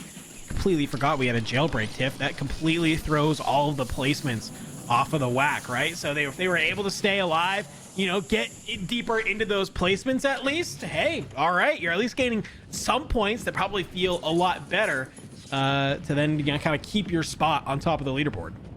Yeah, speaking of leaderboard, guys, if you're in chat right now and you're curious about what's going on throughout our final 2 matches, because we only flash the leaderboard mostly after the games, there's an entire Twitch channel over at WZ Total Frenzy dedicated to a live leaderboard stream, so you can keep up to date with all things moving throughout our final 2 matches as we look to give away $10,000 to our top 3 teams as part of the Frag Team Championship.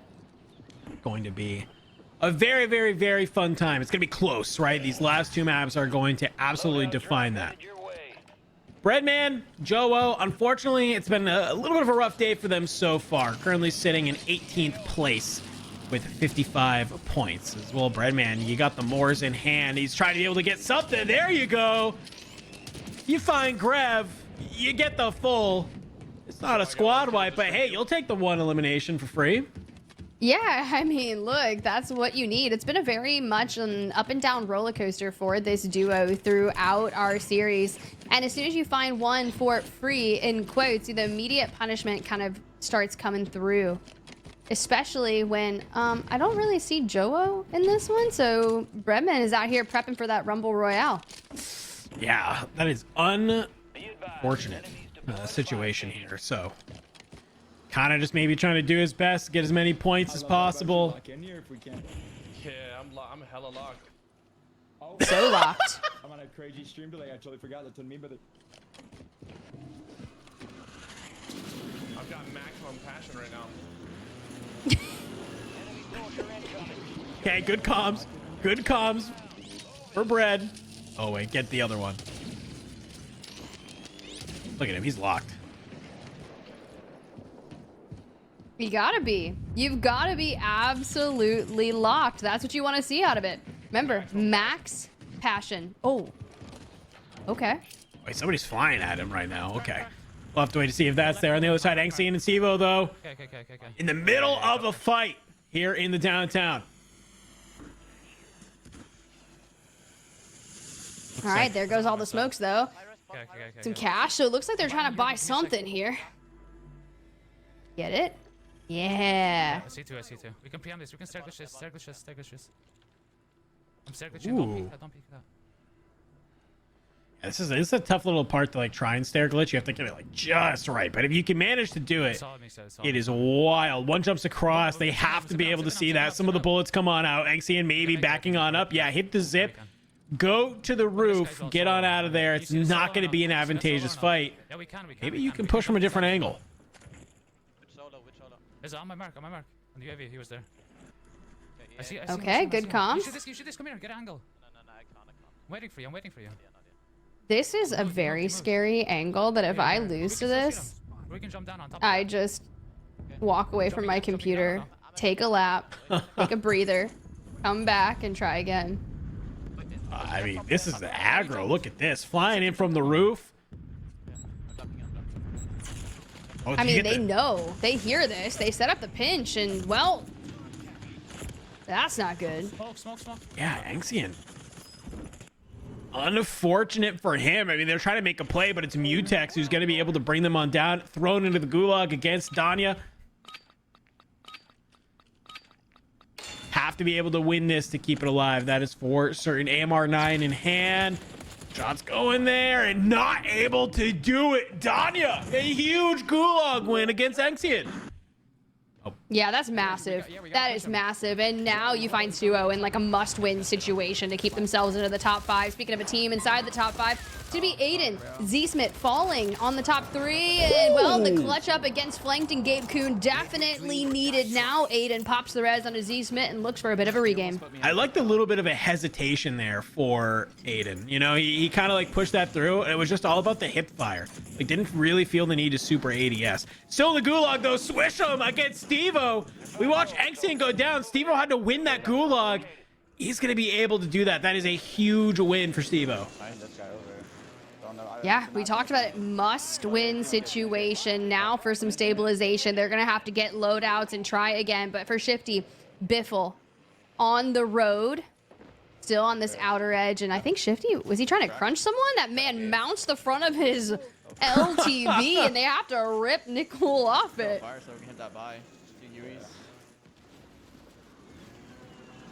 Unfortunately, though, the PA will go up over the top.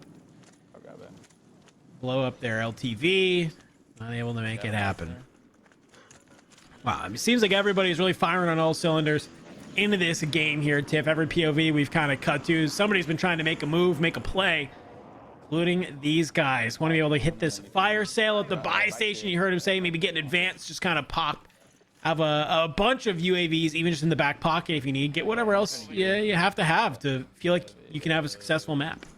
Yeah, anytime you talk to Shifty or Biffle and they talk kind of about their structure for what they look for and to accomplish during any given game of a competitive Warzone is they like to get their cash up, and having $1,300 isn't going to be enough for them, right? Especially whatever it takes, contracts, looting. Then you can make sure that you can get multiple UAVs, specifically in these fire sale situations that, you know, they're used to occurring when you think of the World Series of Warzone Trios playlist at the kind of middle of the map in Circle 3. For now, you get it at pubs, or not these pubs, but these custom lobbies, right? In that more style. And now you can't really get that advanced UAV, but the normal UAV with bird's eye helps to do things like this.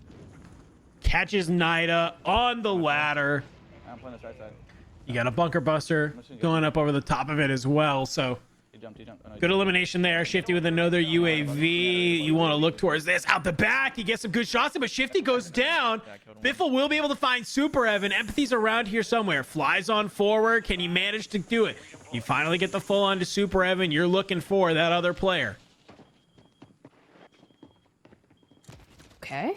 Hear him. Lower a fire. You already did the majority of the damage here. We're just out here looking for empathy. He was trying, though. That's a squad wipe straight on a Superevan and team. But however, does empathy have a Gulag re-entry token? Will they be able to keep it alive? We'll have to wait and see. They start off the day hot, winning map number 1 with 22 eliminations, 44 points to kickstart the day. And just since then, have not really been able to keep that same momentum or find the same success. So this would be a great opportunity for them to get back on into it. But Soka and Almond currently sitting in second place with 109 points. Not too far behind first, though. Already 2 eliminations for Soka by himself. Oh my god! Okay. Poor Smixy. Yeah, right. Ooh. Ping in a sec. On 3, though. I can see. You smoke me out? Okay. No, I have it right there. Sure. Weak. He said he could see. Okay. Oh okay, fine. gosh. There's a knock on Amir, eh? I got naded from my left. Toward blue. Toward the New safe zone Unless located. this kid's nade, but I don't think so. The comms between these two is really, really solid. I really like that. We should go left right now. That balloon. Yo, I never killed Swixy's teammate. Careful. I'm gonna loot these bodies real quick, bro. Oh, so Zakar is somewhere around here still. I'm still trying to get over that she's just standing there, and then Soka just like hits like a little strafe, and it's just all headshots. 42, don't tweet. Okay. We're gonna have to just beg the bridge, bro. I don't mind it too. I don't mind begging the bridge. Yeah, I'm pretty sure they pushed following you up. I'm just following you up. I'm pretty sure they went all the way to the buy. Yeah, right here. Fighting. I'm shooting that. 20. No, on top. Dead. It's a different person. Ooh, okay. Looks like a little bit of a third party for Omen and Soka as they start moving across. They find the Z colors. That's a squad wipe. I'm still looting. Make sure you loot on the way, bro. The balloon here too. Even here, Soka making some of these call outs, just saying, hey, we need to keep looting on the way, right? Because we can find anything that we need to stay on top. On board with Almond currently sitting on 3. Over here right now. Just floating. Feeling pretty solid. Yeah, I mean, these comms, they're great. They're really locked in to be expected from these two, but I'm actually really enjoying the duo of Soka and Almond here. Yeah, no, they were over there. I said that earlier, yeah. Okay. I said that earlier. Yeah, lock it in. Okay, so I don't think crossing over to evict that person is the way, and I love that we're just kind of hanging out on the roof looking for angles. We don't have any smokes though, so that could also. Peek that door, I think. I could bait him. when shooting at the top building. You know? Yeah, I might creep closer. Hold up, let me get closer. Yeah, he's there, peeking. Oh no, that timing. I like this. Okay. Take the opportunity. I'm gonna need that door. They put a guardian down. They tweaked. We don't have to chalice. I'm back up, so watch my. I like how that's the qualification for they tweaked. They put a guardian down. Oh man. Oh wait. Somebody has the angle though. Who's it gonna be? Well, it's gonna be Nick Cool getting a little bit of a aggressive angle there, sending Almond to the gulag. Doggy in the gulag still right now as well. Wow.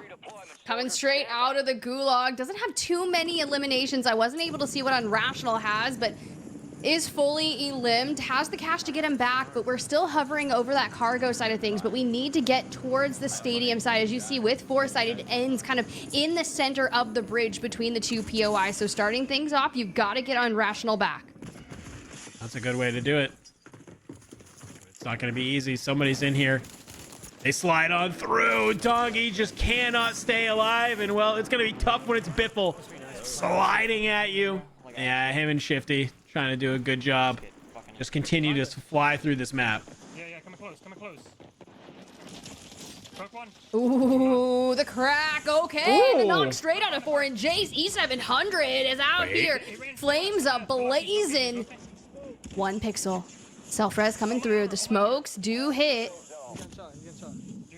How we stabilize after that, Dandra? I don't know.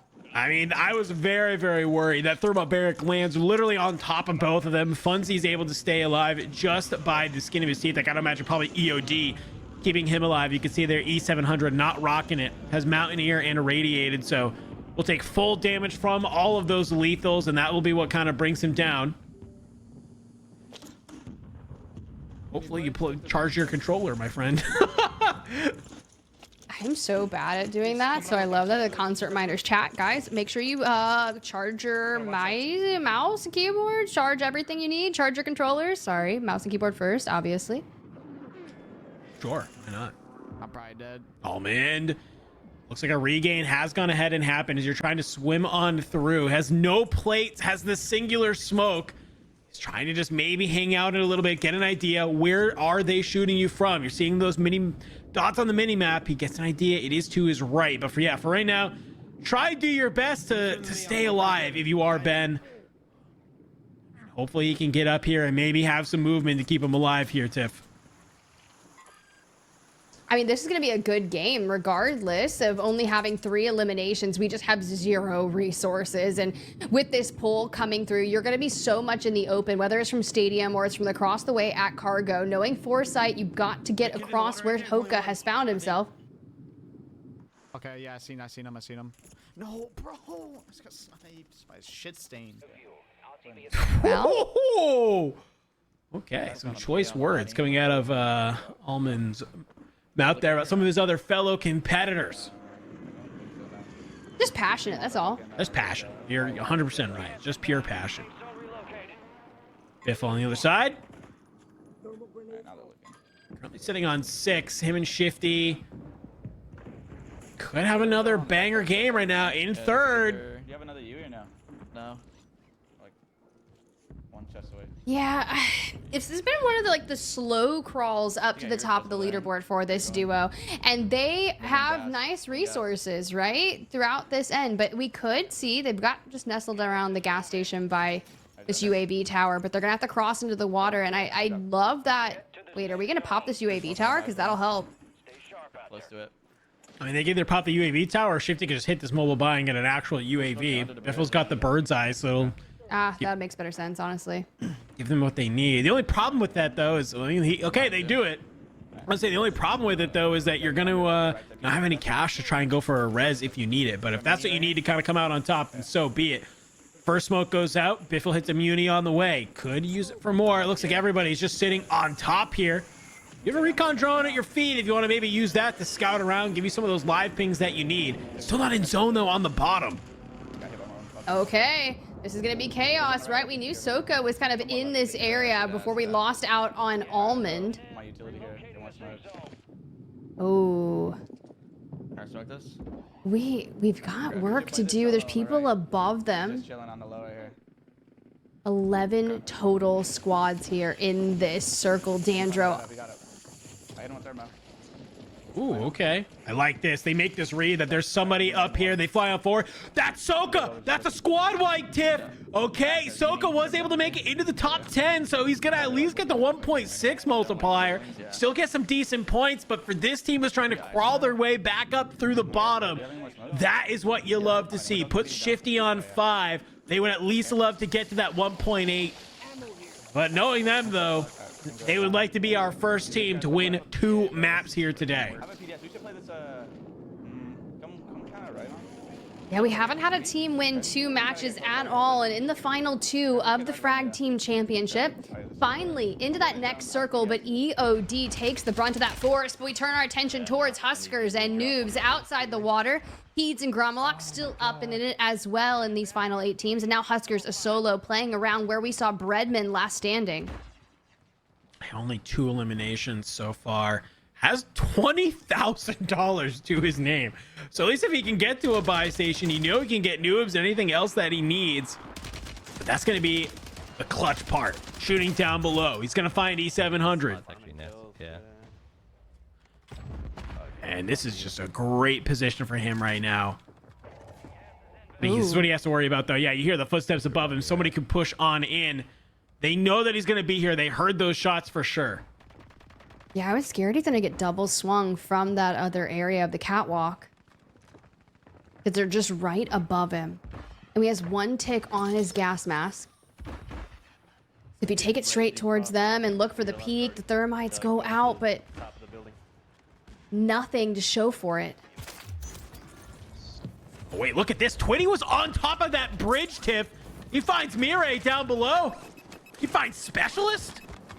Okay. You have the cash? I mean, if he can maybe find a buy or even just a flare, that would be huge. But he has the sniper in hand. He's going to be able to find one. Cracks, that's Huskers. He brings them on down. That's the squad wipe. Okay.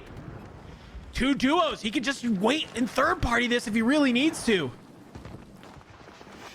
Yeah, he's one of our MNK players as well, and you know he's going to get nasty with the movement, but one of the duos that's up and still in the top 3 is going to be Youngsters and Braxton. That late push still trying to claw back at the points disparity and break into the top 3 on 6. He's up top. Oh, but that was Twitty, right? Got Resolute as well because he found Specialist, and the zip comes through. Chow straight to him, but Twitty just outbests Braxton in that moment. Youngsters has to clean it up. Well, they're able to find Twitty, and yeah, the last final player is a solo. The res will come on in on top of Brax, so that's totally fine. He's going to be able to get back on up. Tempered lets him get a little bit reset very quickly as they are looking for the final player. And well, look who it is, Tiff. 41 spectators and a dream. No plates here. Wait, they fly on through. Wait, is this a breakdown? One flies on through. He's able to get the armor crack. Okay. Oh, I like PDS. this. Let him die. He's got a PDS. What do y'all have? You have a PDS in pocket? Yeah, he's right here. Brax has the angle. I'm just playing down below here. Now, do they have a PDS? That's my question, because if he has a PDS and they don't, and they can't manage to get on over to him, he might be able to out-heal them. Not going to be able to. Brax gonna finally get him. But hey, either way, Shifty getting to second, that is still a huge accomplishment. Especially when you're getting that 1.8x multiplier. You've slowly moved from 10th to 5th, now into that. But this way to clean it up for Braxton there, I like that. It was clean. No, yeah, really good kind of positioning from them and understanding of what they needed to do just to kind of close that one on out. Brax and Youngsters, yet again, another one of these teams that's slowly making their way up the leaderboard, right? They were in 10th, now they're in 8th. That's going to be a huge game for them. Be curious, how many eliminations did they have? That's always our question, though, Tiff, right? How many eliminations did the team that win have, and where will that put them on the leaderboard? But a huge shakeup there for kind of our leaderboard, I think, because some of our heavy hitters went down pretty early. They really did, and that's just kind of been the story of our teams that have found themselves inside the top 2. It's almost a curse, right? It seems like just a few maps ago, they both were around 99, 98 points and haven't been able to really kind of get too far from it, because we've seen north of 40-point games out of both Unrational and Dongi and Soka and Almond. So to sit within the same 30 points over the course of 3 matches is just not really what was to be expected of them. And that opens up the door for like Schiffle and Biffy. There it is again. Schiffle and Biffy. I can't do it. You know what? I told you. I've said their names so many times that I physically cannot do it anymore. It is a curse. I'm done. I'm not mentioning them anymore. It's all you, Dandro. I'm going to cross my arms. You talk about them. Well, for Shifty and Biffle, they've been doing good. But hey, okay, 16 kills. That is not bad. 32 points. That puts them at 123 overall, Tiff. That's feeling pretty solid. I'll be curious to see where did the other people land, but that could just be teeing them up for if they have a really good game number 8. Braxton and Youngsters might be putting themselves in the money here over just some back-to-back consistent games that they've been able to have. I mean, it feels like basically since we've come into this back half, every game we've seen them making plays and be in those end game scenarios, just trying to play for power positions and really come out on top. Yeah, exactly. And a 32-point game is fantastic for them to claw it up even further. 123.8 points. Kind of similar to what I was saying is we've seen the top two teams kind of circumventing around these same points lines, that this will probably not be enough for them to get to the top, but we're that much closer going into the final match. Now, Youngsters and Braxton, they did work on that prior map where we had that jailbreak, and that did the most to allow them to kind of cut that points differential in half, and then to get a 2x multiplier is the next best thing that you can do.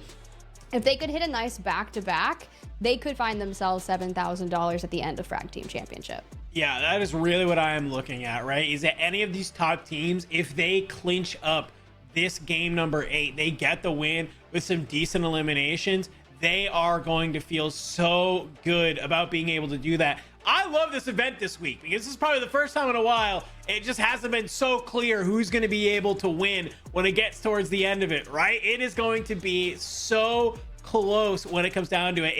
This 8th game is going to super matter. Now, here's the thing, Tiff. You and I, we've been casting Warzone for a long time. You and I know exactly when we have these games and when we have these tournaments that are a set amount of games, what always happens in that last and final game. This lobby dies fast.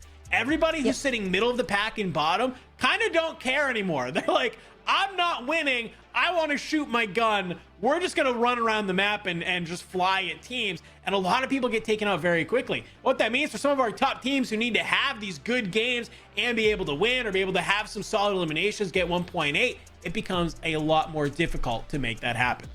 Yeah, it really puts the frenzy in Warzone Total Frenzy when it comes to the last maps. It does. It gets super wild, but then it makes the pacing a little more difficult for some of our teams that are actually fighting to get inside that $10,000, because it's not going to be similar to what you witnessed in games 1 through 7 by any means. Because like you said, if you don't have anything to lose, you just full send everything. Yeah, I mean, why not, right? I mean, at that point, you just kind of maybe go try and hit your own Twitter clip that you're saying, oh, I was able to 1v2 Shifty and Biffle, you know? It's like, okay, cool. You ended the tournament in 39th. That's dope. Good job. You know, it's like, no shade to anyone who's currently in 39th. I didn't actually check who was there before I said that, but you get my point. Now I'm looking. I'm waiting. Oh God. I'm gonna at them and be like, Dandrocast called you out, and it was Team FIFA. I just want you to know. Wait, was it actually? It really was. Oh, well, okay. Now we're just helping. We're helping with the curse, right? I was trying to gas them up at the start of the broadcast. They weren't doing great. Every time we cut to somebody new, they were killing FIFA kill. Yeah, get him once on screen. I say that he sucks, and next thing you know, he's absolutely beam-lording people. So, you know, I feel like we're going. Oh wait, no, Apathy is saying he's in 39th. So. Oh, so did it just change? I was watching the leaderboard stream. Maybe. Ooh. Listen, App. Listen, my guy. If there's anybody in this tournament that could say they 1v2'd and still be really dope about it, you're probably the one guy. Nobody can talk anything about you, world champion. Let's just remind everybody. Look at him walk that back. Look at Dandro walk that back so quickly, bro. He's like, wait a second. I'm so sorry, Apathy, my man. Like, am I bad? Oh, it's fine. It's totally fine. But you get my point. I think some people are gonna go for some clips, do what they want to do. I feel like, yeah, like some of these people, if you've been sweat lording for like 7 maps in a row, and like, you know, you're not doing great, you're coming to map number 8, and you're like, hey, let's just start absolutely pushing people and just seeing what we can do on the map. Maybe just feel good about yourself, right? You're just like, yo, okay, cool. We hit double-digit kills for the first time all day. Great, I can feel solid about that. I would feel solid about that too, honestly. Let's be real. Like, I'm looking at the leaderboard, and I still am shocked at some of the names that are outside the top 20, right? Twitty, who went big in our last game. Foreign Jace, Stabby Ultras, Pentagon, even Z Colors. I'm like, what is going on? This has actually been one of the craziest tournaments, but I think a lot of it alludes to the simple fact that it's duos. And we have 55 duos in the lobby. And if you've got that many people, we've had so many crazy things occur because we're outside the World Series of Warzone Trios playlist. So you're seeing things like Runaway Train, which we got multiple times. We've had jailbreaks. We've gotten a lot of these public style events that have changed the nature of our series for sure. Well, Tiff, I'm being told that our leaderboards are ready. So I see that somebody in chat is really against us going ahead and yapping. So we're going to yap a little bit more just about the scores. Let's take a look at the overall kill leaderboard here to see where we're sitting. And well, at the top It's Aydan. He's been able to claw his way up here, and he is tied with Doggy, both sitting at 43. Now, Tiff, during our last break, I was scrolling the timeline, and Donkey's currently playing on satellite internet, and he is tied for top frag of this tournament. I don't know if he understands what satellite internet means or if he's on some fancy new thing, but like, what?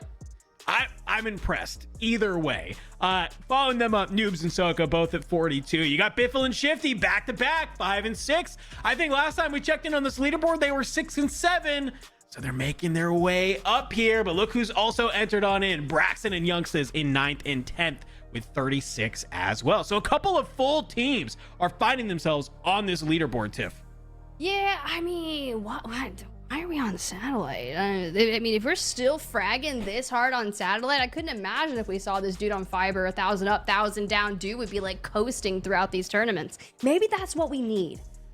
I think he's literally in the process of doing that. But either way, let's go take on our team leaderboard to see where are we sitting, Tiff, before we head in to game number 8. Look who's at the top. Team Braxton with that win have found themselves here in first place, but it is by 2 singular points. And well, guess what? They're only 3 points ahead of Team Biffle, only 3.4 points ahead of Team Unrational. Oh my gosh, this is so close.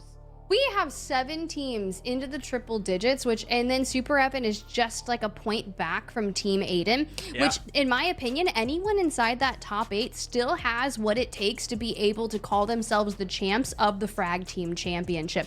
And I have to go ahead and say, I'm sorry, Brax. I'm sorry, Youngsters. After your win, I said, I don't think this is enough for them to get to first place. And then we see the leaderboard, and well, it was. So congratulations to that, because Soka and Rational have been within the same 28 points for the past 4 matches. Yeah, I mean, they've been really just kind of holding on by a thread. But to me, this is just really teeing us up great. Also, we got to give a huge shout out to Team Stevo in 6th right now. Has been nowhere near this top of the leaderboard all day long. Over the last couple matches, though, their performance has got them here. We saw that at the beginning of that last game in game number 7. A pretty terrible play at the beginning. I'll just call it what it is. But it's off a huge gulag from Stevo to keep them back on in that I think got them a solid game to put them here. We cannot overlook them compared to, the rest of some of these teams. This is wild. I love what we are seeing here. Has me locked in, Tiff, for game number 8. That's for sure. Because we have so many teams that if they just have a very good game, they are going to be nudging out a lot of our other teams for that money. Yeah, anything can happen. You cannot afford to go out early in this final match at all, especially if you were inside that top 8. More importantly, the top 3. But let's go ahead. Let's get into the final match here of the Frag Team Championship. Woo, baby. Game number 8. Let's get on into it. Friends, as a reminder, first place taking home $7,000. Second, you're getting $2,000. And third, you're getting $1,000. But don't worry, it won't be your only opportunity to earn here today. If you missed us talking about it earlier, guess what? We have a 9th map that we are playing here today. It's the Rumble Royale. They've been playing duos all day, but they're going to be dropping in solo, and it is $15,000 to the last player standing. So even after this game, don't worry, we still have some electric gameplay coming your way. But we got to get through game number 8 first, Tiff. I think I'm getting a little bit ahead of myself. Let's lock it on in.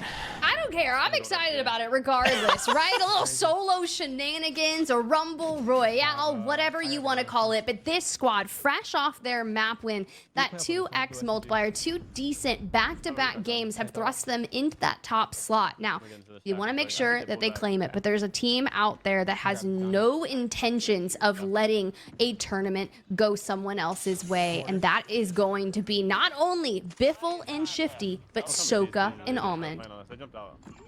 A lot of people here trying. We're going to make it happen. We're going to be trying to keep on board with, I think, a lot of our top teams this game to really see how are they doing. If anybody goes down early, if anybody is absolutely cooking, we'll have to wait and see. Now, we kind of mentioned it, in the break there, Tiff, where in this, lobby, this last game, we can find some of these teams that are in, sort of the middle of the pack and bottom of the leaderboard, just start pushing teams, and the lobby can die out pretty quickly. And when you are some of these squads here who's at the top, they're maybe playing a little bit passive, not trying to take fights that they don't need to. And it could result in potentially just somebody else finding more of the kills than anyone else in the lobby. So we'll have to wait and see if that's the case. But Braxton and Youngsters, they're getting aggressive. You like to see. Gotta go down swinging. Someone wants to lay siege to this building, but plays a little more cautious. Just like that, gets ripped. Youngsters very low on HP, able to get those armor plates back on that bounty just across the street. It's likely who they're contesting here alongside. I think it was a little bit unfortunate there. They got those shots in on that player, but I think somebody else actually got the down and full. So I think Brax basically just is helping out, soften up that player, but not actually even able to get the elimination. A little bit of a tough spot there. Brax on the roof though, tries to jump up, get an idea of maybe where people are. You got that bounty on the mini map. Love to be able to do that, get some early quick cash. Let's play black site. There's 2 kids over here. Yeah, we have to play something, huh? Let's play black site. We're just gonna get shot from that guy over there. Ooh. Okay, good comms there. I like what they're trying to do, but they do have to take care of this bounty first. Until then, we'll check in with Unrational and Dongy. This is a squad that is still trying to get back to the top of the leaderboard where they were after a couple lackluster games. Finishing up that most wanted, getting the cash, and a rogue bouncing Betty is just salt to the wound. Well, back on over though. Wait, Prospect battling out against Braxton Youngsters. Youngsters has been taken down. Brax, can you get on out of here? Vonbot's going to be hot on the trail, and that is exactly what happens. Team Vonbot, they're currently sitting in 10th TIFF with 85.8 points. It's going to have to be an absolute nuke of a game if they want to put themselves into the money, but I think we know it's possible with them. Really is. A little bit of a... Are you buying lighting? Oh, do it. Ground loot, car 98 in the hands of Unrational. Got to the buy station. Let's get our weapons. You got a loadout drop inbound. It sounds like they're right on top of him. Oh, a duo, okay? Oh my god. I mean, come on. We pushed this duo. We can't deny that Engstein's gonna be right next to him. Yeah, that is what I mean. This is kind of what we're seeing, right? A couple of our top teams are fighting each other here, Tiff, and that's what's so crazy. I mean, right there, we see Vonbot and Prospect take a fight against Brax and Youngsters. There, we're seeing Unrational and Dongy fight Angsty and Estevo. Like, some insane, just like, I don't know what it is. It's like you have so many other teams in the lobby that you all could be farming right now, but somehow you are all ending up butting heads. That could be a little bit of a chalking of some of these top teams' games. Really, truly. Oh, Soka, Almond, blood in the water. They're already hunting it. Nah, he has cold-blooded. He might have some loadout perks because he has cold-blooded. I'm gonna crouching on the building. I mean, if he goes left, he's going deep. He's going deep left. He's going deep left. That kid's cheating. How the fuck did he know I was coming? Hey, Soka, Sure. we can't be saying that. We can't be saying that. Not on main like that, Soka. Yeah, we're on main. I got enough people in Twitch chat who are saying some wild things, so you don't need to feed into it anymore. What you can do, though, is catch somebody flying in on a loadout and just send some absolute beams their way. You got a striker in hand. You got a personal radar. This is the thing I love that Soka is not afraid to do. If he feels confident in his ground loot guns, he knows that he's a straight shooter. He's going to fly forward. He doesn't feel like he has to have his loadout to make it happen. Can him and Almond, though, start kind of working around this? Find somebody out here. Foul in hand. Oh, here we go. Good comms there. You gotta be able to realize when there's multiple squads, the cluster mine going out and down to protect him from this side. Gets on up to the second floor. Catwalk portion of this, and we are just investing all of our Semtex. It's a good thing we have restock. Dives on over, gets the loadout weapons, so you'll feel a lot more comfortable in that close range combat. Like this. Get what you need to make it happen. Live pings coming in from Almond. He does get taken out, though. He is down. Soka flies on through. He's able to find Becky Jew. A very solid elimination. Where's Revolt, though? That's what I'm kind of curious about. The teammate. Almond's on the roof. Good comms there on the deep left. I was scared he wasn't going to be able to see him as he popped on over that fence, but time is of the essence, and I don't know if we're going to be able to get to Almond. No, that's Jackal. So you know there's other players still. He called it multiple teams in this area, and the only person we found was Becky. Yeah, they've made their way on over here. They thought this was going to be a quick, easy fight, but just I think they didn't realize how many teams were lurking in this area. Throws out the throw bear, tries to catch somebody, but they just have an angle. He just throws a shoulder there, Tiff. And he gets 2 plates just burned off. I think, yeah, this is what you do. Don't really need to worry so much about, these teams. Get on out of here. Find a better reposition. Thankfully, Almond's able to win the gulag against Careless Kitty. He'll be able to fly back on in, hopefully give a little bit of oversight to Soka as he's trying to make his way into pop-off power. He's going to need more than oversight, honestly, especially when you're navigating a needle right here throughout power. Thought Almond was going to maybe try to make a play for that helicopter. But it seems like it's being watched over. Almond, unfortunately, not able to stay up. Jackal will get found by Soka. Brolick's got to be around here somewhere. Thermite comes on in. Almond fully eliminated, though. Soka, can you come on over? He has 2 smokes. You got to make this play fast, though. Break off the line of sight with these smokes. Hit that buy station. Get Almond back on in. Try and play your life. Thankfully, if you are his Soka, you don't have that far to get on into the zone. He's able to do it. The smokes come on out. He hits the buy station.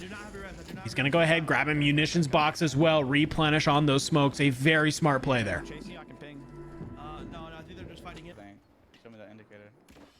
Ooh, but look who's on top. Shifty, Biffle. Still kind of reigning supreme, trying to gatekeep all of these teams that have been coming out of Industrial. There's Brolick. We saw Jackal fall earlier. Chances are they still have Gulag re-entry tokens because it's time. They've still got multiple circles, but hey, we know. Could be Revolt, maybe? It could be Soka as well. That would be insane if it's Shifty and Biffle that take out Soka and Almond. I hear him like below me. Well, Tiff, we haven't really been able to listen to this squad. Let's go ahead. Let's just do a quick little listening as they are here at Pop-Off Power on the edge of zone. It's below us. Why did you jump? Why did you jump down? He's coming right in front of me. 20. Yeah. The 2? Yeah, I think so. Keeper? I'm weak. Oh, yeah. Good one. Watch this. No, on me. Your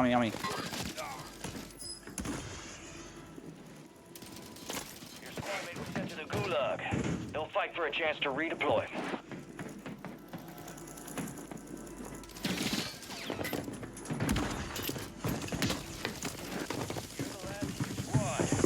Finish this. Your squad mate just got their ass beat. They are returning. Actually, fucking mind blown.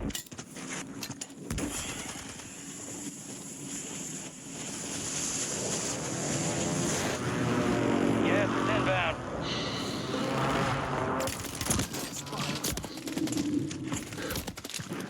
I had one knocked. Well, that was a and he got up string again. of unfortunate events right there. Gulag time. Must win. We saw Shifty lose his to Lennon. And now we've got Pentagon on the opposing side. Can you do it? Like you said, must win. Absolutely huge. You got the FJX in hand. Gonna drop a frag grenade right at the bottom. Goes through. Goes very, very low as he flies out. Biffle, a sliver of HP, proving why he's one of the best. And I think I just saw a flash of the scoreboard, Tiff. I think they're currently on 11 right now with 33 teams still up.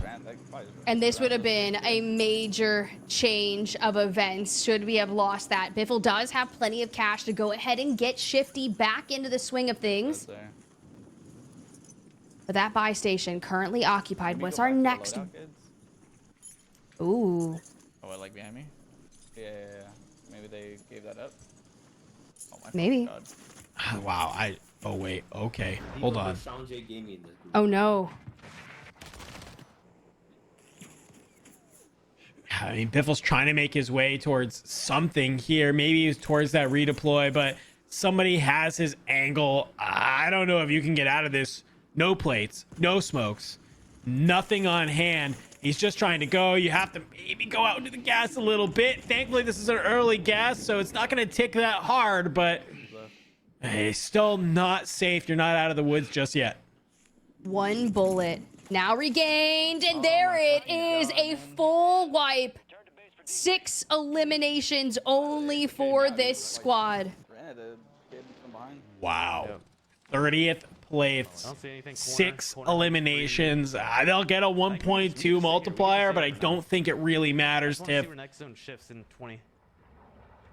Yeah, like, wait, floating? Yeah. We'll turn your attention to the 5th place squad that has the chance to jump up into the top 3 to unseat a team like Biffle and Shifty out of that money. This guy's gonna come up for water. Coming up.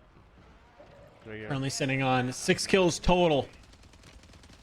3 for Noobs, 3 for Huskers. Not bad, given, you know, the zone, the amount of teams still up, things like that. I'm just trying to think of where the fucking where we row on this. Maybe we just take one of these buildings and just fucking pray it's that end zone. Ooh.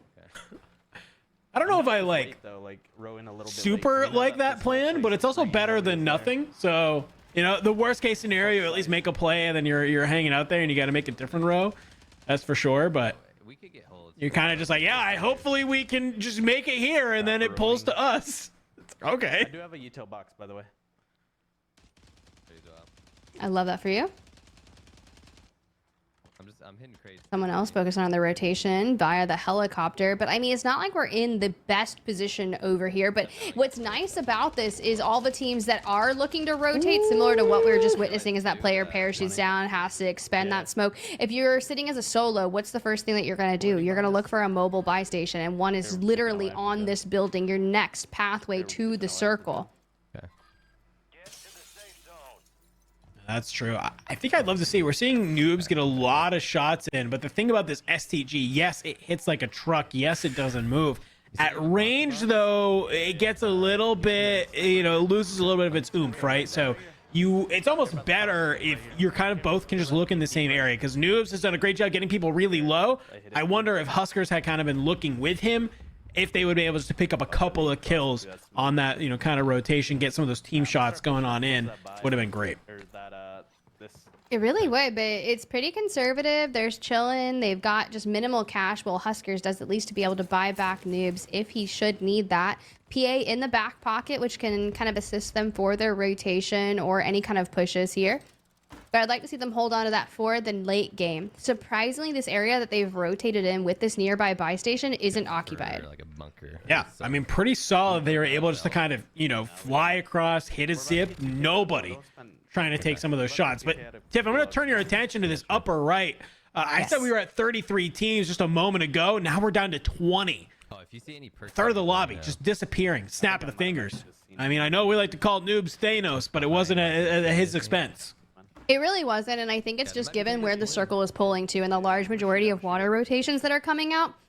For the teams that have already found themselves in a viable area, they're just kind of gatekeeping. And for Huskers right here, he's got the smokes. You see loadouts incoming. Teams are looking to make resets and even buybacks. But all that is doing is just putting these giant bullseyes in the air for them to look to rack up eliminations. People flying on in. Huskers, you're trying to be able to get some of those solid amounts of damage in on them. Get an armor crack. Get something that's going to cause them to get a little bit weird. The other side of the map, though, hey, look who's still alive, Tiff. A little bit of a regain. Soka and Almond. It was a tough situation coming out of Pop-Off Power, but they've been able to make it happen. Hey, they needed to, right? Especially where they found themselves on the leaderboard. They're in the money. You have to contend with the teams that are just ahead of you. Braxton, Youngstas, Unrational, Dongy. Are they having the best games of their life? Because they're going to have to if they want to find themselves $7,000 in the champs of the Frag Team Championship portion of the Warzone Total Frenzy Throwdown.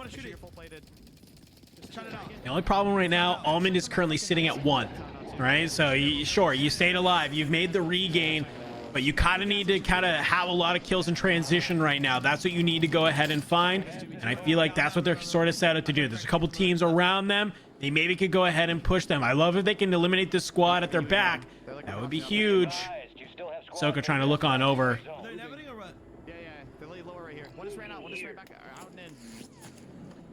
Getting word on the street that Braxton Youngsta is eliminated, out in second place. Ooh. I'm looking at the side as well. Yeah, I was just about to call this out. Unrational still alive with 6. Dongi has been fully eliminated. But Unrational potentially could bring them on in. So we kind of look at our Frag Team Championship leaderboard to the left there. It's tough though, because while he's not even at the amount of money that he needs to be able to buy back Dongi, what we saw from where Huskers and Noobs had rotated themselves in, they're going to have control of the available buy stations. And the only 2 mobiles are over by the UAV tower and the zip. And you know that means there's going to be multiple squads sitting in that vicinity. Good tag. It's the armor crack. Sure, it's not the down, but you know what it does? It creates pressure. The team definitely doesn't want to move over here now. I mean, there's somebody sitting here. Like you called that out, though. Even if Unrational does get that cash, you're going to have to go through the row of death just to try and get to one of those mobiles. Maybe if you somehow get lucky, you get your own deployable buy out of one of these, but... Even a flare, anything, like something. We're just going to be praying on like the COD gods to make that occur for us. And despite this, like, scenario that's not the best here in map number 8, you do have 6 eliminations. We don't know how many Dongi had before Fallen, but if you can at least get the max multiplier, at least a 1.8, it could be enough. Because remember, Soka and Almond were only 1 point, or even like 0.8 or something, very minute ahead of Unrational and Dongi. We know Biffle has already fallen, so it doesn't really have to move too far. Oh, look at us coming down to this final zone, though. Nick Cool, he's trying to stay alive. He gets taken out by Hisoka. And Huskers, as we come back on over, they were looking solid, but Noobs has been fully eliminated. Our top teams are hanging on by a thread. Tiff, I dare say it, every time we come on over to one of them, it seems like they're struggling. I think the only team that isn't right now is Soka and Almond. Look, it's not even just hanging on by a thread. You can say it, Dandro. They're in absolute shambles. Really, bro. And that proves it. Shambles. Okay, 12th place for Huskers and Noobs. They were in 5th. They're probably not making their way into the money. Get yourselves ready for the solos, boy, the Rumble Royale, because that's going to be your only shot to maybe get paid here today. Reminder, folks, $10,000 prize pool, $7K for first, $2,000 for second, $1,000 for third, and right now it is all up in the air. Unrational still staying alive. He's $40 off Tiff from maybe being able to get a buyback, and here you go. Okay, that's a way to do it. Wait, do we have a flare? We get a flare. He gets the flare. Do it. I need the Dolphin Dive Hail Mary 360 flare to bring back Dongi. This could save the tournament life here in the Frag Team Championship. It's going to be all about this regain, though, and this is what I was worried about. He lands. Somebody starts tagging him on up. He's going to fall on down. He's able to find somebody's loot. This is huge, Tiff. Immediately, Dongi finds loot to get back on into the fight, as they are now here reunited with Unrational. Dongi's currently sitting on 5 as well. Reminder, folks, they were on 4th place. A lot of the teams above them have already been eliminated. Team Biffle, gone. Team Braxton, gone. Dongi Unrational, if they have a better game than Team Soka, they could find themselves at the top of the leaderboard. They fly on through, Tiff. They're not able to find it. Wait, Dongi goes on down. Unrational, you got to stay alive. Sit rep, taken on out. Arrays finds Dongi. Unrational, can you find Arrays, though? That's the question. You need to do it. You need to keep the team alive. Well, Dongi did have an extra flare on his body. He would just need to make sure that he gets outside to hit it. Bring him back in. PDS down. Here goes the flare. Second time's the charm, right? Definitely could be yet again. Let's see, what can Dongi do? Flying back on in. He's seeing some people fly out of the air. He lands on in. That's a lot of loot that's just on the ground for you, my boy. I don't know what the con gods have given you, but you have it. Donkey, you got to stay alive now. Someone lands on top of the roof behind him, and it doesn't look like he's able to see them. He sees them hop across. Did they spot Donkey down below, though? I don't know if he did. He flies on forward. He finds a Lennon. Absolutely slammed. Staying alive. Donkey might have just clutched up so many points for them. Nick Cool alive now. He's gonna find Breadman. He's gonna find Joe, and it's gonna be Nick Cool. Watch Waldo at the end of the day. 18 kills. They were in 25th place though. 36 points. It's gonna do nothing for you. The rest of this lobby though, Tiff, I'm so confused what just happened.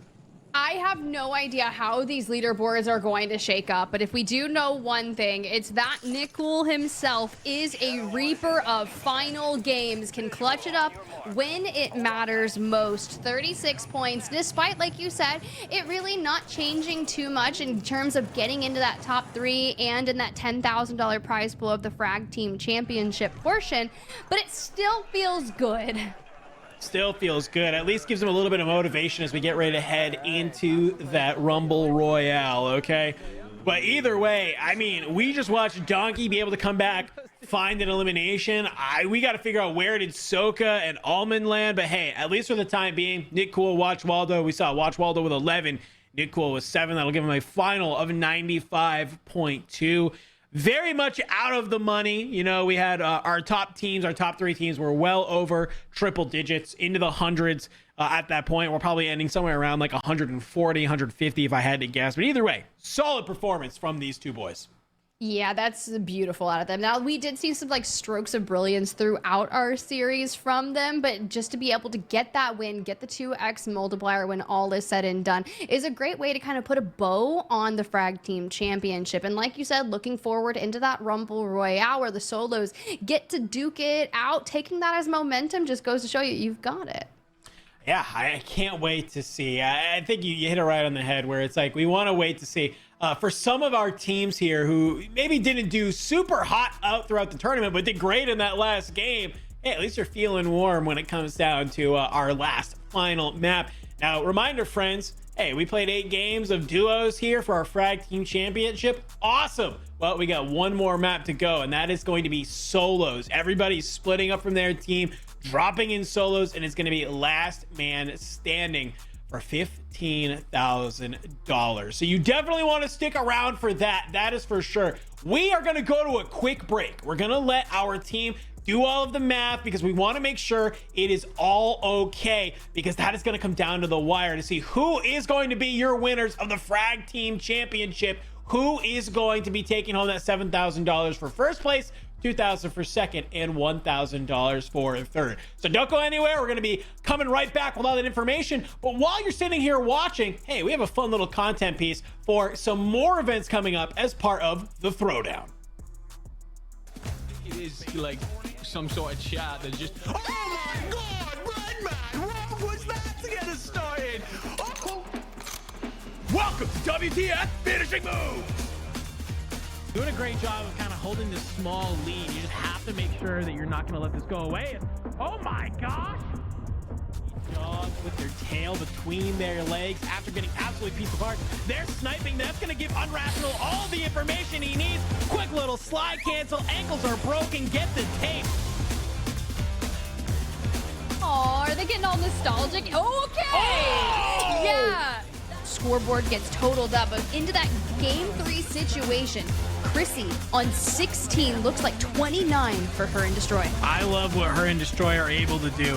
The comms are perfect together. They're working as a team over here at Mall, and Chrissy's just doing a great job of just finding kill after kill after kill. Love it. Great little fight there. Well, that might be one of the worst mistakes you made. You get taken on out, but Amir has landed up on top here and is trying to steal out some of these. But Aiden with the 180 drop shot, and Amir executes to send it on. 10 kills.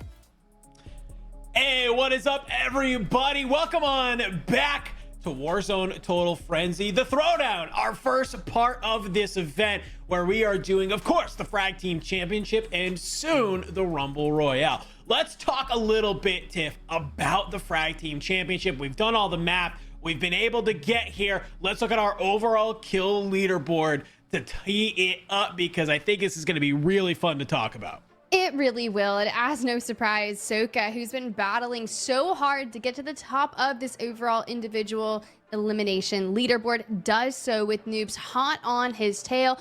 Biffle finally breaks out of that bottom half of the top 10 to get into the top 3, tied alongside Aydan. But Suo, who's we've seen kind of do some crazy things over there in Urzikstan, makes a name for themselves here, as well as Shifty, vonbot, Braxton, zsmit, and Youngsters kind of rounding out that top 10. I wanted to see someone eventually break triple digits, but I think I was asking for too much because we didn't even break 50. I was like, what? Maybe as a team breaking double digits? You never know. I just want something crazy, all right? That's all I want. Well, let's talk about crazy. Let's go ahead. Let's look at the team leaderboard to see who our top 3 teams are going to be. And whoo! Let's go. All right. Team Braxton at the top, 133.6 points. They will be taking home $7,000. In a second is going to be Team Soka with 131.6, just 2 points behind them, taking home $2,000. And maybe for the first time in Warzone Total Frenzy history, we got Team Biffle in third with 128, taking home $1,000. Team Braxton, Tip, we got to give them a huge shout out because they clawed their way up this leaderboard all day long. Yeah, it was pretty close at the top to be able to do so. So it's not like they started inside the top 5. They had their work cut out for them. And a lot of that thinks back towards that 6th match of the day of our Frag Team Championship, which resulted in a jailbreak towards the very end. And they kind of benefited from grabbing a ton of eliminations, only to jump into match number 7, where they got a decent sized win with that 2x multiplier that put them within striking distance of the top of the leaderboard. Soka and Almond, in that prior match, when you're thinking about, you just have to clutch it up, right? They had a lot of issues because they ran into Biffle and Shifty over there just on the inside of pop-off power, which delayed their rotations. And then Biffle and Shifty fell kind of soon after that, right? Yep. So all Braxton and Youngsters had to do was hold on and outscore Soka and Almond post their regain, and to just do it by 2 points is absolutely wild. Yeah, I mean, and we even saw Soka and Almond like had that terrible early game. Had they just maybe had a little bit of a better early game, it could have been flipped. Always shows, you know, that it comes down to the final moments. So yet again, congrats to those 3 teams for taking home that $10,000 prize pool for playing through these 8 games today. It was awesome to watch all day long. So yet again, congratulations. But Tiff, let's take a little bit of a breather, okay? We have crowned our winning teams for the Frag Team Championship. And now here is the thing that you and I have been waiting for all day long. It is, of course, the Rumble Royale. Let's take a look at the format. Let's talk about what this is. If you're just tuning in and you're like, what is the Rumble Royale?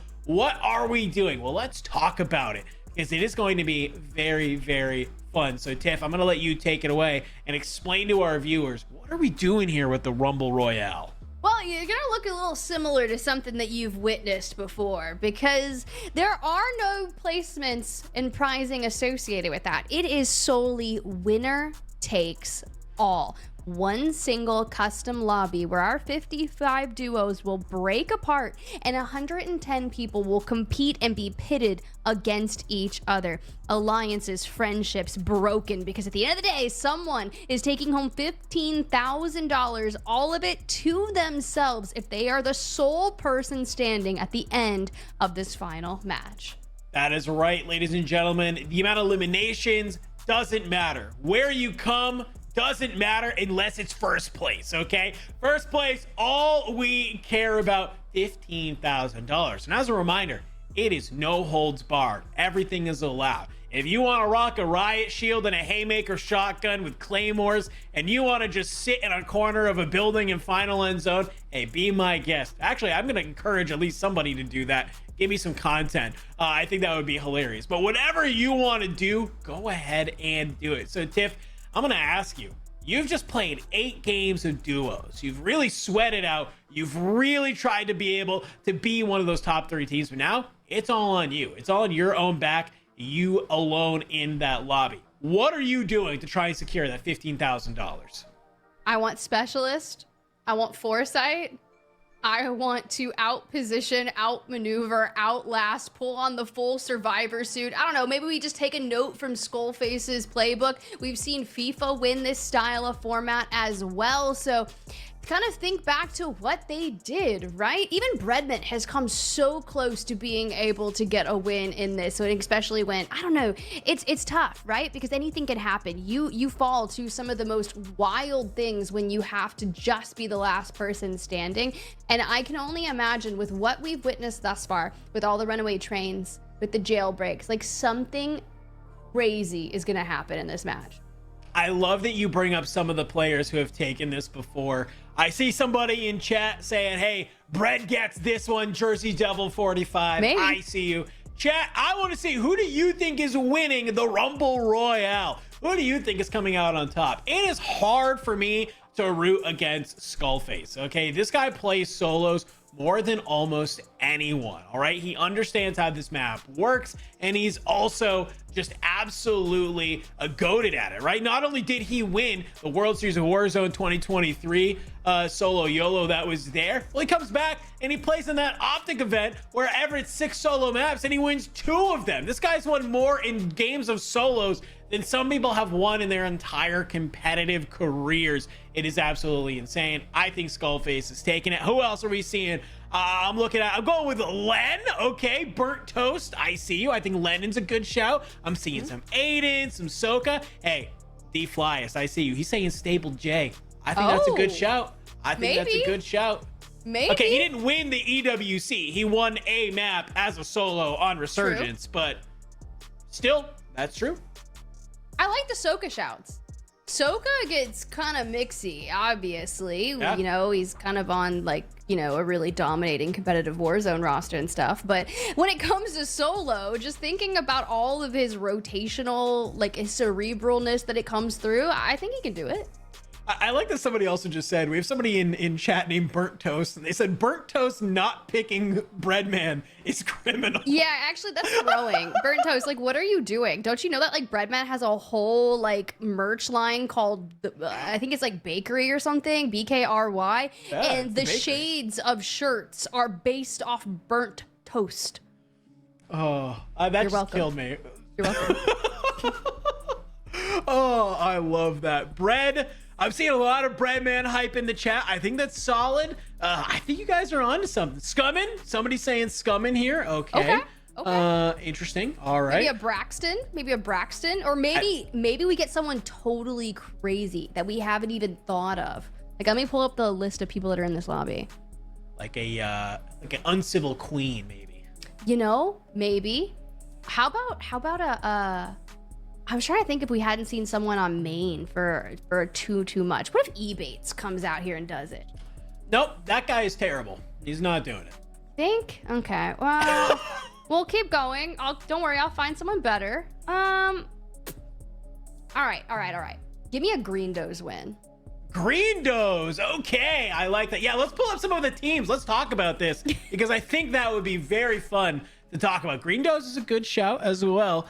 When I kind of look through this, reminder, folks, this may be the duos. These are the duos we have for the Frag Team Championship. We're about to go into the solo side. So when I look at this, you know, I think actually, you know what? Hey, Sage is a really good shout because remember, in that 2023 solo YOLO, Sage was about to do it and he gave it up. He gave the gulag to somebody else. It was to Skull, wasn't it? It was to Skull. Came back and won it? And Skull came back to win it. Do you know who predicted that win? It was you, Tiff, because you never let us forget. It was you. I know. I gotta have like one thing in my life, Dandro, and it is that. Okay, like if I want it on my tombstone, like predicted the 2023 Yeah, it'll be like, it's gonna be like the dates you died, a nice picture of you, and then underneath it's just gonna be like predicted the 2023 World Series of Warzone solo YOLO. Yeah, that's all I want in my life. Okay, but enough about that. Guys, here are some of the players. Now it says the teams, but remind you, in the Rumble Royale, there are no teams, there are no alliances, there are no friendships. If you see someone looking at you in Urzikstan, you annihilate them. You do. Let's take a look at some of our other teams as well. Who else is going to be doing some of the annihilating that is here today? I think Bulieve potentially is a good shout as well. I call him the slipperiest player in Warzone. That guy knows how to play his life better than most, and I wouldn't be surprised to see him be able to make that happen.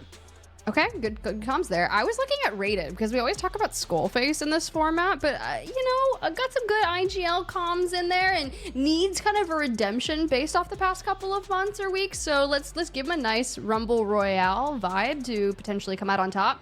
Now, other teams that could also do so, I think vonbot or propect. We know they've got the gunny. We talked about them at the top of the show and their ability to chow literally anyone.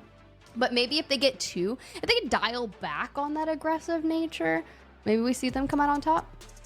It's a good question. It's a good question. All right, let's go. Let's take a look at some of the other players that are going to be in this lobby as well. All right, I think enkeo is one that we can't overlook, right? He's really, really smart. He understands how to play the game at a really high level. And I think he's really, really smart at how to rotate throughout the map as well.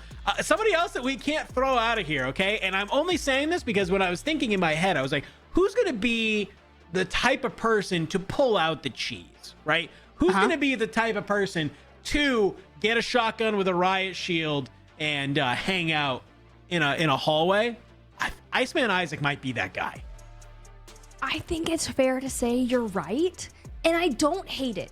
Because I also remember seeing Iceman Isaac play in this style of a format game, but for some reason my memory committed him into a helicopter of the final circle hovering, and then like coming out of it and trying to like float and play high ground on a building, and he came really close. Yeah. I think that there's a lot of people here who could be very surprising. I'm seeing, you know, some people in here being like, hey, you know, I think Ride is an underrated pick. I'm like, oh, okay. I like that. All right. A couple other people that we have on this page. You mentioned Green Doze earlier. I think that's a good idea. I think Twitty really impressed me earlier when he landed on top of that bridge, just at the very, very top, and nobody really seemed to look at him while he was up there. Those are the type of moves that I love to be able to see, you know, that you're thinking out of the box. You want to be able to try and do something a little bit different to maybe gain a competitive edge on your other people. I'm going to agree with you on that solely because you know how when we talk about Breadman going on those crazy win streaks in pubs, well, it's usually alongside not only Lola, but Twitty, right? They play so much together. So I think even with that being said, dude knows how to convert Warzone wins. Now, if you can just like bring it back to doing it solo, I want to see that. I think that's a good shout. I love that chat was saying Staple J. We had some Lennon vibes. Lennon's definitely got a gunny. Yep. Staple J's got the vibes. You know who also would be a fun win for this? DJ Moss. I love DJ. Last time we did this, I had a giant wheel that I got to spin, and DJ's was the first name, and I thought it was going to be DJ so bad. He was so close to doing it. He unfortunately wasn't able to. This could be different though. I would love to see a DJ Moss win the Rumble Royale. That is for sure. I've seen some UTEX in chat as well. I love to see that. When we kind of come over here, hey, listen, we cannot overlook the one person in this lobby who recently, when their back was against the wall, came out on top to win a lobby, and that's Nick Cool. Now, granted, that was trios with their team. Okay. All right. I get it. But still, Nick Cool knows how to do it. They just won that game number 8. He's feeling good going into it. I could see it. I guess when it really matters the most, you got to think who's going to be able to withstand some of the most crazy things. And we think to some of those games, and I'm talking about precision airstrikes that wipe multiple people. And that was similar for kind of a wild card style map. But that could very well happen in one of these things here. So I'm looking for teams that make sure that they have bunker busters, that have mortar strikes, that have whatever it's going to take to keep them alive in an end game, that there's a likelihood of the circle pulling incredibly open. I do think that's a good idea. I'm pretty certain also, I need someone to fact check me on this. I'm just going to say this. Somebody fact check me. I'm pretty sure Savvy Ultras has also won one of the EU solo YOLOs, if I'm not mistaken as well. I feel like that's a thing. So we can't overlook Savvy Ultras as well. So chat, I know people are in there saying, hey, stop yapping, start the game. I would start the game if the game was ready, okay? But we're in the pregame lobby now. Apparently the solos lobbies are being a little bit finicky, and we want to make sure that we're getting in a good lobby, okay? So I'll leave it up to you. Do you want us to get into a lobby that half the lobby leaves, or do you want us to get in this lobby that's nice and great? I'm being told game's ready, though. Enough of us yapping. Let's get ready. Is that the start game button? Okay, thanks, Tiff. Thank you for playing. Thanks for pushing it for us. Yeah, because clearly everyone believes that that's what we do as casters. We have the ability to start the game. I'm trying here, okay? Let's get us in. It's the Rumble Royale. We got 15 grand on the line going to one player. All right, let's see. We're getting the zone. It's a pretty central zone and a nice, solid plane line. I think this is probably the most normal zone and plane line we saw all day long. At least I like that. They're being kind to us. The COD gods are smiling down at somebody trying to play for $15,000. I appreciate it. Where is Braxton going to go is the question. He's coming up here. It is 15. And it looks like he's gonna go ahead, grab this LTV. I think LTVs are gonna be a huge part of this for sure, right? These things can take a beating. You can really like get around the map, and then eventually when they do explode, you put them in the right spot, they're a great piece of mobile cover.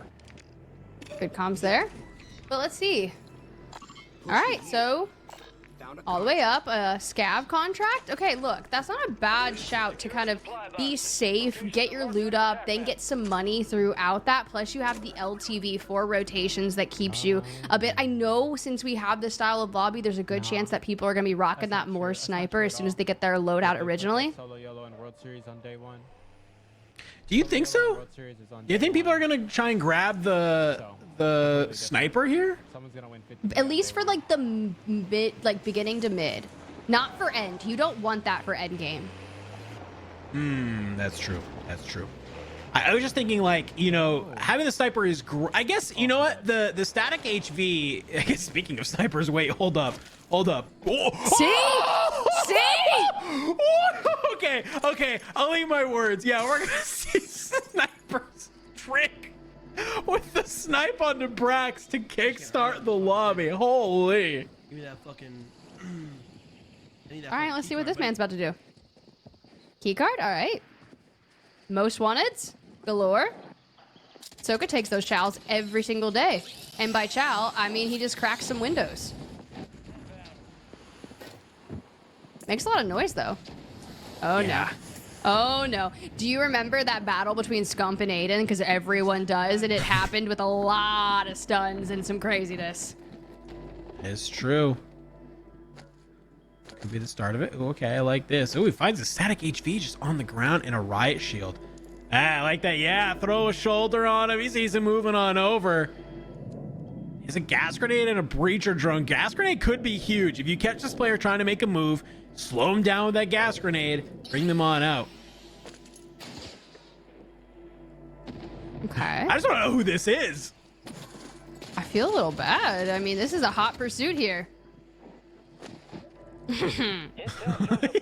I like he's just baiting it too. He's like, yeah, here, come here. He's like, you sure you want to do this? You sure? Oh! He did it. Well, we're passionate here, especially when there's $15,000 on the line and you come down to one actual HP in the farms. But Soka on 2 eliminations, and I'm just going to keep on talking because the passion comms are flowing. No, we need content, Tiff. We have to get content for Twitter, which, by the way, everyone go follow at WZ Total Frenzy on both Twitter/X and TikTok. We love to have you there. But Soka easily puts down Watch Waldo. Riot Shield going on in and helping him do that. I mean, good on Waldo, but I'm a little bit curious. He saw the riot shield, so like, why would you? You know that the only other gun he has is probably something up close. So like, why push it? You know, it's kind of my question. Because you get absolutely hork slammed by Hisoka. But he almost did it. But he didn't. True, but almost. Well, almost doesn't really matter in this situation. Almost doesn't help you win $15,000. Yeah, okay, good. At least we're locking in there towards the end. I'm like, almost doesn't get you $15,000, but Soka pops up on the redeploy. Hits that over towards Academy. Now from military base. Someone just grabbed a loadout in front of him. Oh, wait. He can actually kind of bait this. I like this idea a lot. Yeah. Nice. You got the Semtex up over the top. Some good shots in. Can you manage to find them? You can. That's flanked. Just immediately deleted off of the map. A nice little bait there from Soka to find one more. A little unfortunate there, but all right, we'll survive. These gulags are going to be one of the most important things you ever have to deal with.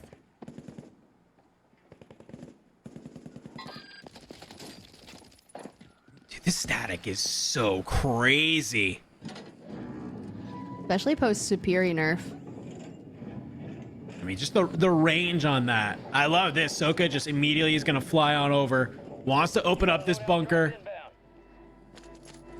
Hopefully you maybe find foresight or specialists in here. Those are the things you definitely want to be able to find in that bunker. I mean, you probably want foresight, but I mean, if you find specialists, you're still feeling great. Throw it all in your face. And I'll pick it up fucking gladly. Will you, Shifty? You're rich or you're so small. So like realistically, I feel like I Wait, are they in the same voice chat? I think so. I think they're just hanging out. Probably not helping each other. I mean, they don't care. They're probably just like, yeah, whatever. Hear me out. Does this not make you think of like the Scream movie? And it was like the two villains and like, or no, not even Scream. It's the Scary Movie. The Scary Movie version of it, where like the killers are like super memey. Like, hey, like where you at? Don't make me start quoting. You just aged yourself so much by referencing the original Scary Movie. Okay, bomb drone from Biffle. Anybody around here? That's the real question. Who's around here? Literally no one. Sick. Nah, there was Soka up in military base. Remember, he flew on in, grabbed flanked, but that was on the other side of it. 81 players in this lobby, Tiff. So we've already lost around 30 people so far. Uncalled for, but it's all good. You feel like the need of put your opponents down? Feeling nice at home right now. Are they fucking teaming? I just killed someone. There's two people in the air. I like how these not sitting in a voice chat with someone else. I mean, listen, here's my thing. If they're not directly giving each other comms and they're just like vibing as friends, that's like true. I don't care. It's like your emotional support pal, because there's one thing about this style of format is that it's actually horrifying. Okay, we can see Amir spots some smokes below. Just patiently waiting.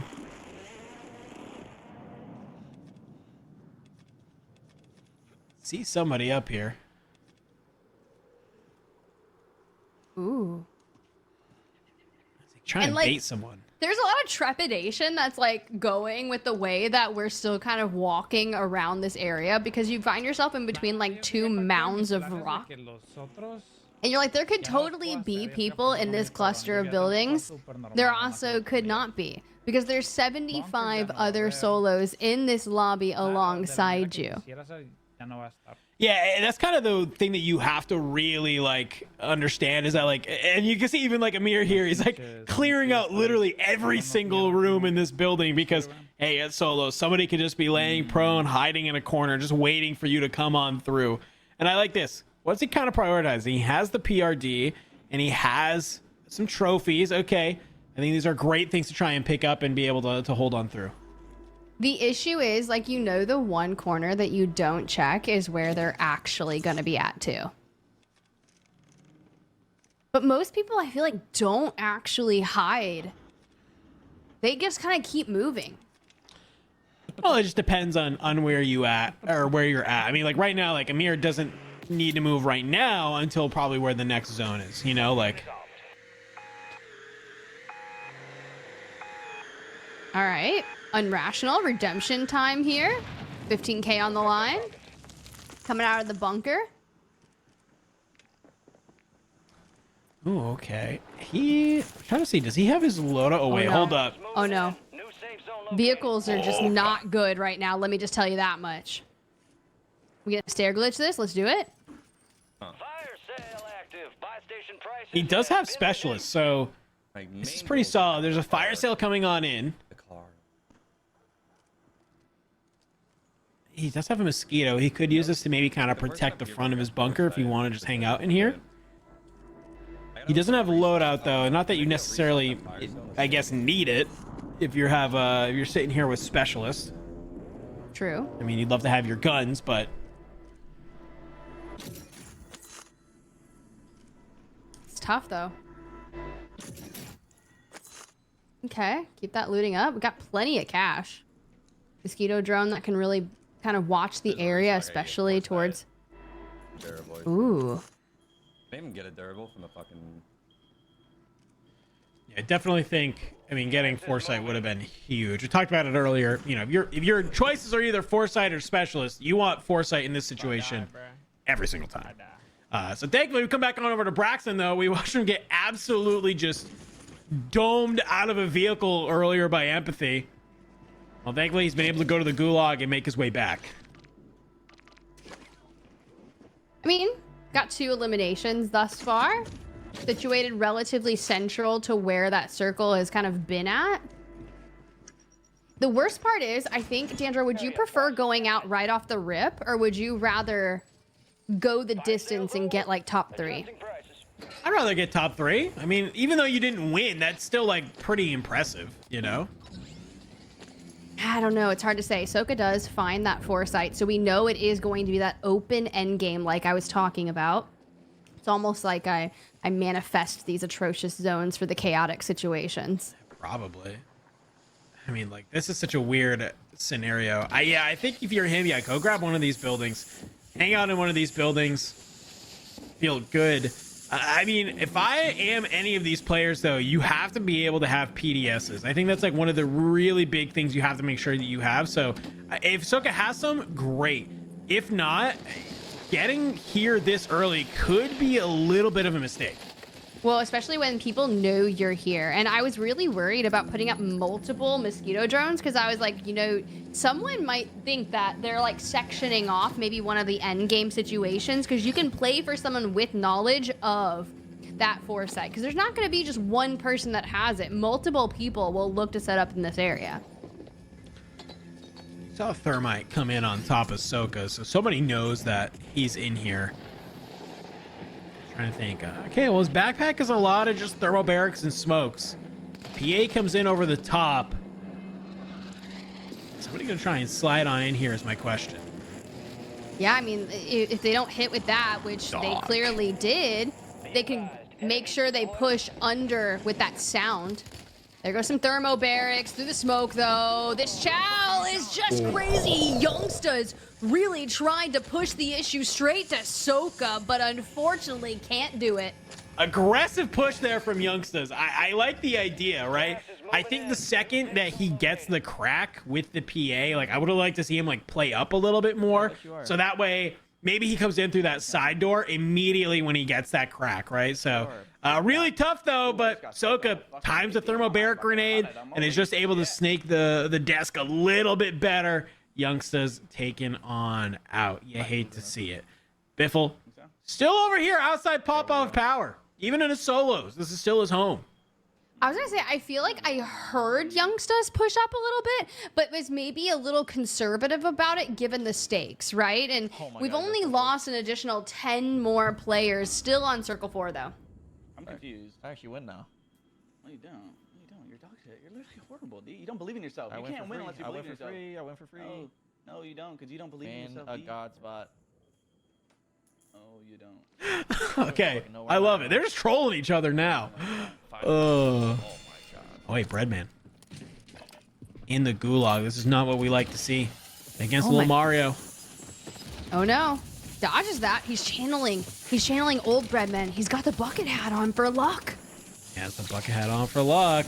Shots coming on through, playing alongside the zip. We've seen him do this so many times, Tiff. He hits the zip to make it out. Oh, little Mario not able to find him. We start to see the zone start closing on in this Old Town area. Where does Bread go to regain? On board with Skullface, the man that everybody is watching, expected to win this. Everybody was hyping him up in the chat. He's already got 3 eliminations right now, Tiff. $20,000 in hand. Definitely would love to go to a buy station and put that to use.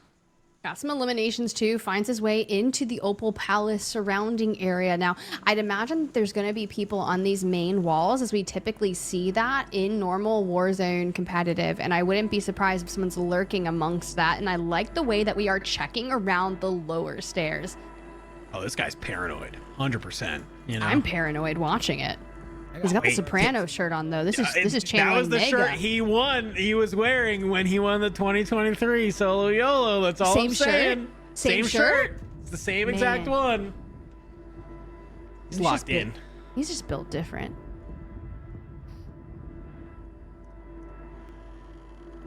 Just kind of hanging out here. Yeah, I like this. You don't have to do anything crazy. He has this deployable cover if he really wants to. We know he's going to have to move, at some point, but I think where the next couple zones pull, he's probably pretty okay. You do have this zip near you. It's probably going to be a little bit too aggressive to try and want to take that. You definitely want to move by foot, but he kind of make his way through the palace if he wanted to, and kind of find his way to that other side, right? Because we know that this end game is going to be on the other side of Opal Palace. Very true. Very true. Patience is a virtue, and it looks like he's just going to be kind of chilling there for the time being. So let's see what some other people are up to. Bread just got out of the gulag, already getting pressured from afar, down to 54. Here comes the PA. And this is similar to the shambles we were talking about, knowing how open this circle inevitably pulls to, that people approaching from the hill behind him are going to have such an angle on him. Yeah, that's a little bit rough. Oh my... Look at all of the loadouts flying in from the sky because we still have 54 people alive. Oh, that's crazy. Anxian already with 2 has made his way towards the top here. Somebody's got an angle though, Tiff. He tries to throw down the proximity mine, but it's somebody from a different angle. Gets the shots on through, and he will get taken out by Aydan. That is just unfortunate. Out in 53rd place. Remember, chat, $15,000 on the line. 2 LTVs just ahead of Biffle here. There's 3. And I just saw someone. You like how he's like, that you? That you over there, Shifty? He's like, he's gonna answer. Like he's gonna say. No, they're gonna troll each other back and forth throughout this entire thing. You think if he said yes, he'd full send it? Probably. Take so fucking long. Biffle playing on the outer edge here. I definitely like this idea. If you kind of have an idea where the zone is going to pull, yeah, play on this side of the hill. You don't have to get anything, really ridiculous. He's on slow side as well, right? So as that zone goes ahead and starts pushing in, he'll have a lot of time to just hang out there. Brax still alive, still hanging on. I love that we're kind of keep cutting on over, and he's still just here, just vibing. Just living. Just laughing, just loving. 39 people left though, so setting up those suppression mines. Got one of the last buildings in this kind of next iteration of circle, aside from the cluster that's up ahead. There's PAs, there's LTVs. I'm kind of nervous, and I'm gonna start not trusting anything, especially when you're hearing those footsteps all around you, and just like that, patience, but gets dropped. That's gonna be Juki's on the opposing side looking to clean this up. Yeah, Juki's able to fly on through. I would have loved to see maybe Brax play out here a little bit better, but that is Brax taken on out in 33rd. An unfortunate situation. A good fight win from Juki's though, but wait! Tiff! A jailbreak is imminent! Yes! Hopefully you haven't left the game! I wanted this so bad. We're gonna get an open zone, jailbreak. Grindos, no! Wait, actually, yeah. Don't leave the lobby, dude. Come on back. Oh my lord. I mean, this jailbreak is about to just cause some chaos. Let's see. 24 to 82. Oh, you know everyone that is sitting there down and out. We're just waiting on this moment. We turn to the skies, and this is chaotic. This is the true Royale. Oh, I like this. The thinking from Biffle. Kind of get in this corner. You have a PDS. Well, Ryda flies on through. He gets absolutely gunned out of the sky. Biffle just letting some of this gas mask get taken on out. He drops the PDS. I think Shifty fell. And here's the LTV. Looking for a crunch straight onto Biffle, but goodbye, Twitty. And Green Doze yet again going down. Hate to see that, but look at how many people in the air. Everybody's trying to just use this zip over and over and again right now. I think that's a smart idea. I'm waiting for one player to look on over and just shoot out the zip, but for now, this is just an absolute cannon. Oh no, he knocks out Biffle, so Biffle and Shifty both down and out. Aydan, someone who's finished second in these before, one of the biggest heartbreaks, finds Specialist on the outer edge, but there are 4 LTVs in this endgame. We've got to deal with it, and no! Scummin crunches Aydan, but he's got self-res. He's able to come on up, but yeah, it has the self-res. That's huge. Dip and dive out of the smoke. Try and stay alive. No, not able to make it out. Soka's still up, though.